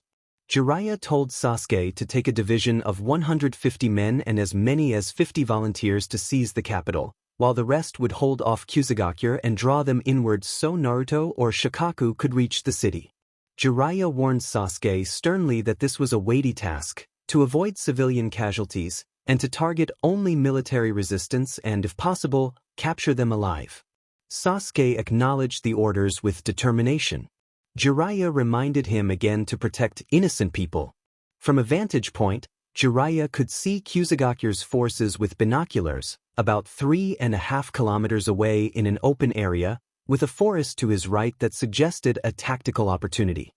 He ordered the formation of 2 groups. 700 would advance with him, 200 would hide in the trees to the left of the enemy and wait for his signal to sweep diagonally through their block, and the remaining 100 would stay in reserve to await further orders. He explained that they needed to observe their opponent's movements because Kusa outnumbered them. Kusagakure officers grew concerned when they noted Konoha's smaller numbers and speculated that the capital must already be under Konoha control or that something else had occurred. Their leader instructed his forces to split into 3 columns to force separation, 1,000 in front, 400 to one side at greater speed, and 200 to the other side to intercept rear reinforcements. Jiraiya smiled inwardly at the enemy's numerical plan, confident that their quality and training would make the difference. He trusted that the men hidden in the trees were prepared. He ordered the 700 to engage the largest army, the 100 to move against the smaller group on the right, and promised to send support. Then Jiraiya performed hand seals and activated a summoning technique. 3 great clouds of smoke heralded the arrival of 3 giant toads. Jiraiya instructed Gamahiro and Gamaken to intercept and engage the smaller groups, and Gamabunta to follow him in the main assault. He commanded the troops to attack. The 100 reserve fighters ran to meet the toads on the left while Gamabunta leaped toward the large army with Konoha forces behind him. A Kusagakure soldier recognized the summoned toads as leaders and reacted with alarm, but another continued to urge the attack despite his fear. Both sides charged, each trying to land the first blow. Gamabunta expelled a massive stream of oil as ordered, and Jiraiya joined the assault with a barrage of fire. The combined attack produced a fierce whirlwind of flame. Many combatants cried out as the flame struck. Fire raced over the ground and ash and dust rose into the air. Jiraiya then invoked a summoning supply cart far behind the burning front, and a large toad descended among clustered soldiers, scattering them and breaking their formation. Jiraiya issued two named tactical maneuvers, the Red Moon Tactic and the Lone Flame Tactic. A captain relayed the order and his division launched a coordinated fire offensive. Konoha units sent dozens of massive fire spheres through the air like falling meteors, while another division formed circles of flame on the ground that manifested as swirling fire spirits and advanced like a burning swarm. Clothing and equipment caught flame in places, and the intense heat forced many fighters to cry out and retreat. Kusagakyu's formations began to crumble. The 100 Konoha ninjas facing 200 enemy combatants were significantly superior in skill and training. They would likely have prevailed alone, but the arrival of the toads accelerated the outcome. Konoha lost only 17 fighters in the engagement. With the flank opened, the toads and Konoha forces hit the side of the larger enemy column, using their massive weapons and shields to break through while also employing water and flame to control the battlefield. In the forest, the 400 Kusa ninjas initially believed themselves to be gaining the advantage at a neutral point, but they had not anticipated the traps, sudden ambushes, and tactical deceptions hidden among the trees. Konoha operatives blended with the natural cover so well that a leaf brushing the forehead could be a kunai in disguise, and the forest itself worked against any who assumed it would protect them. Naruto had always demanded quick skill with traps. The coordination and discipline they had developed over many years under his command produced results. When the traps killed more than 150 Konoha ninja, his forces struck fast, fierce, and precise, knowing when and where to move. Most importantly, they supported one another like brothers bound by a single root. If they saw comrades in trouble, they went to their rescue without hesitation, and any Konoha ninja who fell was not abandoned without several enemies being taken down in the process. The psychological blow to the Grass Village forces was devastating. 2:33 p.m. Naruto ran with 3,000 ninja behind him. He felt the radio spit static and grabbed it. Naruto asked his teacher what was happening. Jiraiya reported that they had taken the capital and that Shikaku had come to help from the south. Jiraiya added that there were some complications in number and that he would give details later. Naruto ordered Jiraiya to leave a captain in charge of the capital, but not Sasuke, and told him to bring Shikaku to the Grass Village immediately. Naruto then asked how many enemies Jiraiya had seen. Jiraiya estimated 1,500 and said they were still counting bodies. Jiraiya passed the radio to Shikaku. Shikaku reported approximately 1,000 opponents in his engagement. Naruto calculated there could be roughly 3,500 waiting outside. He suggested that, if they had not made contact, they might be immobilized in position. Naruto changed his plan and instructed Shikaku to return to where he had fought, to take the fallen to the Grass Village and bring prisoners to Jiraiya. He stressed haste and said he would attempt to take the village without relying on overwhelming force. After ending the transmission, Naruto kept running. Half an hour later, he reached the place where he expected the Grass Village forces to be. 2 kilometers away they stood motionless, likely waiting for orders. There were fewer than 1,500 there. Some must have remained inside the village as a last line of defense. Naruto allowed himself to acknowledge that the enemy leader had made sound choices, but he also knew those moves alone would not win the day. From their elevated position, they planned to use their advantage. Naruto intended to use momentum and shock to drive them down the slopes and break their resolve. His troops were primed with adrenaline, eager and focused. They would be like an avalanche. Naruto told his forces to wait and explained that his going forward alone could minimize their losses. One of the ninja began to protest and started to call him Hokage, but Naruto cut him off, insisting that it was an order and there would be no argument. He issued the tactical plan. Initiate with the red current tactic, then follow with the air flames maneuver. He divided the army into 3 columns, 800 to the left, 1,400 in the center, and 800 to the right, and ordered them to widen to encircle when the green signal was given. He left no room for discussion and told them to prepare. Naruto dropped to the ground, accelerated, and charged toward the enemy force. A grass village ninja squinted and tried to make sense of the figure approaching. Another growled that it was Konoha. One of them stammered that it might be the Hokage. Others dismissed the concern, but a few were shaken by rumors that this shinobi had defeated powerful foes in the past. One of the grass village fighters charged with a sword, foolish for attacking someone in such a position. Naruto continued forward. Another opponent rushed him with a blade.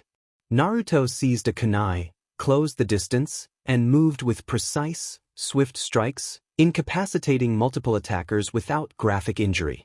He flowed through the melee with practiced motions that neutralized opponents and created openings. Naruto formed hand seals and unleashed a subterranean flame technique that heated the earth and sent a surge of fire through the ground. The sudden eruption caught large groups of enemies off guard and disrupted their formations. Before reaching contact, Naruto performed a descending blaze fire technique, sending a compact but fast ball of fire that slammed into the field, causing a massive explosion and a huge crater. The blast threw combatants off balance and created chaos across the front lines. Drawing a sword from a ceiling scroll, Naruto engaged at close range. Rather than describe the wounds, it was clear he moved with cool efficiency. He disarmed and incapacitated foes with clean, decisive blows, parrying and redirecting attacks until opponents fell back or were rendered unable to continue. He executed an earth pit technique that caused the ground to tremble and collapse in places, swallowing sections of the field and removing dozens of enemies from the fight by entrapping them in holes and debris. They were effectively neutralized as threats. Naruto formed more seals and concentrated wind chakra into a dense, pressurized mass. He released it and a pressure wave expanded outward, sweeping across the battlefield and clearing the way. He combined the wind with flame, creating a spiraling vortex of fire and air that tossed many opponents aside and left others stunned and unable to press on. He then produced a smoke signal from a scroll and launched a kunai with an explosive tag. The tag detonated and green smoke began to fall, marking the signal. At the sight of the signal, the Konoha forces surged downhill across the grass. Stones flew, and the grass village fighters froze, horrified by the unfolding assault. The Konoha soldiers shouted their battle cry for the land of fire as they descended. The battle cry only made the assault more terrifying. The defenders forced themselves to concentrate as Naruto moved with uncanny agility from place to place, launching cuts, strikes, and kicks. Every ninja who tried to stop him was quickly overwhelmed by his speed and skill. The 1st and 3rd divisions struck from the flanks with heavy force while the 2nd moved to support their Hokage, who never stopped moving in the fight. They immediately followed the orders Naruto had given. A captain called for the red current tactic. Soldiers unleashed a coordinated fire release attack they named Magnificent Fire Destruction, sending columns of flame in all directions while maintaining hand seals to channel their chakra.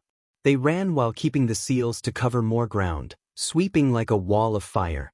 Another captain reported that the airborne flame units were ready and blocked a sword to launch a counter that cut an opponent's shoulder. Leaf Shinobi then used a fire release technique called Deadly Blaze, spitting fireballs that detonated on impact. Naruto added his own contribution. He used a wind release technique, a concentrated gust that increased his speed and the force of his blows. The fireballs struck enemy ranks, and many opponents were knocked unconscious or driven from the field. Konoha swept through the battlefield like a controlled blaze. They did not stop. The clash of steel and metal rang out as elemental ninjutsu flew from side to side. Konoha took dominance and surrounded the grass village forces, trapping them in one spot where they could no longer resist attacks from all sides. Eventually, many of those soldiers chose to surrender, dropping to their knees with their hands on their heads. A few refused and continued fighting until they were finally subdued. Naruto felt satisfied. He intended to move on to the grass village itself, taking a valuable prisoner to demand full surrender. A short time later, a nervous ninja reported to Lord Kasawa that Konoha had arrived. Kasawa clenched his teeth in disbelief. How had this happened? They outnumbered the invaders and were on their own territory. Konoha had slipped in from the southwest unseen. It seemed impossible. Then he realized the truth. It had been both a distraction and a trap. The main army had entered from behind. Kasawa knew exactly what he would face when he left his village. A few minutes later, Kasawa saw it for himself. Thousands of Konoha shinobi stood before him. Naruto stood with crossed arms, flanked by his generals, the legendary Jiraiya and Shikaku Nara. What troubled Kasawa most was seeing at least 50 grass village ninjas kneeling before Naruto with BLNDFLDS and restraints. Summoning what courage he had, Kasawa stepped out of the village, nerves raw as his remaining troops watched. Only 2 bodyguards accompanied him. He knew it would be cruel to send the rest, they would be slaughtered. Naruto addressed him coldly. Kasawa responded with a growl and tightened his jaw as they stood 20 meters apart. Naruto indicated that these 50 captives were only a portion of possibly more than 500 prisoners, and that many of Kasawa's men were under restraint and containment seals. Naruto made it clear that the surviving captives would look to Kasawa to decide their fates, not him, and urged surrender as the only way to spare lives. He added a harsher warning. If Kasawa refused, Naruto would press the assault with his army until every ninja was defeated. The threat was meant to convince the leader. Naruto then produced a scroll, which a jonin approached to deliver. Naruto tossed it to the ground. The guards braced. Amid a burst of smoke, the feudal lord's presence was revealed, and Kasawa stared in shock. Naruto declared that these lands would belong to the fire lord with or without Kasawa's cooperation. He lit a cigarette using a small fire technique and gave Kasawa 10 minutes to decide, advising that he let his people speak for themselves. Naruto turned and walked away, smoke trailing from the cigarette. Kasawa signed a formal surrender with resignation and handed the document to the Hokage at a desk, glaring with anger. His advisors clenched their teeth in fury as they watched the Hokage accept the terms. Naruto stated that he would do his best to protect the newly annexed grass state as part of the Land of Fire and told the remaining grass village forces that they could leave. Humiliated, the grass ninjas filed out, leaving only Naruto, Jiraiya, and Shikaku. Shikaku remarked that there would be more to come. Naruto threw a kunai that stuck into a specific spot on a hanging map and pointed to Tsunagakure as the next target without hesitation. A short neutral pause followed as plans were set in motion. Chapter: The Silent Surprise. Naruto rode calmly into the busiest square of Kusagakure to deliver his message, expecting looks of anger and helplessness. From horseback, he announced that from that day the Land of Grass would no longer exist as an independent state. The village and its borders were now part of the Land of Fire, and the people were now under his protection. He acknowledged that the villagers might not trust him at first and expressed hope that trust would grow. He said he wanted the people to help themselves and then assist the Land of Fire, and that the daimyo's resources would be invested in the region. He added that he did not expect anything in return beyond cooperation to make the place safer, and invited suggestions and questions. He emphasized that he did not want his own ninjas forced to act against the villagers, because those ninjas would be responsible for protecting the village going forward, and he hoped hatred in their hearts would gradually heal so they could build a better future together. Later, Naruto sat on the grass beneath a tall tree with one knee extended and spoke into a radio to check on the situation. He asked Kakashi for an update. Kakashi responded that they were organizing the troops and trying to convince the village that their presence was meant to help. Naruto noted that it was hard to accept when they had been attacked so suddenly, and he inquired about arrests and prisoners. Naruto asked for a report. Kakashi replied that they had taken the capital with few problems and then defended it from a small ninja force that arrived from the west. He summarized the losses and wounds in a concise, military tone. 53 of their own were lost in the battle for the capital and the defense against the attempted recapture. Among the attackers, 232 had been neutralized and 68 had surrendered. On their side, 87 had light injuries, 32 had moderate wounds, and 12 were seriously injured. Kakashi added that the prisoners were held inside a wire perimeter, secured with seals and restraints on their arms and legs. Naruto ordered Kakashi to remain with Kisame. Kakashi asked why there were so few ninjas stationed in the capital. Naruto explained that the reduced presence was intentional to avoid making the population feel overly oppressed. The division Kakashi had left with its captain would be sufficient. Naruto then asked to be connected to Kisame. Kakashi asked Kisame for a moment. Kisame, who had heard Kakashi make similar requests before, understood the need for a quick report. He gave his own figures: 247 of their forces lost, 341 with light injuries, 213 with more serious wounds, and 36 gravely wounded. He reported 671 enemy casualties and 129 captured enemies secured within a wire perimeter with movement restrictions. Kisame then asked how things had gone in Naruto's sector. Naruto briefed the situation elsewhere. Shikaku had lost 73 men, inflicted 752 enemy casualties, and taken 240 prisoners. Jiraiya had encountered complications. Naruto acknowledged his own mistake in not sending more ninjas to support him and had lost 384 while inflicting 823 enemy casualties.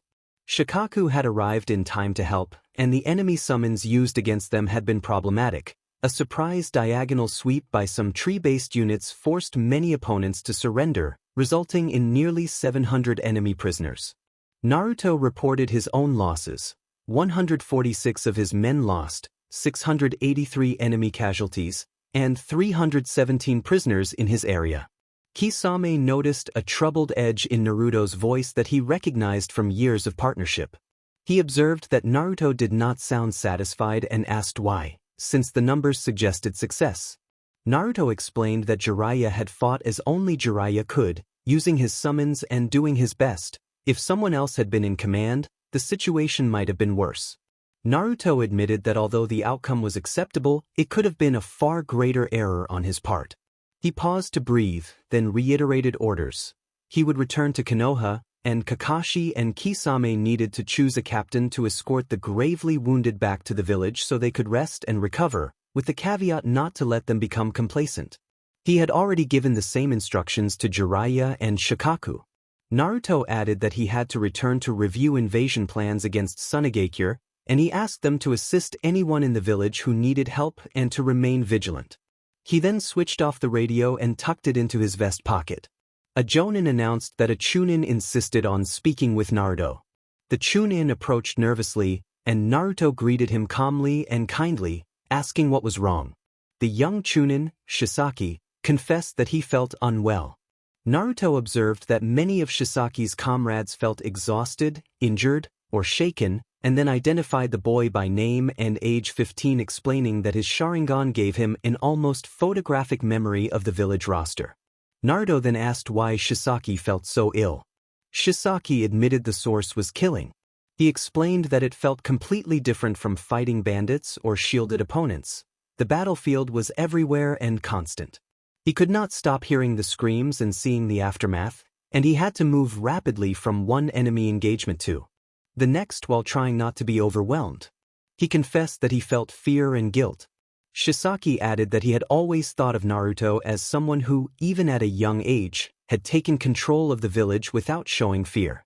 Naruto looked toward the sunset and said that he, too, felt guilt. In a single day, more than 2,000 ninjas had died. He reminded Shisaki that while captains and generals had given orders and strategies, Naruto himself had proposed the overarching plan and carried responsibility for it. He acknowledged the weight of that role and the long road still ahead. Naruto placed a hand on Shisaki's shoulder and told him not to suffer alone. He said that Shisaki had his comrades and Naruto's support. Naruto explained that it was common not to feel anything in the moment because adrenaline numbs emotion. The real feelings often arrived later. He urged Shisaki to let those feelings guide him to help others, to keep compassion for those who were broken, and to stay focused on the mission despite the pain within. Naruto encouraged him to allow whatever tears were needed and then move forward so that others would not have to endure the same losses. He framed sacrifice as a commitment to leave something behind for a better future rather than simply giving up one's life. Shisaki appeared somewhat comforted. He thanked Naruto and embraced him, holding back tears. Naruto returned the hug, thanked him for his service, tousled the boy's hair, and moved toward a black horse a few meters away. Shisaki joked that the horse was probably faster than Naruto, and Naruto smiled, admitting he had hoped it made him look impressive. They exchanged brief, warm words, and Naruto urged him to take care. Naruto smiled and rode off in an instant. It was 1:40 a.m. He left the meeting with the clan heads after explaining the situation and the outcomes of the battles. The leaders felt satisfied to learn that 2 countries had been taken with relative ease, and they were particularly confident knowing that the ninjas sent to invade had not been their best shinobi. After half an hour, he exited the council chamber. The meeting would continue the next day because there were still tasks to attend to. He walked down familiar corridors known only to a few, the route operations base. He slipped in silently so as not to be seen. Route was a secret, and it would remain so. The base was intriguing, connected from one side to the other by 5 bridges, one curved and the others straight, all hidden underground with floating platforms along the sides. Route's Anbu landed on the platforms, hooded and wearing porcelain masks. Naruto heard the sound of a staff striking the floor. Moments later his mentor appeared at the far end of the bridge, looking at him critically. Danzo spoke analytically, noting that when they needed to talk they usually met in Naruto's office or in the council chamber when alone. Approaching him directly meant he needed something. He ordered Naruto to follow. Naruto did not respond and began to walk behind Danzo, taking a cigarette from a pack. Danzo observed that things had gone well in Kusa and Tani but that there had been a small setback involving Jiraiya. Naruto recalled the same argument he had with Jiraiya and answered that Jiraiya had rushed things and should not have sent Sasuke to the capital with only 200 men. He should have stayed with the other divisions before moving on the capital. Danzo countered that Jiraiya likely rushed to secure the daimyo's head, and that aggressive action had been how Kusa's surrender had been obtained. Naruto allowed that could be true but said the daimyo's capture had been only the final push. The surrender would have happened regardless. Danzo returned the conversation to Jiraiya's battle and wondered how many lives might have been saved if events had unfolded differently. Naruto estimated perhaps 50 lives and reminded Danzo that each life had value and bonds a child, a parent, and he kept his voice steady so his emotions would not show. After a few minutes in silence they reached a room. Danzo sat in a chair while Naruto remained standing, leaning against a wall with one arm crossed and the other hand holding his cigarette. Danzo poured some tea and asked about the plans for invading the land of Earth and the land of Wind. Naruto admitted his doubts, noting that the enemy had 13,000 ninjas and he could not simply send that many or rely on Iwagakure to cover everything. Danzo pointed out their advantages: better organization and structure, new technology, improved communications, and Chunin whose skills equaled an average jounin from the other great villages. Naruto listened as Danzo asked how long it might take for the prisoners Naruto held to join their side. Naruto replied that he did not know for certain. He had instructed that they be treated with respect and hoped to convince them to fight together, but he also wanted psychological evaluations to ensure they would not betray them. He thought 2 months might be possible. Naruto explained that he had gone to the battlefield because no one would have known otherwise, but now he needed to be here even though he preferred to be at the front. He was uncertain about sending Fugaku. The current generals were not enough. Tsunade had to manage the hospital, Danzo was tied to Route, Jiraiya had his intelligence network, and Shikaku and Fugaku were clan leaders. Danzo suggested naming new generals. Naruto said that the ones he had appointed were the only suitable candidates he could trust. He did not see anyone else. He considered Sasuke, Neji, or Shikamaru as possibilities for the future, but not now, perhaps in a few years.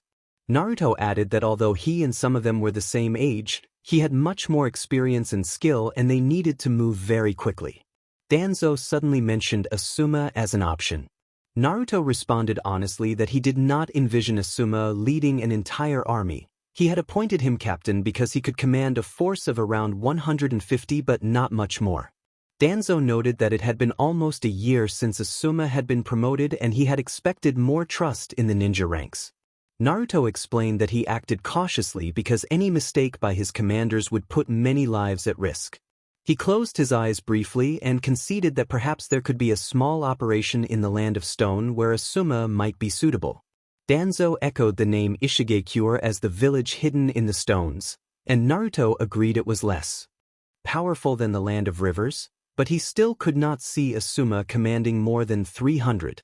Naruto tapped his fingers against the wall and murmured to himself that maybe Asuma could handle a limited operation. Danzo reminded Naruto of his purpose in coming. Naruto instructed him to keep their plans for the Land of Wind secret and to do everything possible so that no one discovered they were already inside. He anticipated confusion over the sudden deployment of troops to 2 other countries. What the public would not know was that those lands had already been annexed. By the time anyone asked what had happened, they planned to be established. Naruto said to use route to eliminate border ninjas so their forces could pass through with a good chance of not being seen. Danzo gave a hand signal and an Anbu stepped forward, kneeling and presenting a scroll. Danzo explained it contained information. Naruto took the scroll and studied it. He read that Suna's borders with Tani were weak while Amagakure's defenses were strong, but that strength was unique to Amagakure. Naruto considered provoking anxiety among their rivals. He thought about arranging a non-aggression pact with IWA to unsettle Suna. Naruto remembered using genjutsu on the Fire Lord 10 years earlier and wondered if doing the same to the Earth Daimyo might make things easier. He reflected that it would be unlikely for a daimyo to surrender instantly and that Iwagakure would refuse to accept such a surrender. If the same tactic were used on Inoki, the people would not kneel without a fight. Naruto paced in circles, tapping his fingers against his lips as he planned. He reasoned that if IWA seized territory in the southwest, Suna would become uncomfortable and might send troops to the northern borders, which would give them some margin in the west. The Earth Daimyo might then persuade IWA to pursue territory the same way, and any resources IWA wasted would be their gain. Naruto paused to take a deep drag from his cigarette and continued thinking through the possibilities. Danzo noticed that Naruto was talking more to himself than to anyone else, a habit that made his thoughts sound like arguments with himself.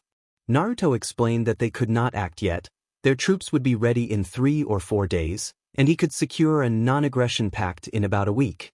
He warned that this timeline would put Suna on edge once they entered its territory. Naruto went on that, if Suna realized at the same time, IWA might send forces to the strait that separated their 2 countries, giving them time to refine tactics and strategies. Naruto almost smiled at the thought. Danzo reminded Naruto a second time not to forget the purpose of his visit. Naruto ordered that silence be maintained in the Land of Wind and that Suna must not learn of anything. Danzo agreed and reaffirmed that Root protected the Great Tree.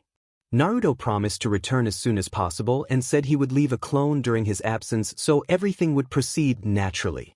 Danzo asked if Naruto would go alone. Naruto said that bringing a large escort would be a burden and that he had to do the job perfectly. Danzo expressed genuine concern, pointing out that it could not be the village hidden in the leaves losing its leader when war was on the horizon. He emphasized that it would be the Hokage himself infiltrating enemy territory, crossing Iwagakure and reaching far into the land until the daimyo's palace, sneaking past security and entering the daimyo's room. Naruto did not speak in response. He extinguished his cigarette against a wall, tossed it into a trash bin, and vowed that he would not fail. A day passed. 28 hours later, Naruto moved through a wasteland of rock and dust where the landscape was almost entirely stone.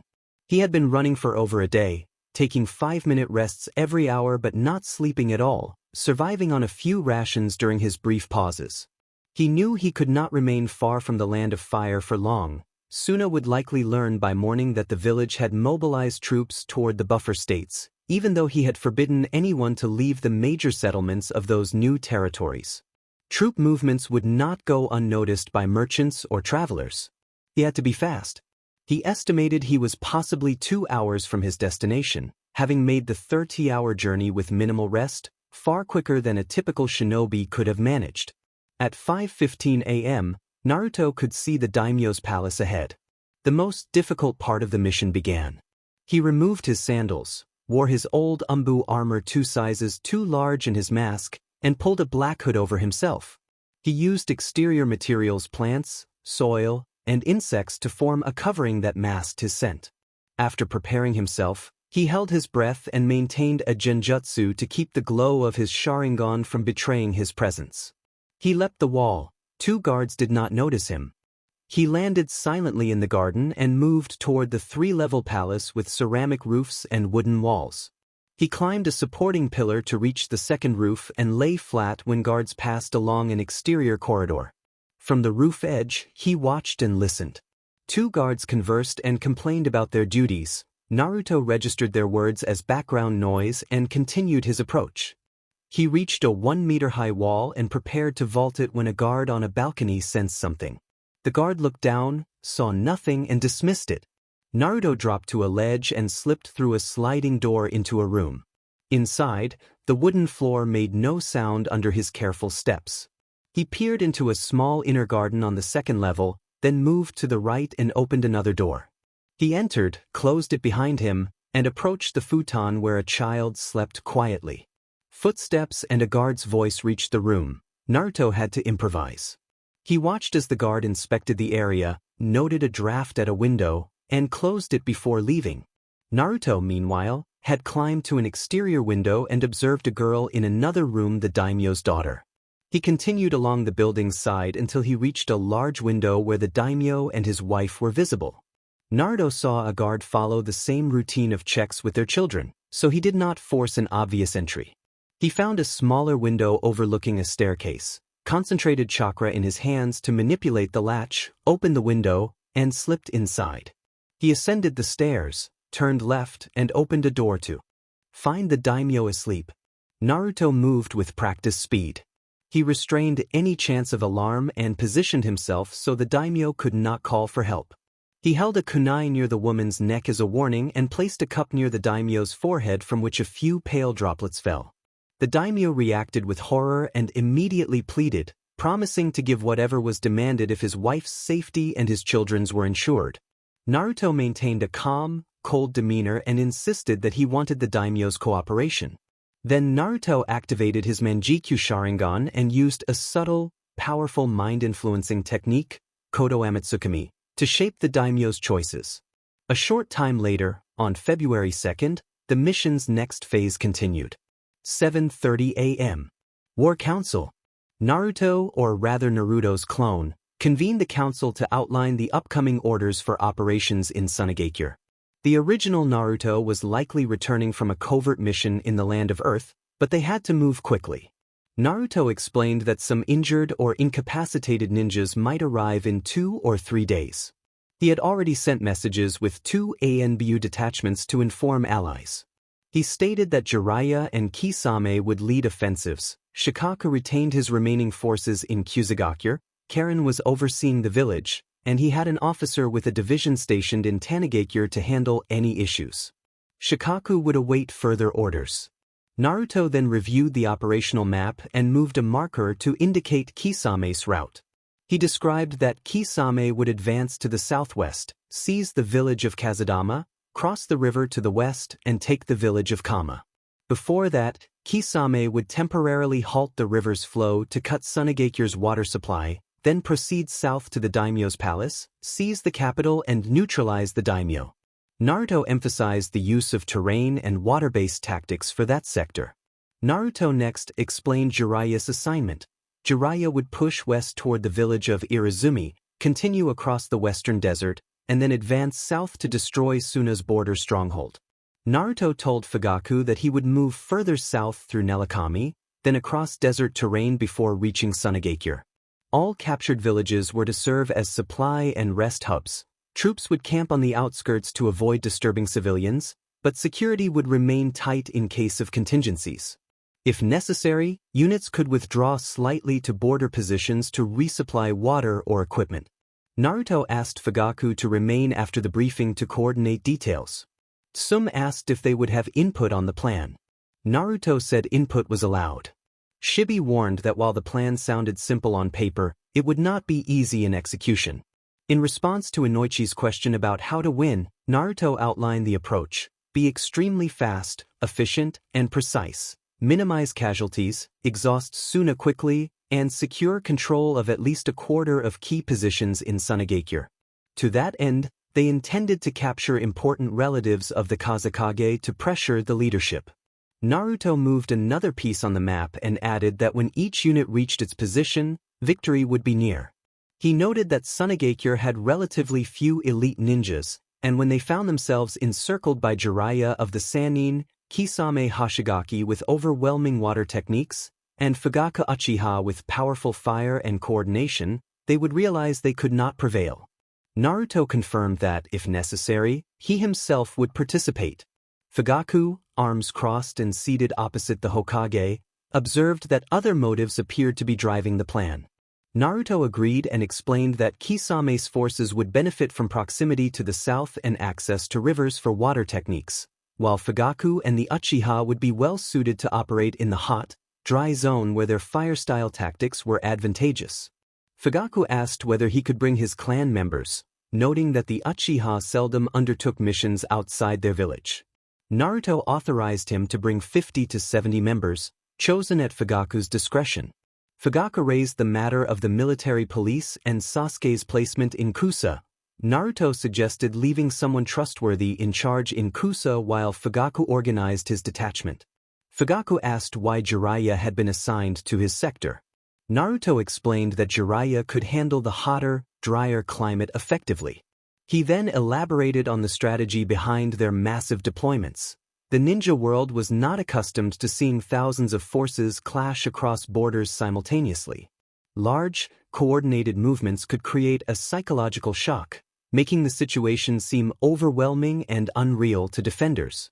They had to move quickly to maintain momentum and pursue broader objectives, striking like wind, lightning, earth, water, and like fire overwhelming in force. Naruto's voice tightened as he said they needed to sow the seeds that would allow them to harvest future gains. Naruto signaled, and Anbu operatives appeared. They could not listen in on the sealed council conversation but maintained a visual guard in case anything happened. The Anbu acknowledged the order to deploy troops for Ishigekure and Sunigekure and moved out immediately. Chapter Wind's Hungry Fire. February 4th, 6:30 a.m. Borders of the Land of Wind. A deployment of troops clustered near the Land of Wind's borders. Unknown to them, the Land of Fire was about to begin its invasion. Kisame was positioned closest to the border, Jiraiya remained near Amigekure, Shikaku held Kusagakure, and Fugaku was in Tanigekure, each with their respective forces. As agreed, Kakashi and Shikaku stayed in the villages to assist communities with rebuilding projects, establishing hospitals, training centers, and agricultural work, while the three field commanders readied their armies under Naruto's orders in Konoha. Naruto had deliberately withheld many operational details during the council to reduce risk. The generals understood the need to know limits. Jiraiya commanded approximately 3,200 troops, Fugaku Uchiha around 3,000, and Kisame Hashigaki about 3,500, with Kisame tasked to take the capital and advance from the southwest toward the heart of Suna. Jiraiya reported over the radio that his forces were in position. Kisame asked when the offensive would begin. Fugaku responded that they should await the Hokage's order. Naruto assessed that it was likely Suna had noticed troop movements to the west, but he doubted they were aware that those territories had already been secured. Naruto outlined the plan, instructing that enemy shinobi may already have been sent to the borders in small groups and that they should expect encounters along the way. He ordered Kisame to move on the capital and follow the instructions while dragging some enemy shinobi south. He told Fugaku to enter afterward, to hold position and send shield units or divisions to the front to engage so the fighting stayed in that area. He directed Jiraiya to enter from the north through the area near the sand village, reminding him that the village still did not know that they had also taken Amigekure and that he knew what to do. He added that if problems arose, Kakashi and Shikaku had some troops stationed outside. He finished by asking if everyone understood. Jiraiya confirmed that he understood. Kisame summarized that the plan involved going to the capital, eliminating the feudal lord, and then moving north to surround the sand village. Fugaku acknowledged with a nod. Naruto asked for the volume to be raised so everyone could hear him. The three commanders increased the volume of the radio and addressed their armies. Fugaku, Jiraiya, and Kisame all projected their voices to reach their troops. Naruto then delivered a rallying speech. He spoke about the beginning of a new stage in which war would not be delayed, about taking the Wind Country as the start of a difficult campaign. He warned that battles would exhaust them, that they would face sorrow and suffering and temptation to give up, but that the will of fire they believed in would give them the strength to keep moving forward. He said they must continue because the future of everything they loved stood on the line. If they failed, what they cherished could collapse, but if they won, they could make their land and villages safer and kinder, places where people would help one another. He used the image of fire-consuming wind to inspire courage, urged them not to surrender, and told them to show the fruits of years of hard work. He wished them luck and invoked the will of fire to accompany them. The shinobi raised their arms and made the leaf sign while wearing their red armbands, calling out their support for the land of fire. Kisame led his army into the wind country. As they moved deeper toward the heart of the sand domain, trees grew scarce, and he came across the bodies of border guards. At first he assumed Anbu had handled the operation on Naruto's orders, though he knew at least in part that the action had actually been executed by Root. A captain running up reported that they were very close to Kazudama. Kisame acknowledged the update. The captain wondered aloud how they were supposed to take the town if there was no one left to defend it. Kisame replied that they would claim the village in the name of the Lord of Fire and that there were likely some defenses. The Sand Village had already sent troops to the borders after learning of Konoha's mobilization, so nearby towns were reinforced as a precaution. Another captain questioned why so many of them were fighting in unfamiliar territory. Kisame explained that by staging invasions in smaller neighboring countries and concentrating forces near Suna's borders, the sight of a large invading army on Suna soil would cause shock. He said the Sand Ninja would not know how to react because they had never faced anything like it. A Hyuga runner approached and reported that a force of about 150 shinobi protected the eastern side of Kazudama. He wore a leaf uniform and a long brown sleeve. Kisame listened and noted that there were ridgelines of mountains high enough to conceal movements. He smiled, then gave orders. One division would move north and circle the mountain range, waiting in position for Suna to deploy troops to the south. When Suna committed, that division would descend immediately and strike from the rear. Kisame said he would advance with 50 men to the front and the rest were to hold in place and not reveal their strength. He explained that deception about their numbers was essential. A captain suggested that they should not bring more than 3,000, because an overwhelming force would cause the enemy to either flee, creating the need to hunt them down so information would not reach Suna, or surrender and become prisoners who would be a burden. Kisame approved the captain's reasoning and praised him for not asking foolish questions, reminding him that Naruto had given him the rank for a reason. Then Kisame ordered them forward. Battle for Kazudama, 10:14 p.m., outskirts of the town. Kisame ran with his 50 men toward the village and could see small figures in the distance that were the Sand Shinobi. A Chunnin from Suna scowled and muttered that this was the Leaf. A Sand Ninja squinted against the rising dust and reminded his comrades that they had an alliance. A Suna Jounin suggested that the newcomers might be delivering a message to the Kazekage, but another Jounin noted that they came from the south and the shortest route was from the east, so they resolved to investigate the presence of troops at the border and drew their kunai. Both sides halted about 40 meters apart. The wind whipped turbans and headbands, and the tail ends of the Suna headcloths fluttered.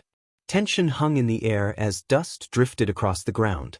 A Suna Jounin demanded to know what Leaf Shinobi were doing on sand territory, insisting they could not enter like this, especially not in force. Kisame replied that they were shinobi of the Leaf and the Land of Fire. A Sand Jounin accused Kisame of being a renegade from Kirigakure wearing a Konoha uniform.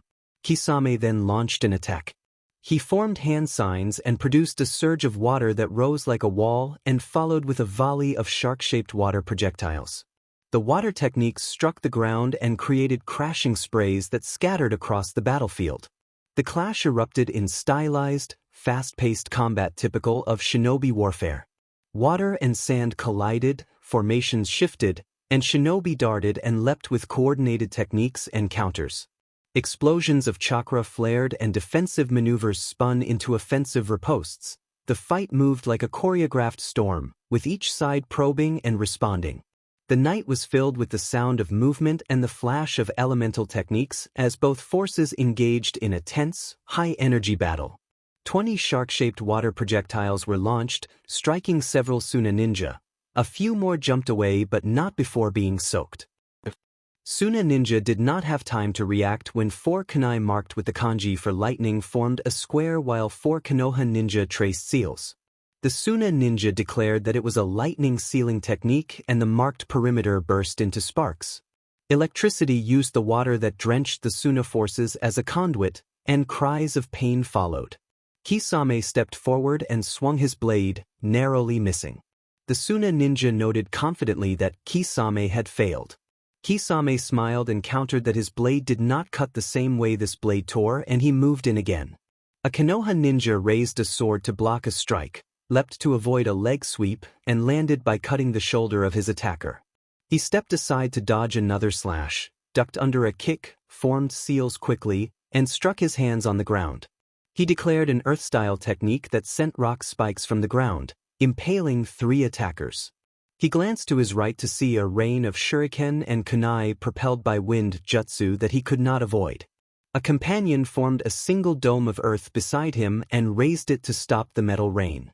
The injured Konoha ninja thanked his comrade. The companion offered to return the favor with fire. The Konoha ninja agreed and helped.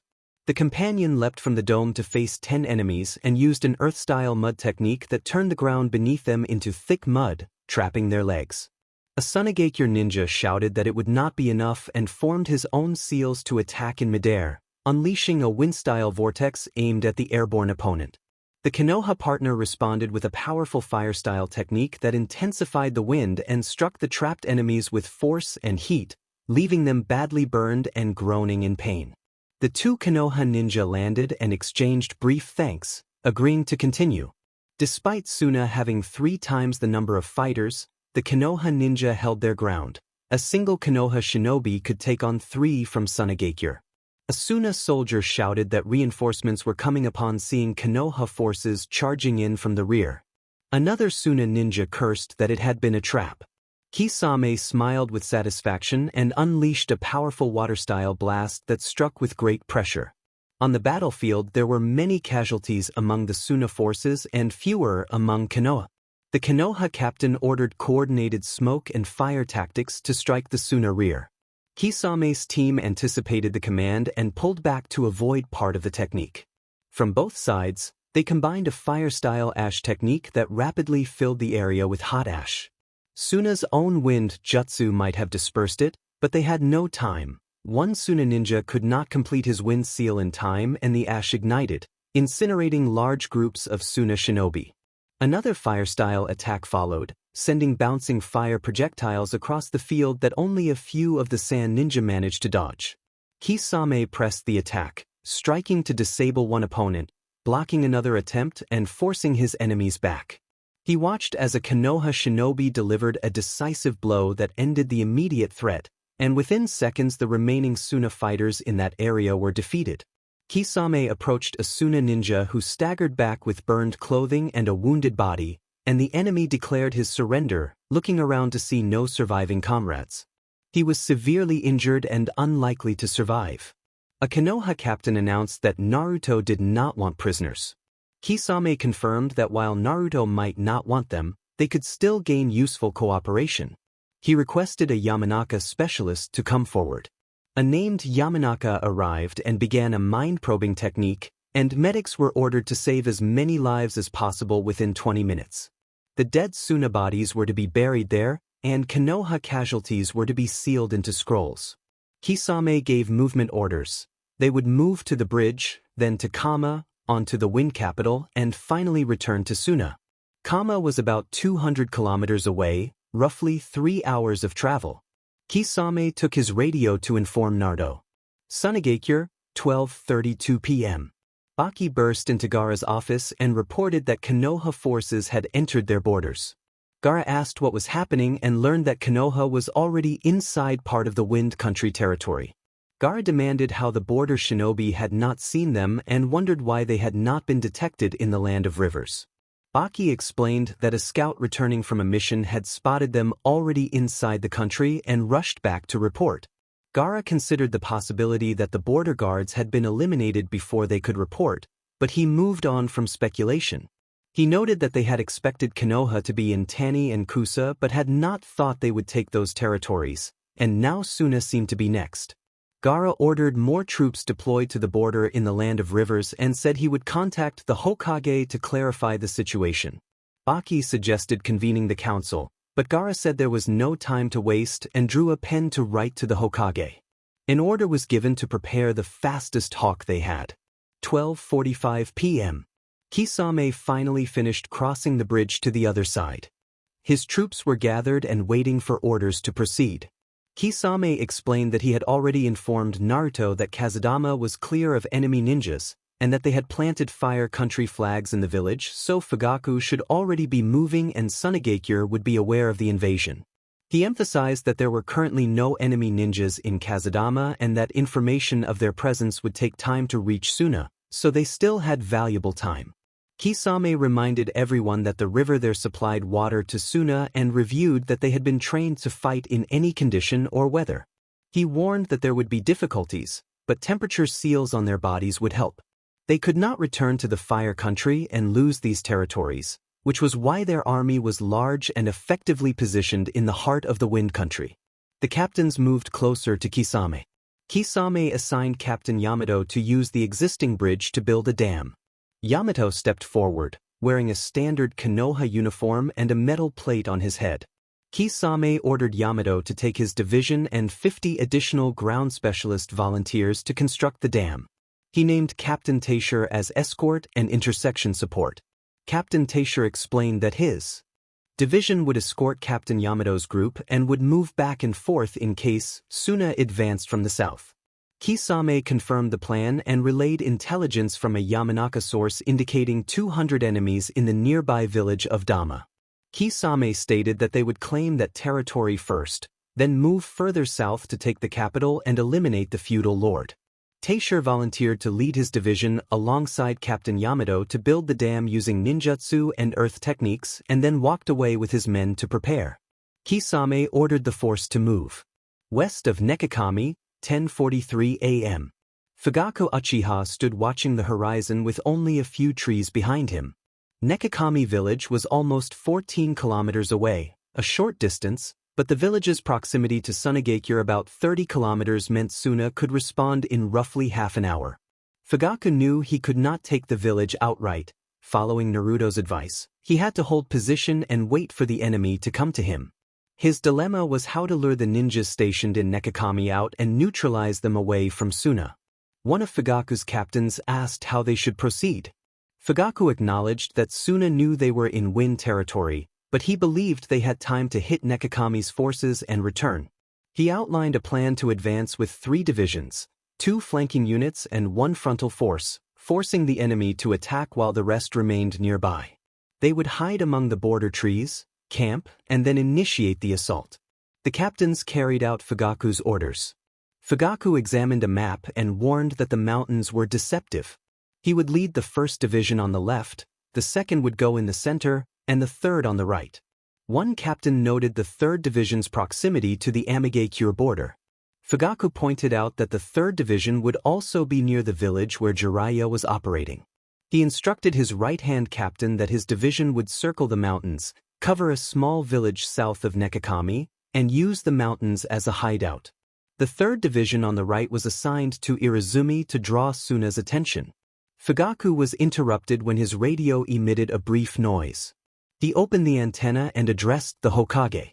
The Hokage reported gathered intelligence. Nekakami held approximately 500 ninjas. Kisame had found 150 men in Kazudama.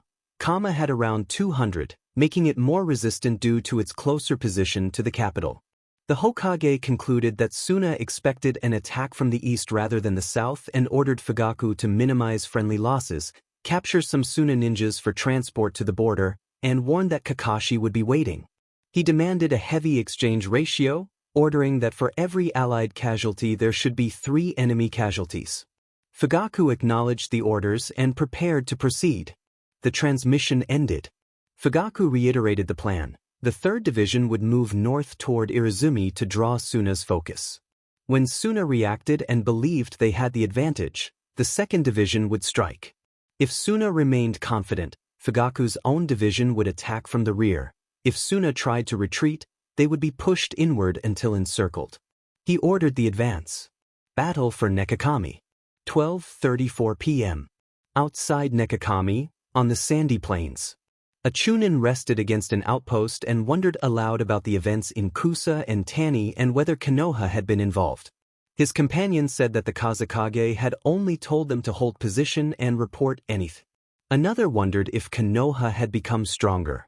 One Chunin recalled that the Kazekage's sister had once visited Konoha for Chunin exams years ago and had seen new constructions, but then stopped going and they had learned little since. A Jonin asked for calm, hoping Konoha did not seek revenge.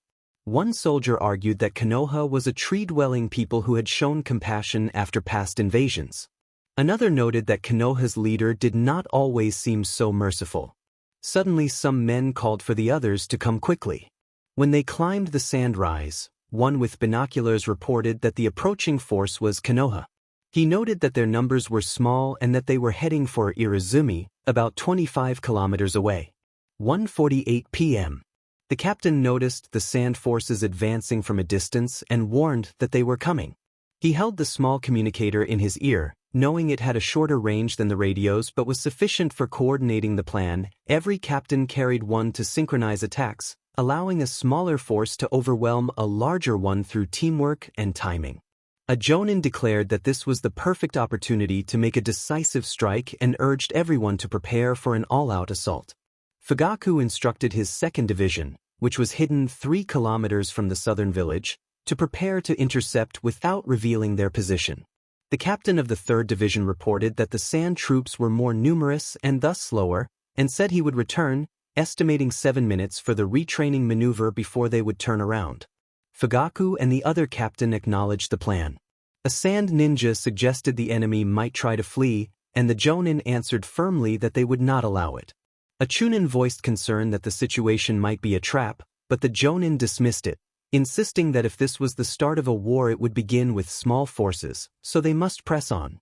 After a few more minutes of pursuit, the 3rd Division halted.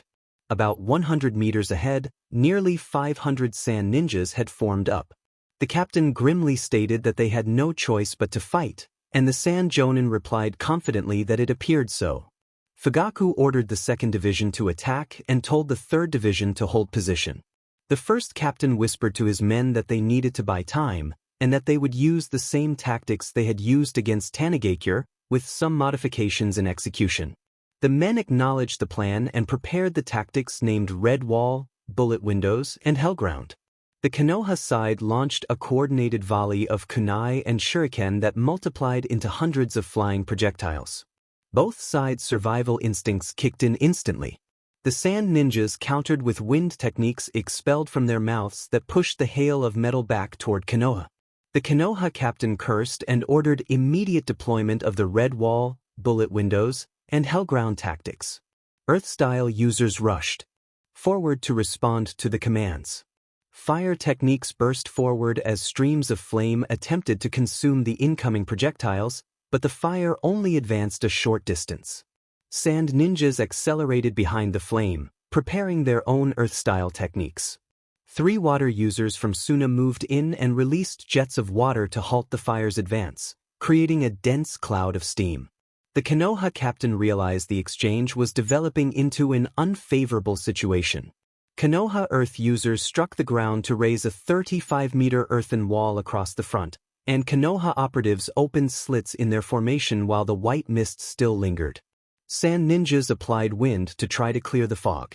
From within the mist, multiple fire dragon techniques launched outward as a distraction from Konoha's true assault. Beneath the remaining debris of mist and earth, Konoha shinobi pressed their hands to the ground and sent both resolve and flame through subterranean channels.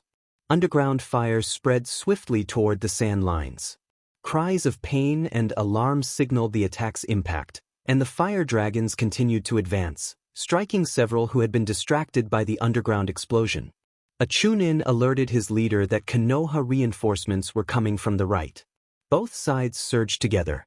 Suna concentrated wind around their blades, expecting Konoha to rely on wind, but Konoha met them with powerful fire.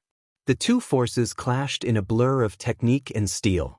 A sand Jonin shouted at a Konoha captain, attempting to intimidate him, but the captain answered by invoking the name of his village and the land of fire, channeling additional fire chakra into his blade. His strike shattered the opponent's guard and struck true. The opponent fell from the blow, and the captain lifted his sword amid sparks and flames, shouting for Konoha and the Fire Country. His men, inspired by the battle cry, renewed their assault with greater vigor and determination. From a distance, Fugaku watched his clan respond with a shout, feeling honored and proud of the village he had helped shape. He activated his Sharingan and advanced with 50 members of the Uchiha clan and other allied shinobi. Fugaku and his clan released a signature fire barrage that hit a large number of enemy combatants. He then heard a sudden call on his radio.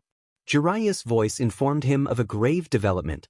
Jiraiya reported that he was in the north and that a Hyuga and another young scout had spotted a massive force more than 1,500 enemy ninjas moving toward Fugaku's position. Jiraiya urged Fugaku to hurry and end the engagement quickly, reminding him not to rely solely on numbers but to minimize losses and maximize efficiency. Fugaku absorbed the information in seconds, drew his sword, and charged at 5 advancing opponents. He focused his gaze and struck decisively. In a matter of moments, the 5 aggressors crumpled, immobilized by Fugaku's formidable genjutsu, their threat neutralized without need for graphic violence. Fugaku steeled himself for the larger battle to come and prepared to organize his troops for the imminent reinforcements. End of chapter. Chapter The Hot Sand. Fugaku breathed heavily, his sword stained by battle as he scanned the wreckage. He estimated that his forces had lost about 70 men, while they had killed more than 450.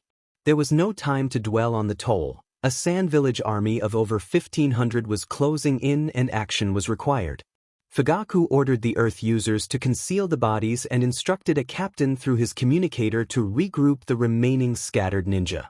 He asked where the captain was and reminded him that the report had been sent 15 minutes earlier. The captain replied that the 2,550 troops he had dispatched were en route and would arrive in 5 minutes. The captain asked for strategy. Fugaku considered for a few seconds and directed a triple fire strike tactic, emphasizing speed. He told them they were about 350 strong in that position and would act as bait to draw the enemy in. Many lives would depend on their success. A subordinate asked to confirm that the tactic included a 3-way rebound. Fugaku affirmed and turned to command the Uchiha clan to prepare genjutsu, the sealing specialists to prepare an illusionary barrier, and the earth users to become burrowers for the perimeter of 600 meters on either side. He ordered everyone to move immediately. On the march, a sand village mid-rank ninja wondered aloud whether the missing ninja from Nekakami were fighting the Leaf Village. A companion suggested that was likely. A high-rank ninja consulted the map and proposed that they press on toward some small hills. The unit leader approved. Minutes later, the sand troops reached the site and looked around in confusion. Only desert and a few distant trees marked the borderlands. The leader ordered the unit to slow its pace, noting a strange feeling in the air. A mid-rank ninja agreed that while the place appeared the same, something felt different. Another mid-rank ninja pointed out traces of battle on the ground, footprints and signs of struggle that stopped abruptly at a specific point, as if a fight had taken place on one side and not the other. They advanced a little farther, and the high-rank ninja suddenly realized they were caught in a genjutsu. He indicated the Leaf forces 300 meters away. A sand village soldier shouted to his comrades, demanding to know where their missing allies were. Fugaku, speaking softly, ordered a withdrawal. His troops began to fall back in slow, deliberate steps. The sand troops did not heed the retreat. They charged with everything they had, unaware of Fugaku's expression. Fugaku unleashed an earth technique that caused the ground to open and swallow nearly 100 enemy fighters, dragging them below. The sudden movement made the genjutsu barrier distort, and soon the sand soldiers saw what appeared to be the bodies of their comrades, weapons scattered, signs of burns and torn uniforms and the shock of explosions. The high-rank ninja recognized the trap and warned the troops, but their commander dismissed the warning and urged them forward, confident in their numbers. Fugaku ordered the triple lightning strike. Immediately the genjutsu barrier shattered like glass.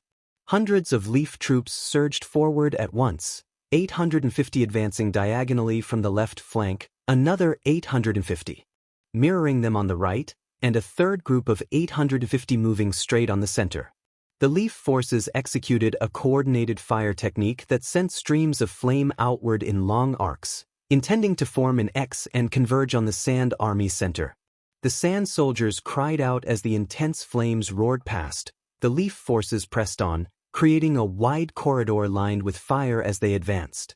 Fugaku regrouped with the Third Army moving directly on the front. Uchiha wielders of the Sharingan led the vanguard like a cutting arrow. The Sand troops caught in the genjutsu were slow to react and could not withstand the initial impact. The fire moved with practiced precision and speed, carving a path into the heart of the Sand formation. The two diagonal groups continued to press from the flanks. The Leaf forces expended a great deal of chakra, but the results were proving effective. A Sand ninja shouted that they could not stop the advance as allies fell to fire-based shuriken. The Sand commanders resolved to disrupt the Leaf strategy and ordered anyone who could to push forward and break the central assault. Fugaku anticipated those intentions. He knew a chaotic mass attack would only create disorder and a mobile, flaming defense that would slow them further. While sprinting through smoke and sparks, Fugaku contacted his captains and asked about their progress. One reported that they were about to make contact with the other groups, and another said the inverted V formation was nearly in place. Fugaku instructed them to maintain their push and, upon contact, to perform the inward-to-outward rebound, complete the X, and fight side by side. The captains acknowledged his command.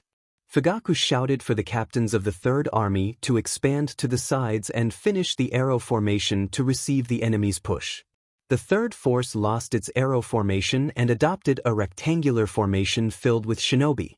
Fugaku advanced, threw a kunai that struck a man's leg, and quickly formed hand seals to release a fireball technique. The flaming projectile hit the wounded soldier, engulfing his armor and knocking him from the line. Fugaku then intercepted an enemy strike with another kunai and warned that the Leaf would suffer consequences for their actions and that they would do what the opponent's son had failed to do. Immediately afterward, he was struck down. The last image he registered was the glow of an advanced Sharingan before he fell. Fugaku had spoken coldly against the perceived heir of the Sharingan. A brief silence followed as the battle continued to rage around the shifting lines and converging formations. Naruto had told him, or at least part of the story. He could never hate or resent his son after that betrayal. He would be incapable of fighting him because he loved him. Naruto's words, however, were revealing. What had been believed was that Itachi had wanted to lead the coup when Fugaku refused, that the other faction had stopped them and Itachi had been forced to participate. According to Naruto, that was false. It had been the other way around. Itachi had stopped the coup by eliminating the faction that supported it. In doing so, he had sacrificed himself to save his family and his village. Fugaku regretted it every day, because he knew his initial intentions had set those events in motion. His son was a hero, and he was proud of him. A Konoha ninja ran across the battlefield and raised a kunai to block incoming projectiles. He drew a second kunai, dodged to the left to avoid a sword cut, and moved diagonally to strike twice across his opponent's torso. He then turned and stopped a sword with two crossed kunai, feeling the wind chakra in the enemy's blade that could have broken his weapons. Fortunately for him, like many in Konoha, he was skilled with fire techniques. He channeled fire chakra into the kunai, which overwhelmed the wind blade and forced his opponent's defenses open. The Konoha ninja followed with a decisive strike that incapacitated the Suna combatant. A Konoha comrade then formed a ring of fire on the ground. In moments, fiery phantoms rose from the circle and scattered, striking and singeing the clothing of the Suna ninjas, shattering their concentration and leaving them vulnerable to further attacks. Battle cries and the sounds of impact echoed across the field. Konoha shinobi bore cuts from wind techniques. Suna fighters lay smoldering or stunned, bodies were scattered, weapons littered the ground, explosive tags traveled and detonated, and some soldiers were trapped by the Sharingan's illusion technique. Wind blades proved ineffective against fire. Quickly, the tide swung overwhelmingly in favor of the ninjas from the land of fire. The V formation and Fugaku's advance with his men created a triangle that trapped the Suna ninjas. The distance closed from every side as they were pressed inward and surrounded by the chaos. On the other flank, the other V acted like a pincer, closing from the outside in and taking down many enemy shinobi along the way. Suna could not understand how Konoha was so superior. They were already greater in number, but it seemed their fighters were worth 2 or 3 times as much as a Suna shinobi. Fugaku ordered through his ear transmitter for any remaining ninjas in the triangle to move and support the pincer on the other side, urging them to push forward without stopping. East of Irizumi, 1:27 p.m. Jiraiya stood with 3,200 men arrayed behind him, watching the front with intent. He expected resistance in Irizumi to be minimal, since it was closer to Amigakure. Suna did not know that Amigakure was now aligned with the Land of Fire. A captain asked how they would attack. Jiraiya explained that 2 divisions would move north through a narrow pass between low mountains to attack from the rear and draw Suna toward the south, while the rest waited at the original position. The captain pointed out that if Suna tried to escape, they would likely head west, since that was the easiest route to Sunagakure. Jiraiya answered that a 3rd division would accompany the 2 and move to an abandoned village to the west called Kazito, where they would block Suna's escape and funnel them back toward Konoha's position. Jiraiya confirmed the orders and asked if they were understood. The men answered that they were. Jiraiya then appointed Sasuke's squad as the 3rd division. Sasuke stepped forward and acknowledged the assignment. Jiraiya gave them 10 minutes to prepare, and the divisions checked their weapons and supplies. Once more, as they had before leaving the leaf, Sasuke approached the legendary Sannin and asked a question. Jiraiya raised an eyebrow and invited him to speak. With the other 2 captains at a distance, Sasuke confessed his doubts aloud. He wondered why he was the only clan heir on the battlefield and sometimes felt that Naruto saw their generation only as low-ranking shinobi. He also asked about Naruto's Sharingan and why Naruto had never answered when Sasuke had asked after Itachi's death. Jiraiya heard the sadness in the Uchiha's voice.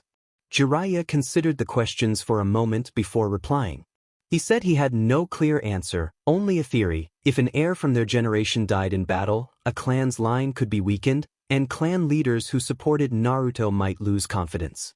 That could destabilize the broader war plans. Jiraiya placed a hand on his chin and said that, ultimately, Naruto was the one giving orders. If the clans refused, it might not matter because Naruto was the most powerful person in the village.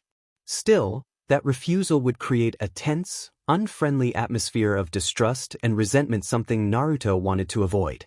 Jiraiya murmured that many of the shinobi here were among the less powerful available for the war. The idea was to surprise other nations later. If many of the ninja present could each eliminate several enemies before falling or being badly hurt, it would send a message to the rest of the world.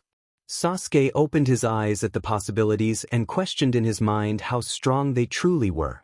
Jiraiya said he was sure Naruto had no doubts that, with their full strength, they could stand against the whole world, but the cost would be enormous and the instability would be widespread, not just for their village but for all others. Regarding Naruto's Sharingan, Jiraiya admitted that no one really knew. It was a secret to many, kept hidden inside an illusion technique. Sasuke asked whether they would win with only the forces assigned to the invasion, noting that they were outnumbered by Suna and that the knowledge of being fewer still nagged at him.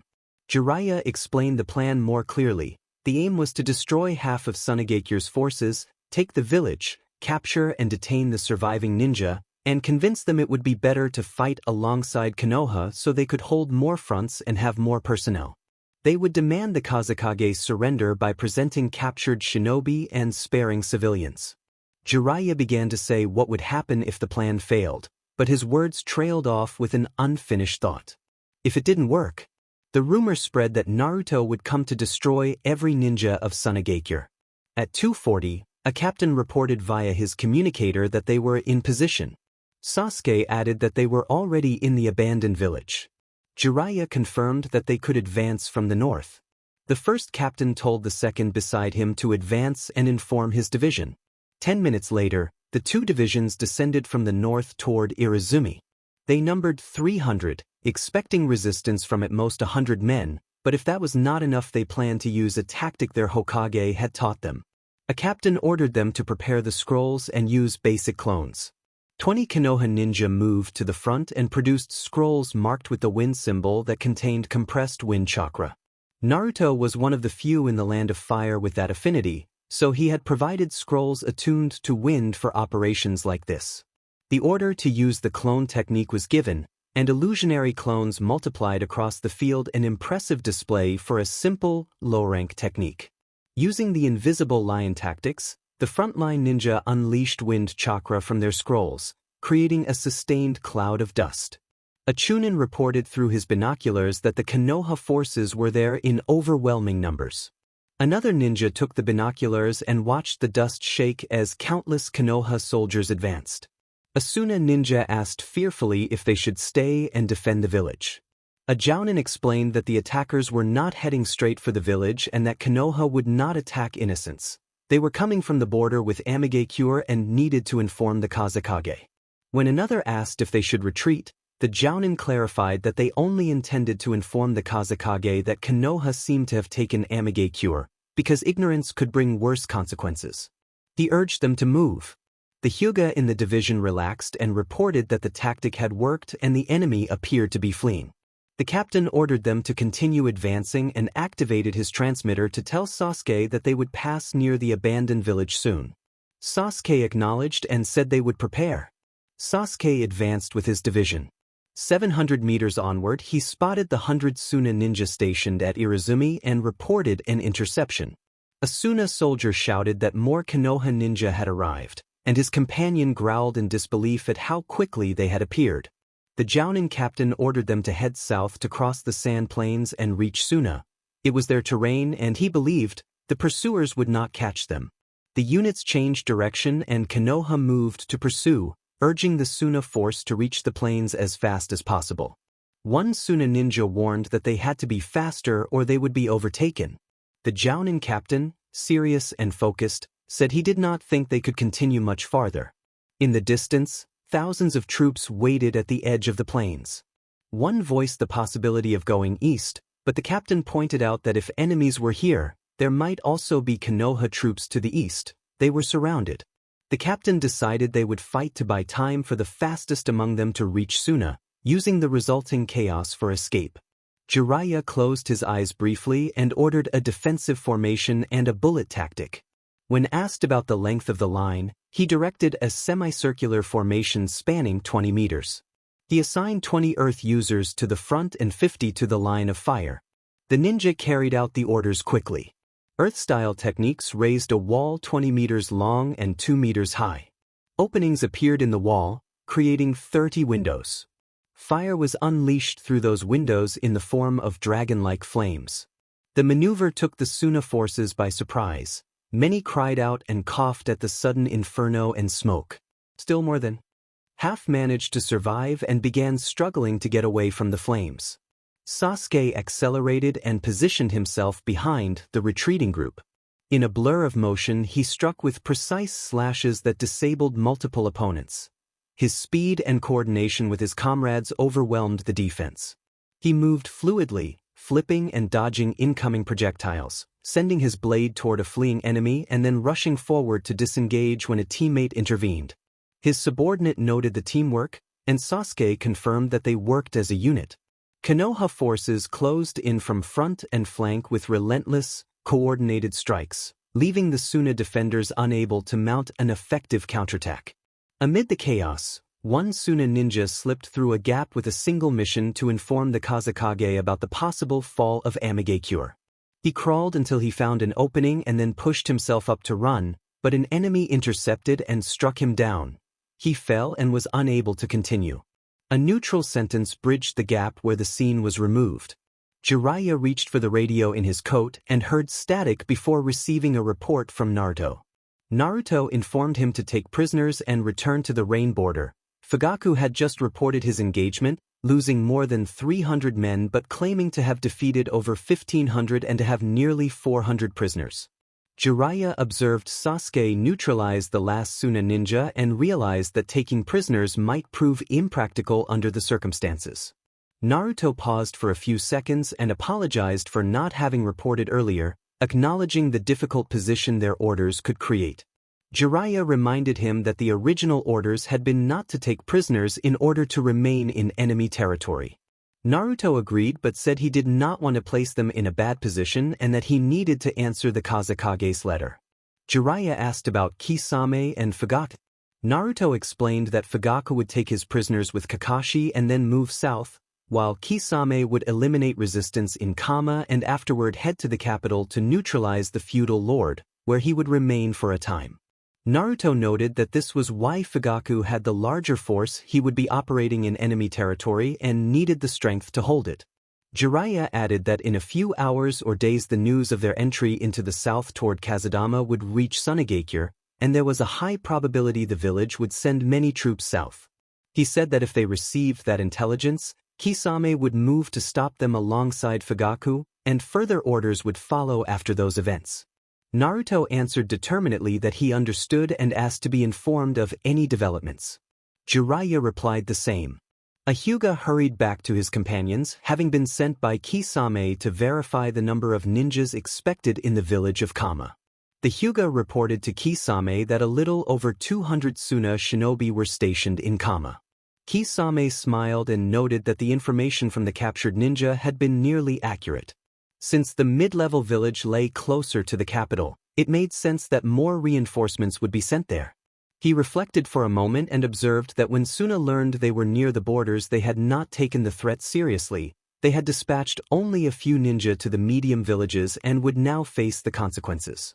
One of Kisame's captains stepped forward and pointed out that mobilizing a large force in an orderly way was difficult, and that Suna had only sent those few when they learned the enemy was nearby, not when the intruders were already within their borders. So once Suna realized they were inside, more enemy ninja would arrive and they would be operating in hostile territory. Kisame acknowledged the captain's observation. Kisame then ordered 4 divisions toward Kama, a total of 600.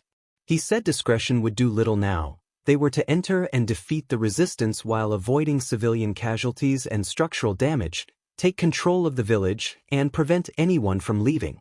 He reminded his captains that they must work together as equals under his command and warned them not to seek power over one another. He added that he and others would move to seize the capital and remove the daimyo. As a captain began to prepare his division, Kisame interrupted and explained that he had more to attend to. He instructed the divisions to surround the capital in a circle without his presence. He outlined that some troops would need to hurry across the plains and cover the mountains west of the palace, where a narrow pass could serve as an escape route leading to an oasis. He ordered that area to be secured as part of the encirclement. Then, when asked where he would go, Kisame said he needed to address something that could prove a fatal flaw. A Suna ninja on watch stared at the approaching forces in disbelief. They had been sent to protect the capital only 3 days earlier. The village had still been undecided about declaring war, and many believed they should have prepared sooner. The Suna ninjas exchanged nervous questions about the number of enemies and how they had arrived so quickly, and some asked whether this sudden attack meant war and why former allies had turned so swiftly. Tensions spread among them. A Jounin stepped forward to restore order and said there was no time for questions, only action. He ordered preparations for the capital's defenses and made protecting the feudal lord the top priority, arguing that if the daimyo were killed, the entire country could collapse. Another ninja commented that the sheer number of enemy troops suggested that outcome might be the attacker's intent. The Jounin volunteered to inform the daimyo and to look for an escape route. A Chunnin suggested the narrow mountain pass to the oasis, but the Jounin countered that it was the obvious expectation and therefore likely where the largest concentration of enemy forces would gather. Instead, he proposed breaking the attacker's line from the center and urged everyone not to retreat. The Jounin entered the daimyo's palace and reported that hundreds of Konoha troops were closing in and that the capital was effectively surrounded. He stressed the need to keep the daimyo safe. The daimyo, alarmed, asked whether the attackers could be driven off. The Jounin replied that the enemy force was too large for a direct repulse, so the immediate goal was to give the daimyo enough time to flee. Understanding,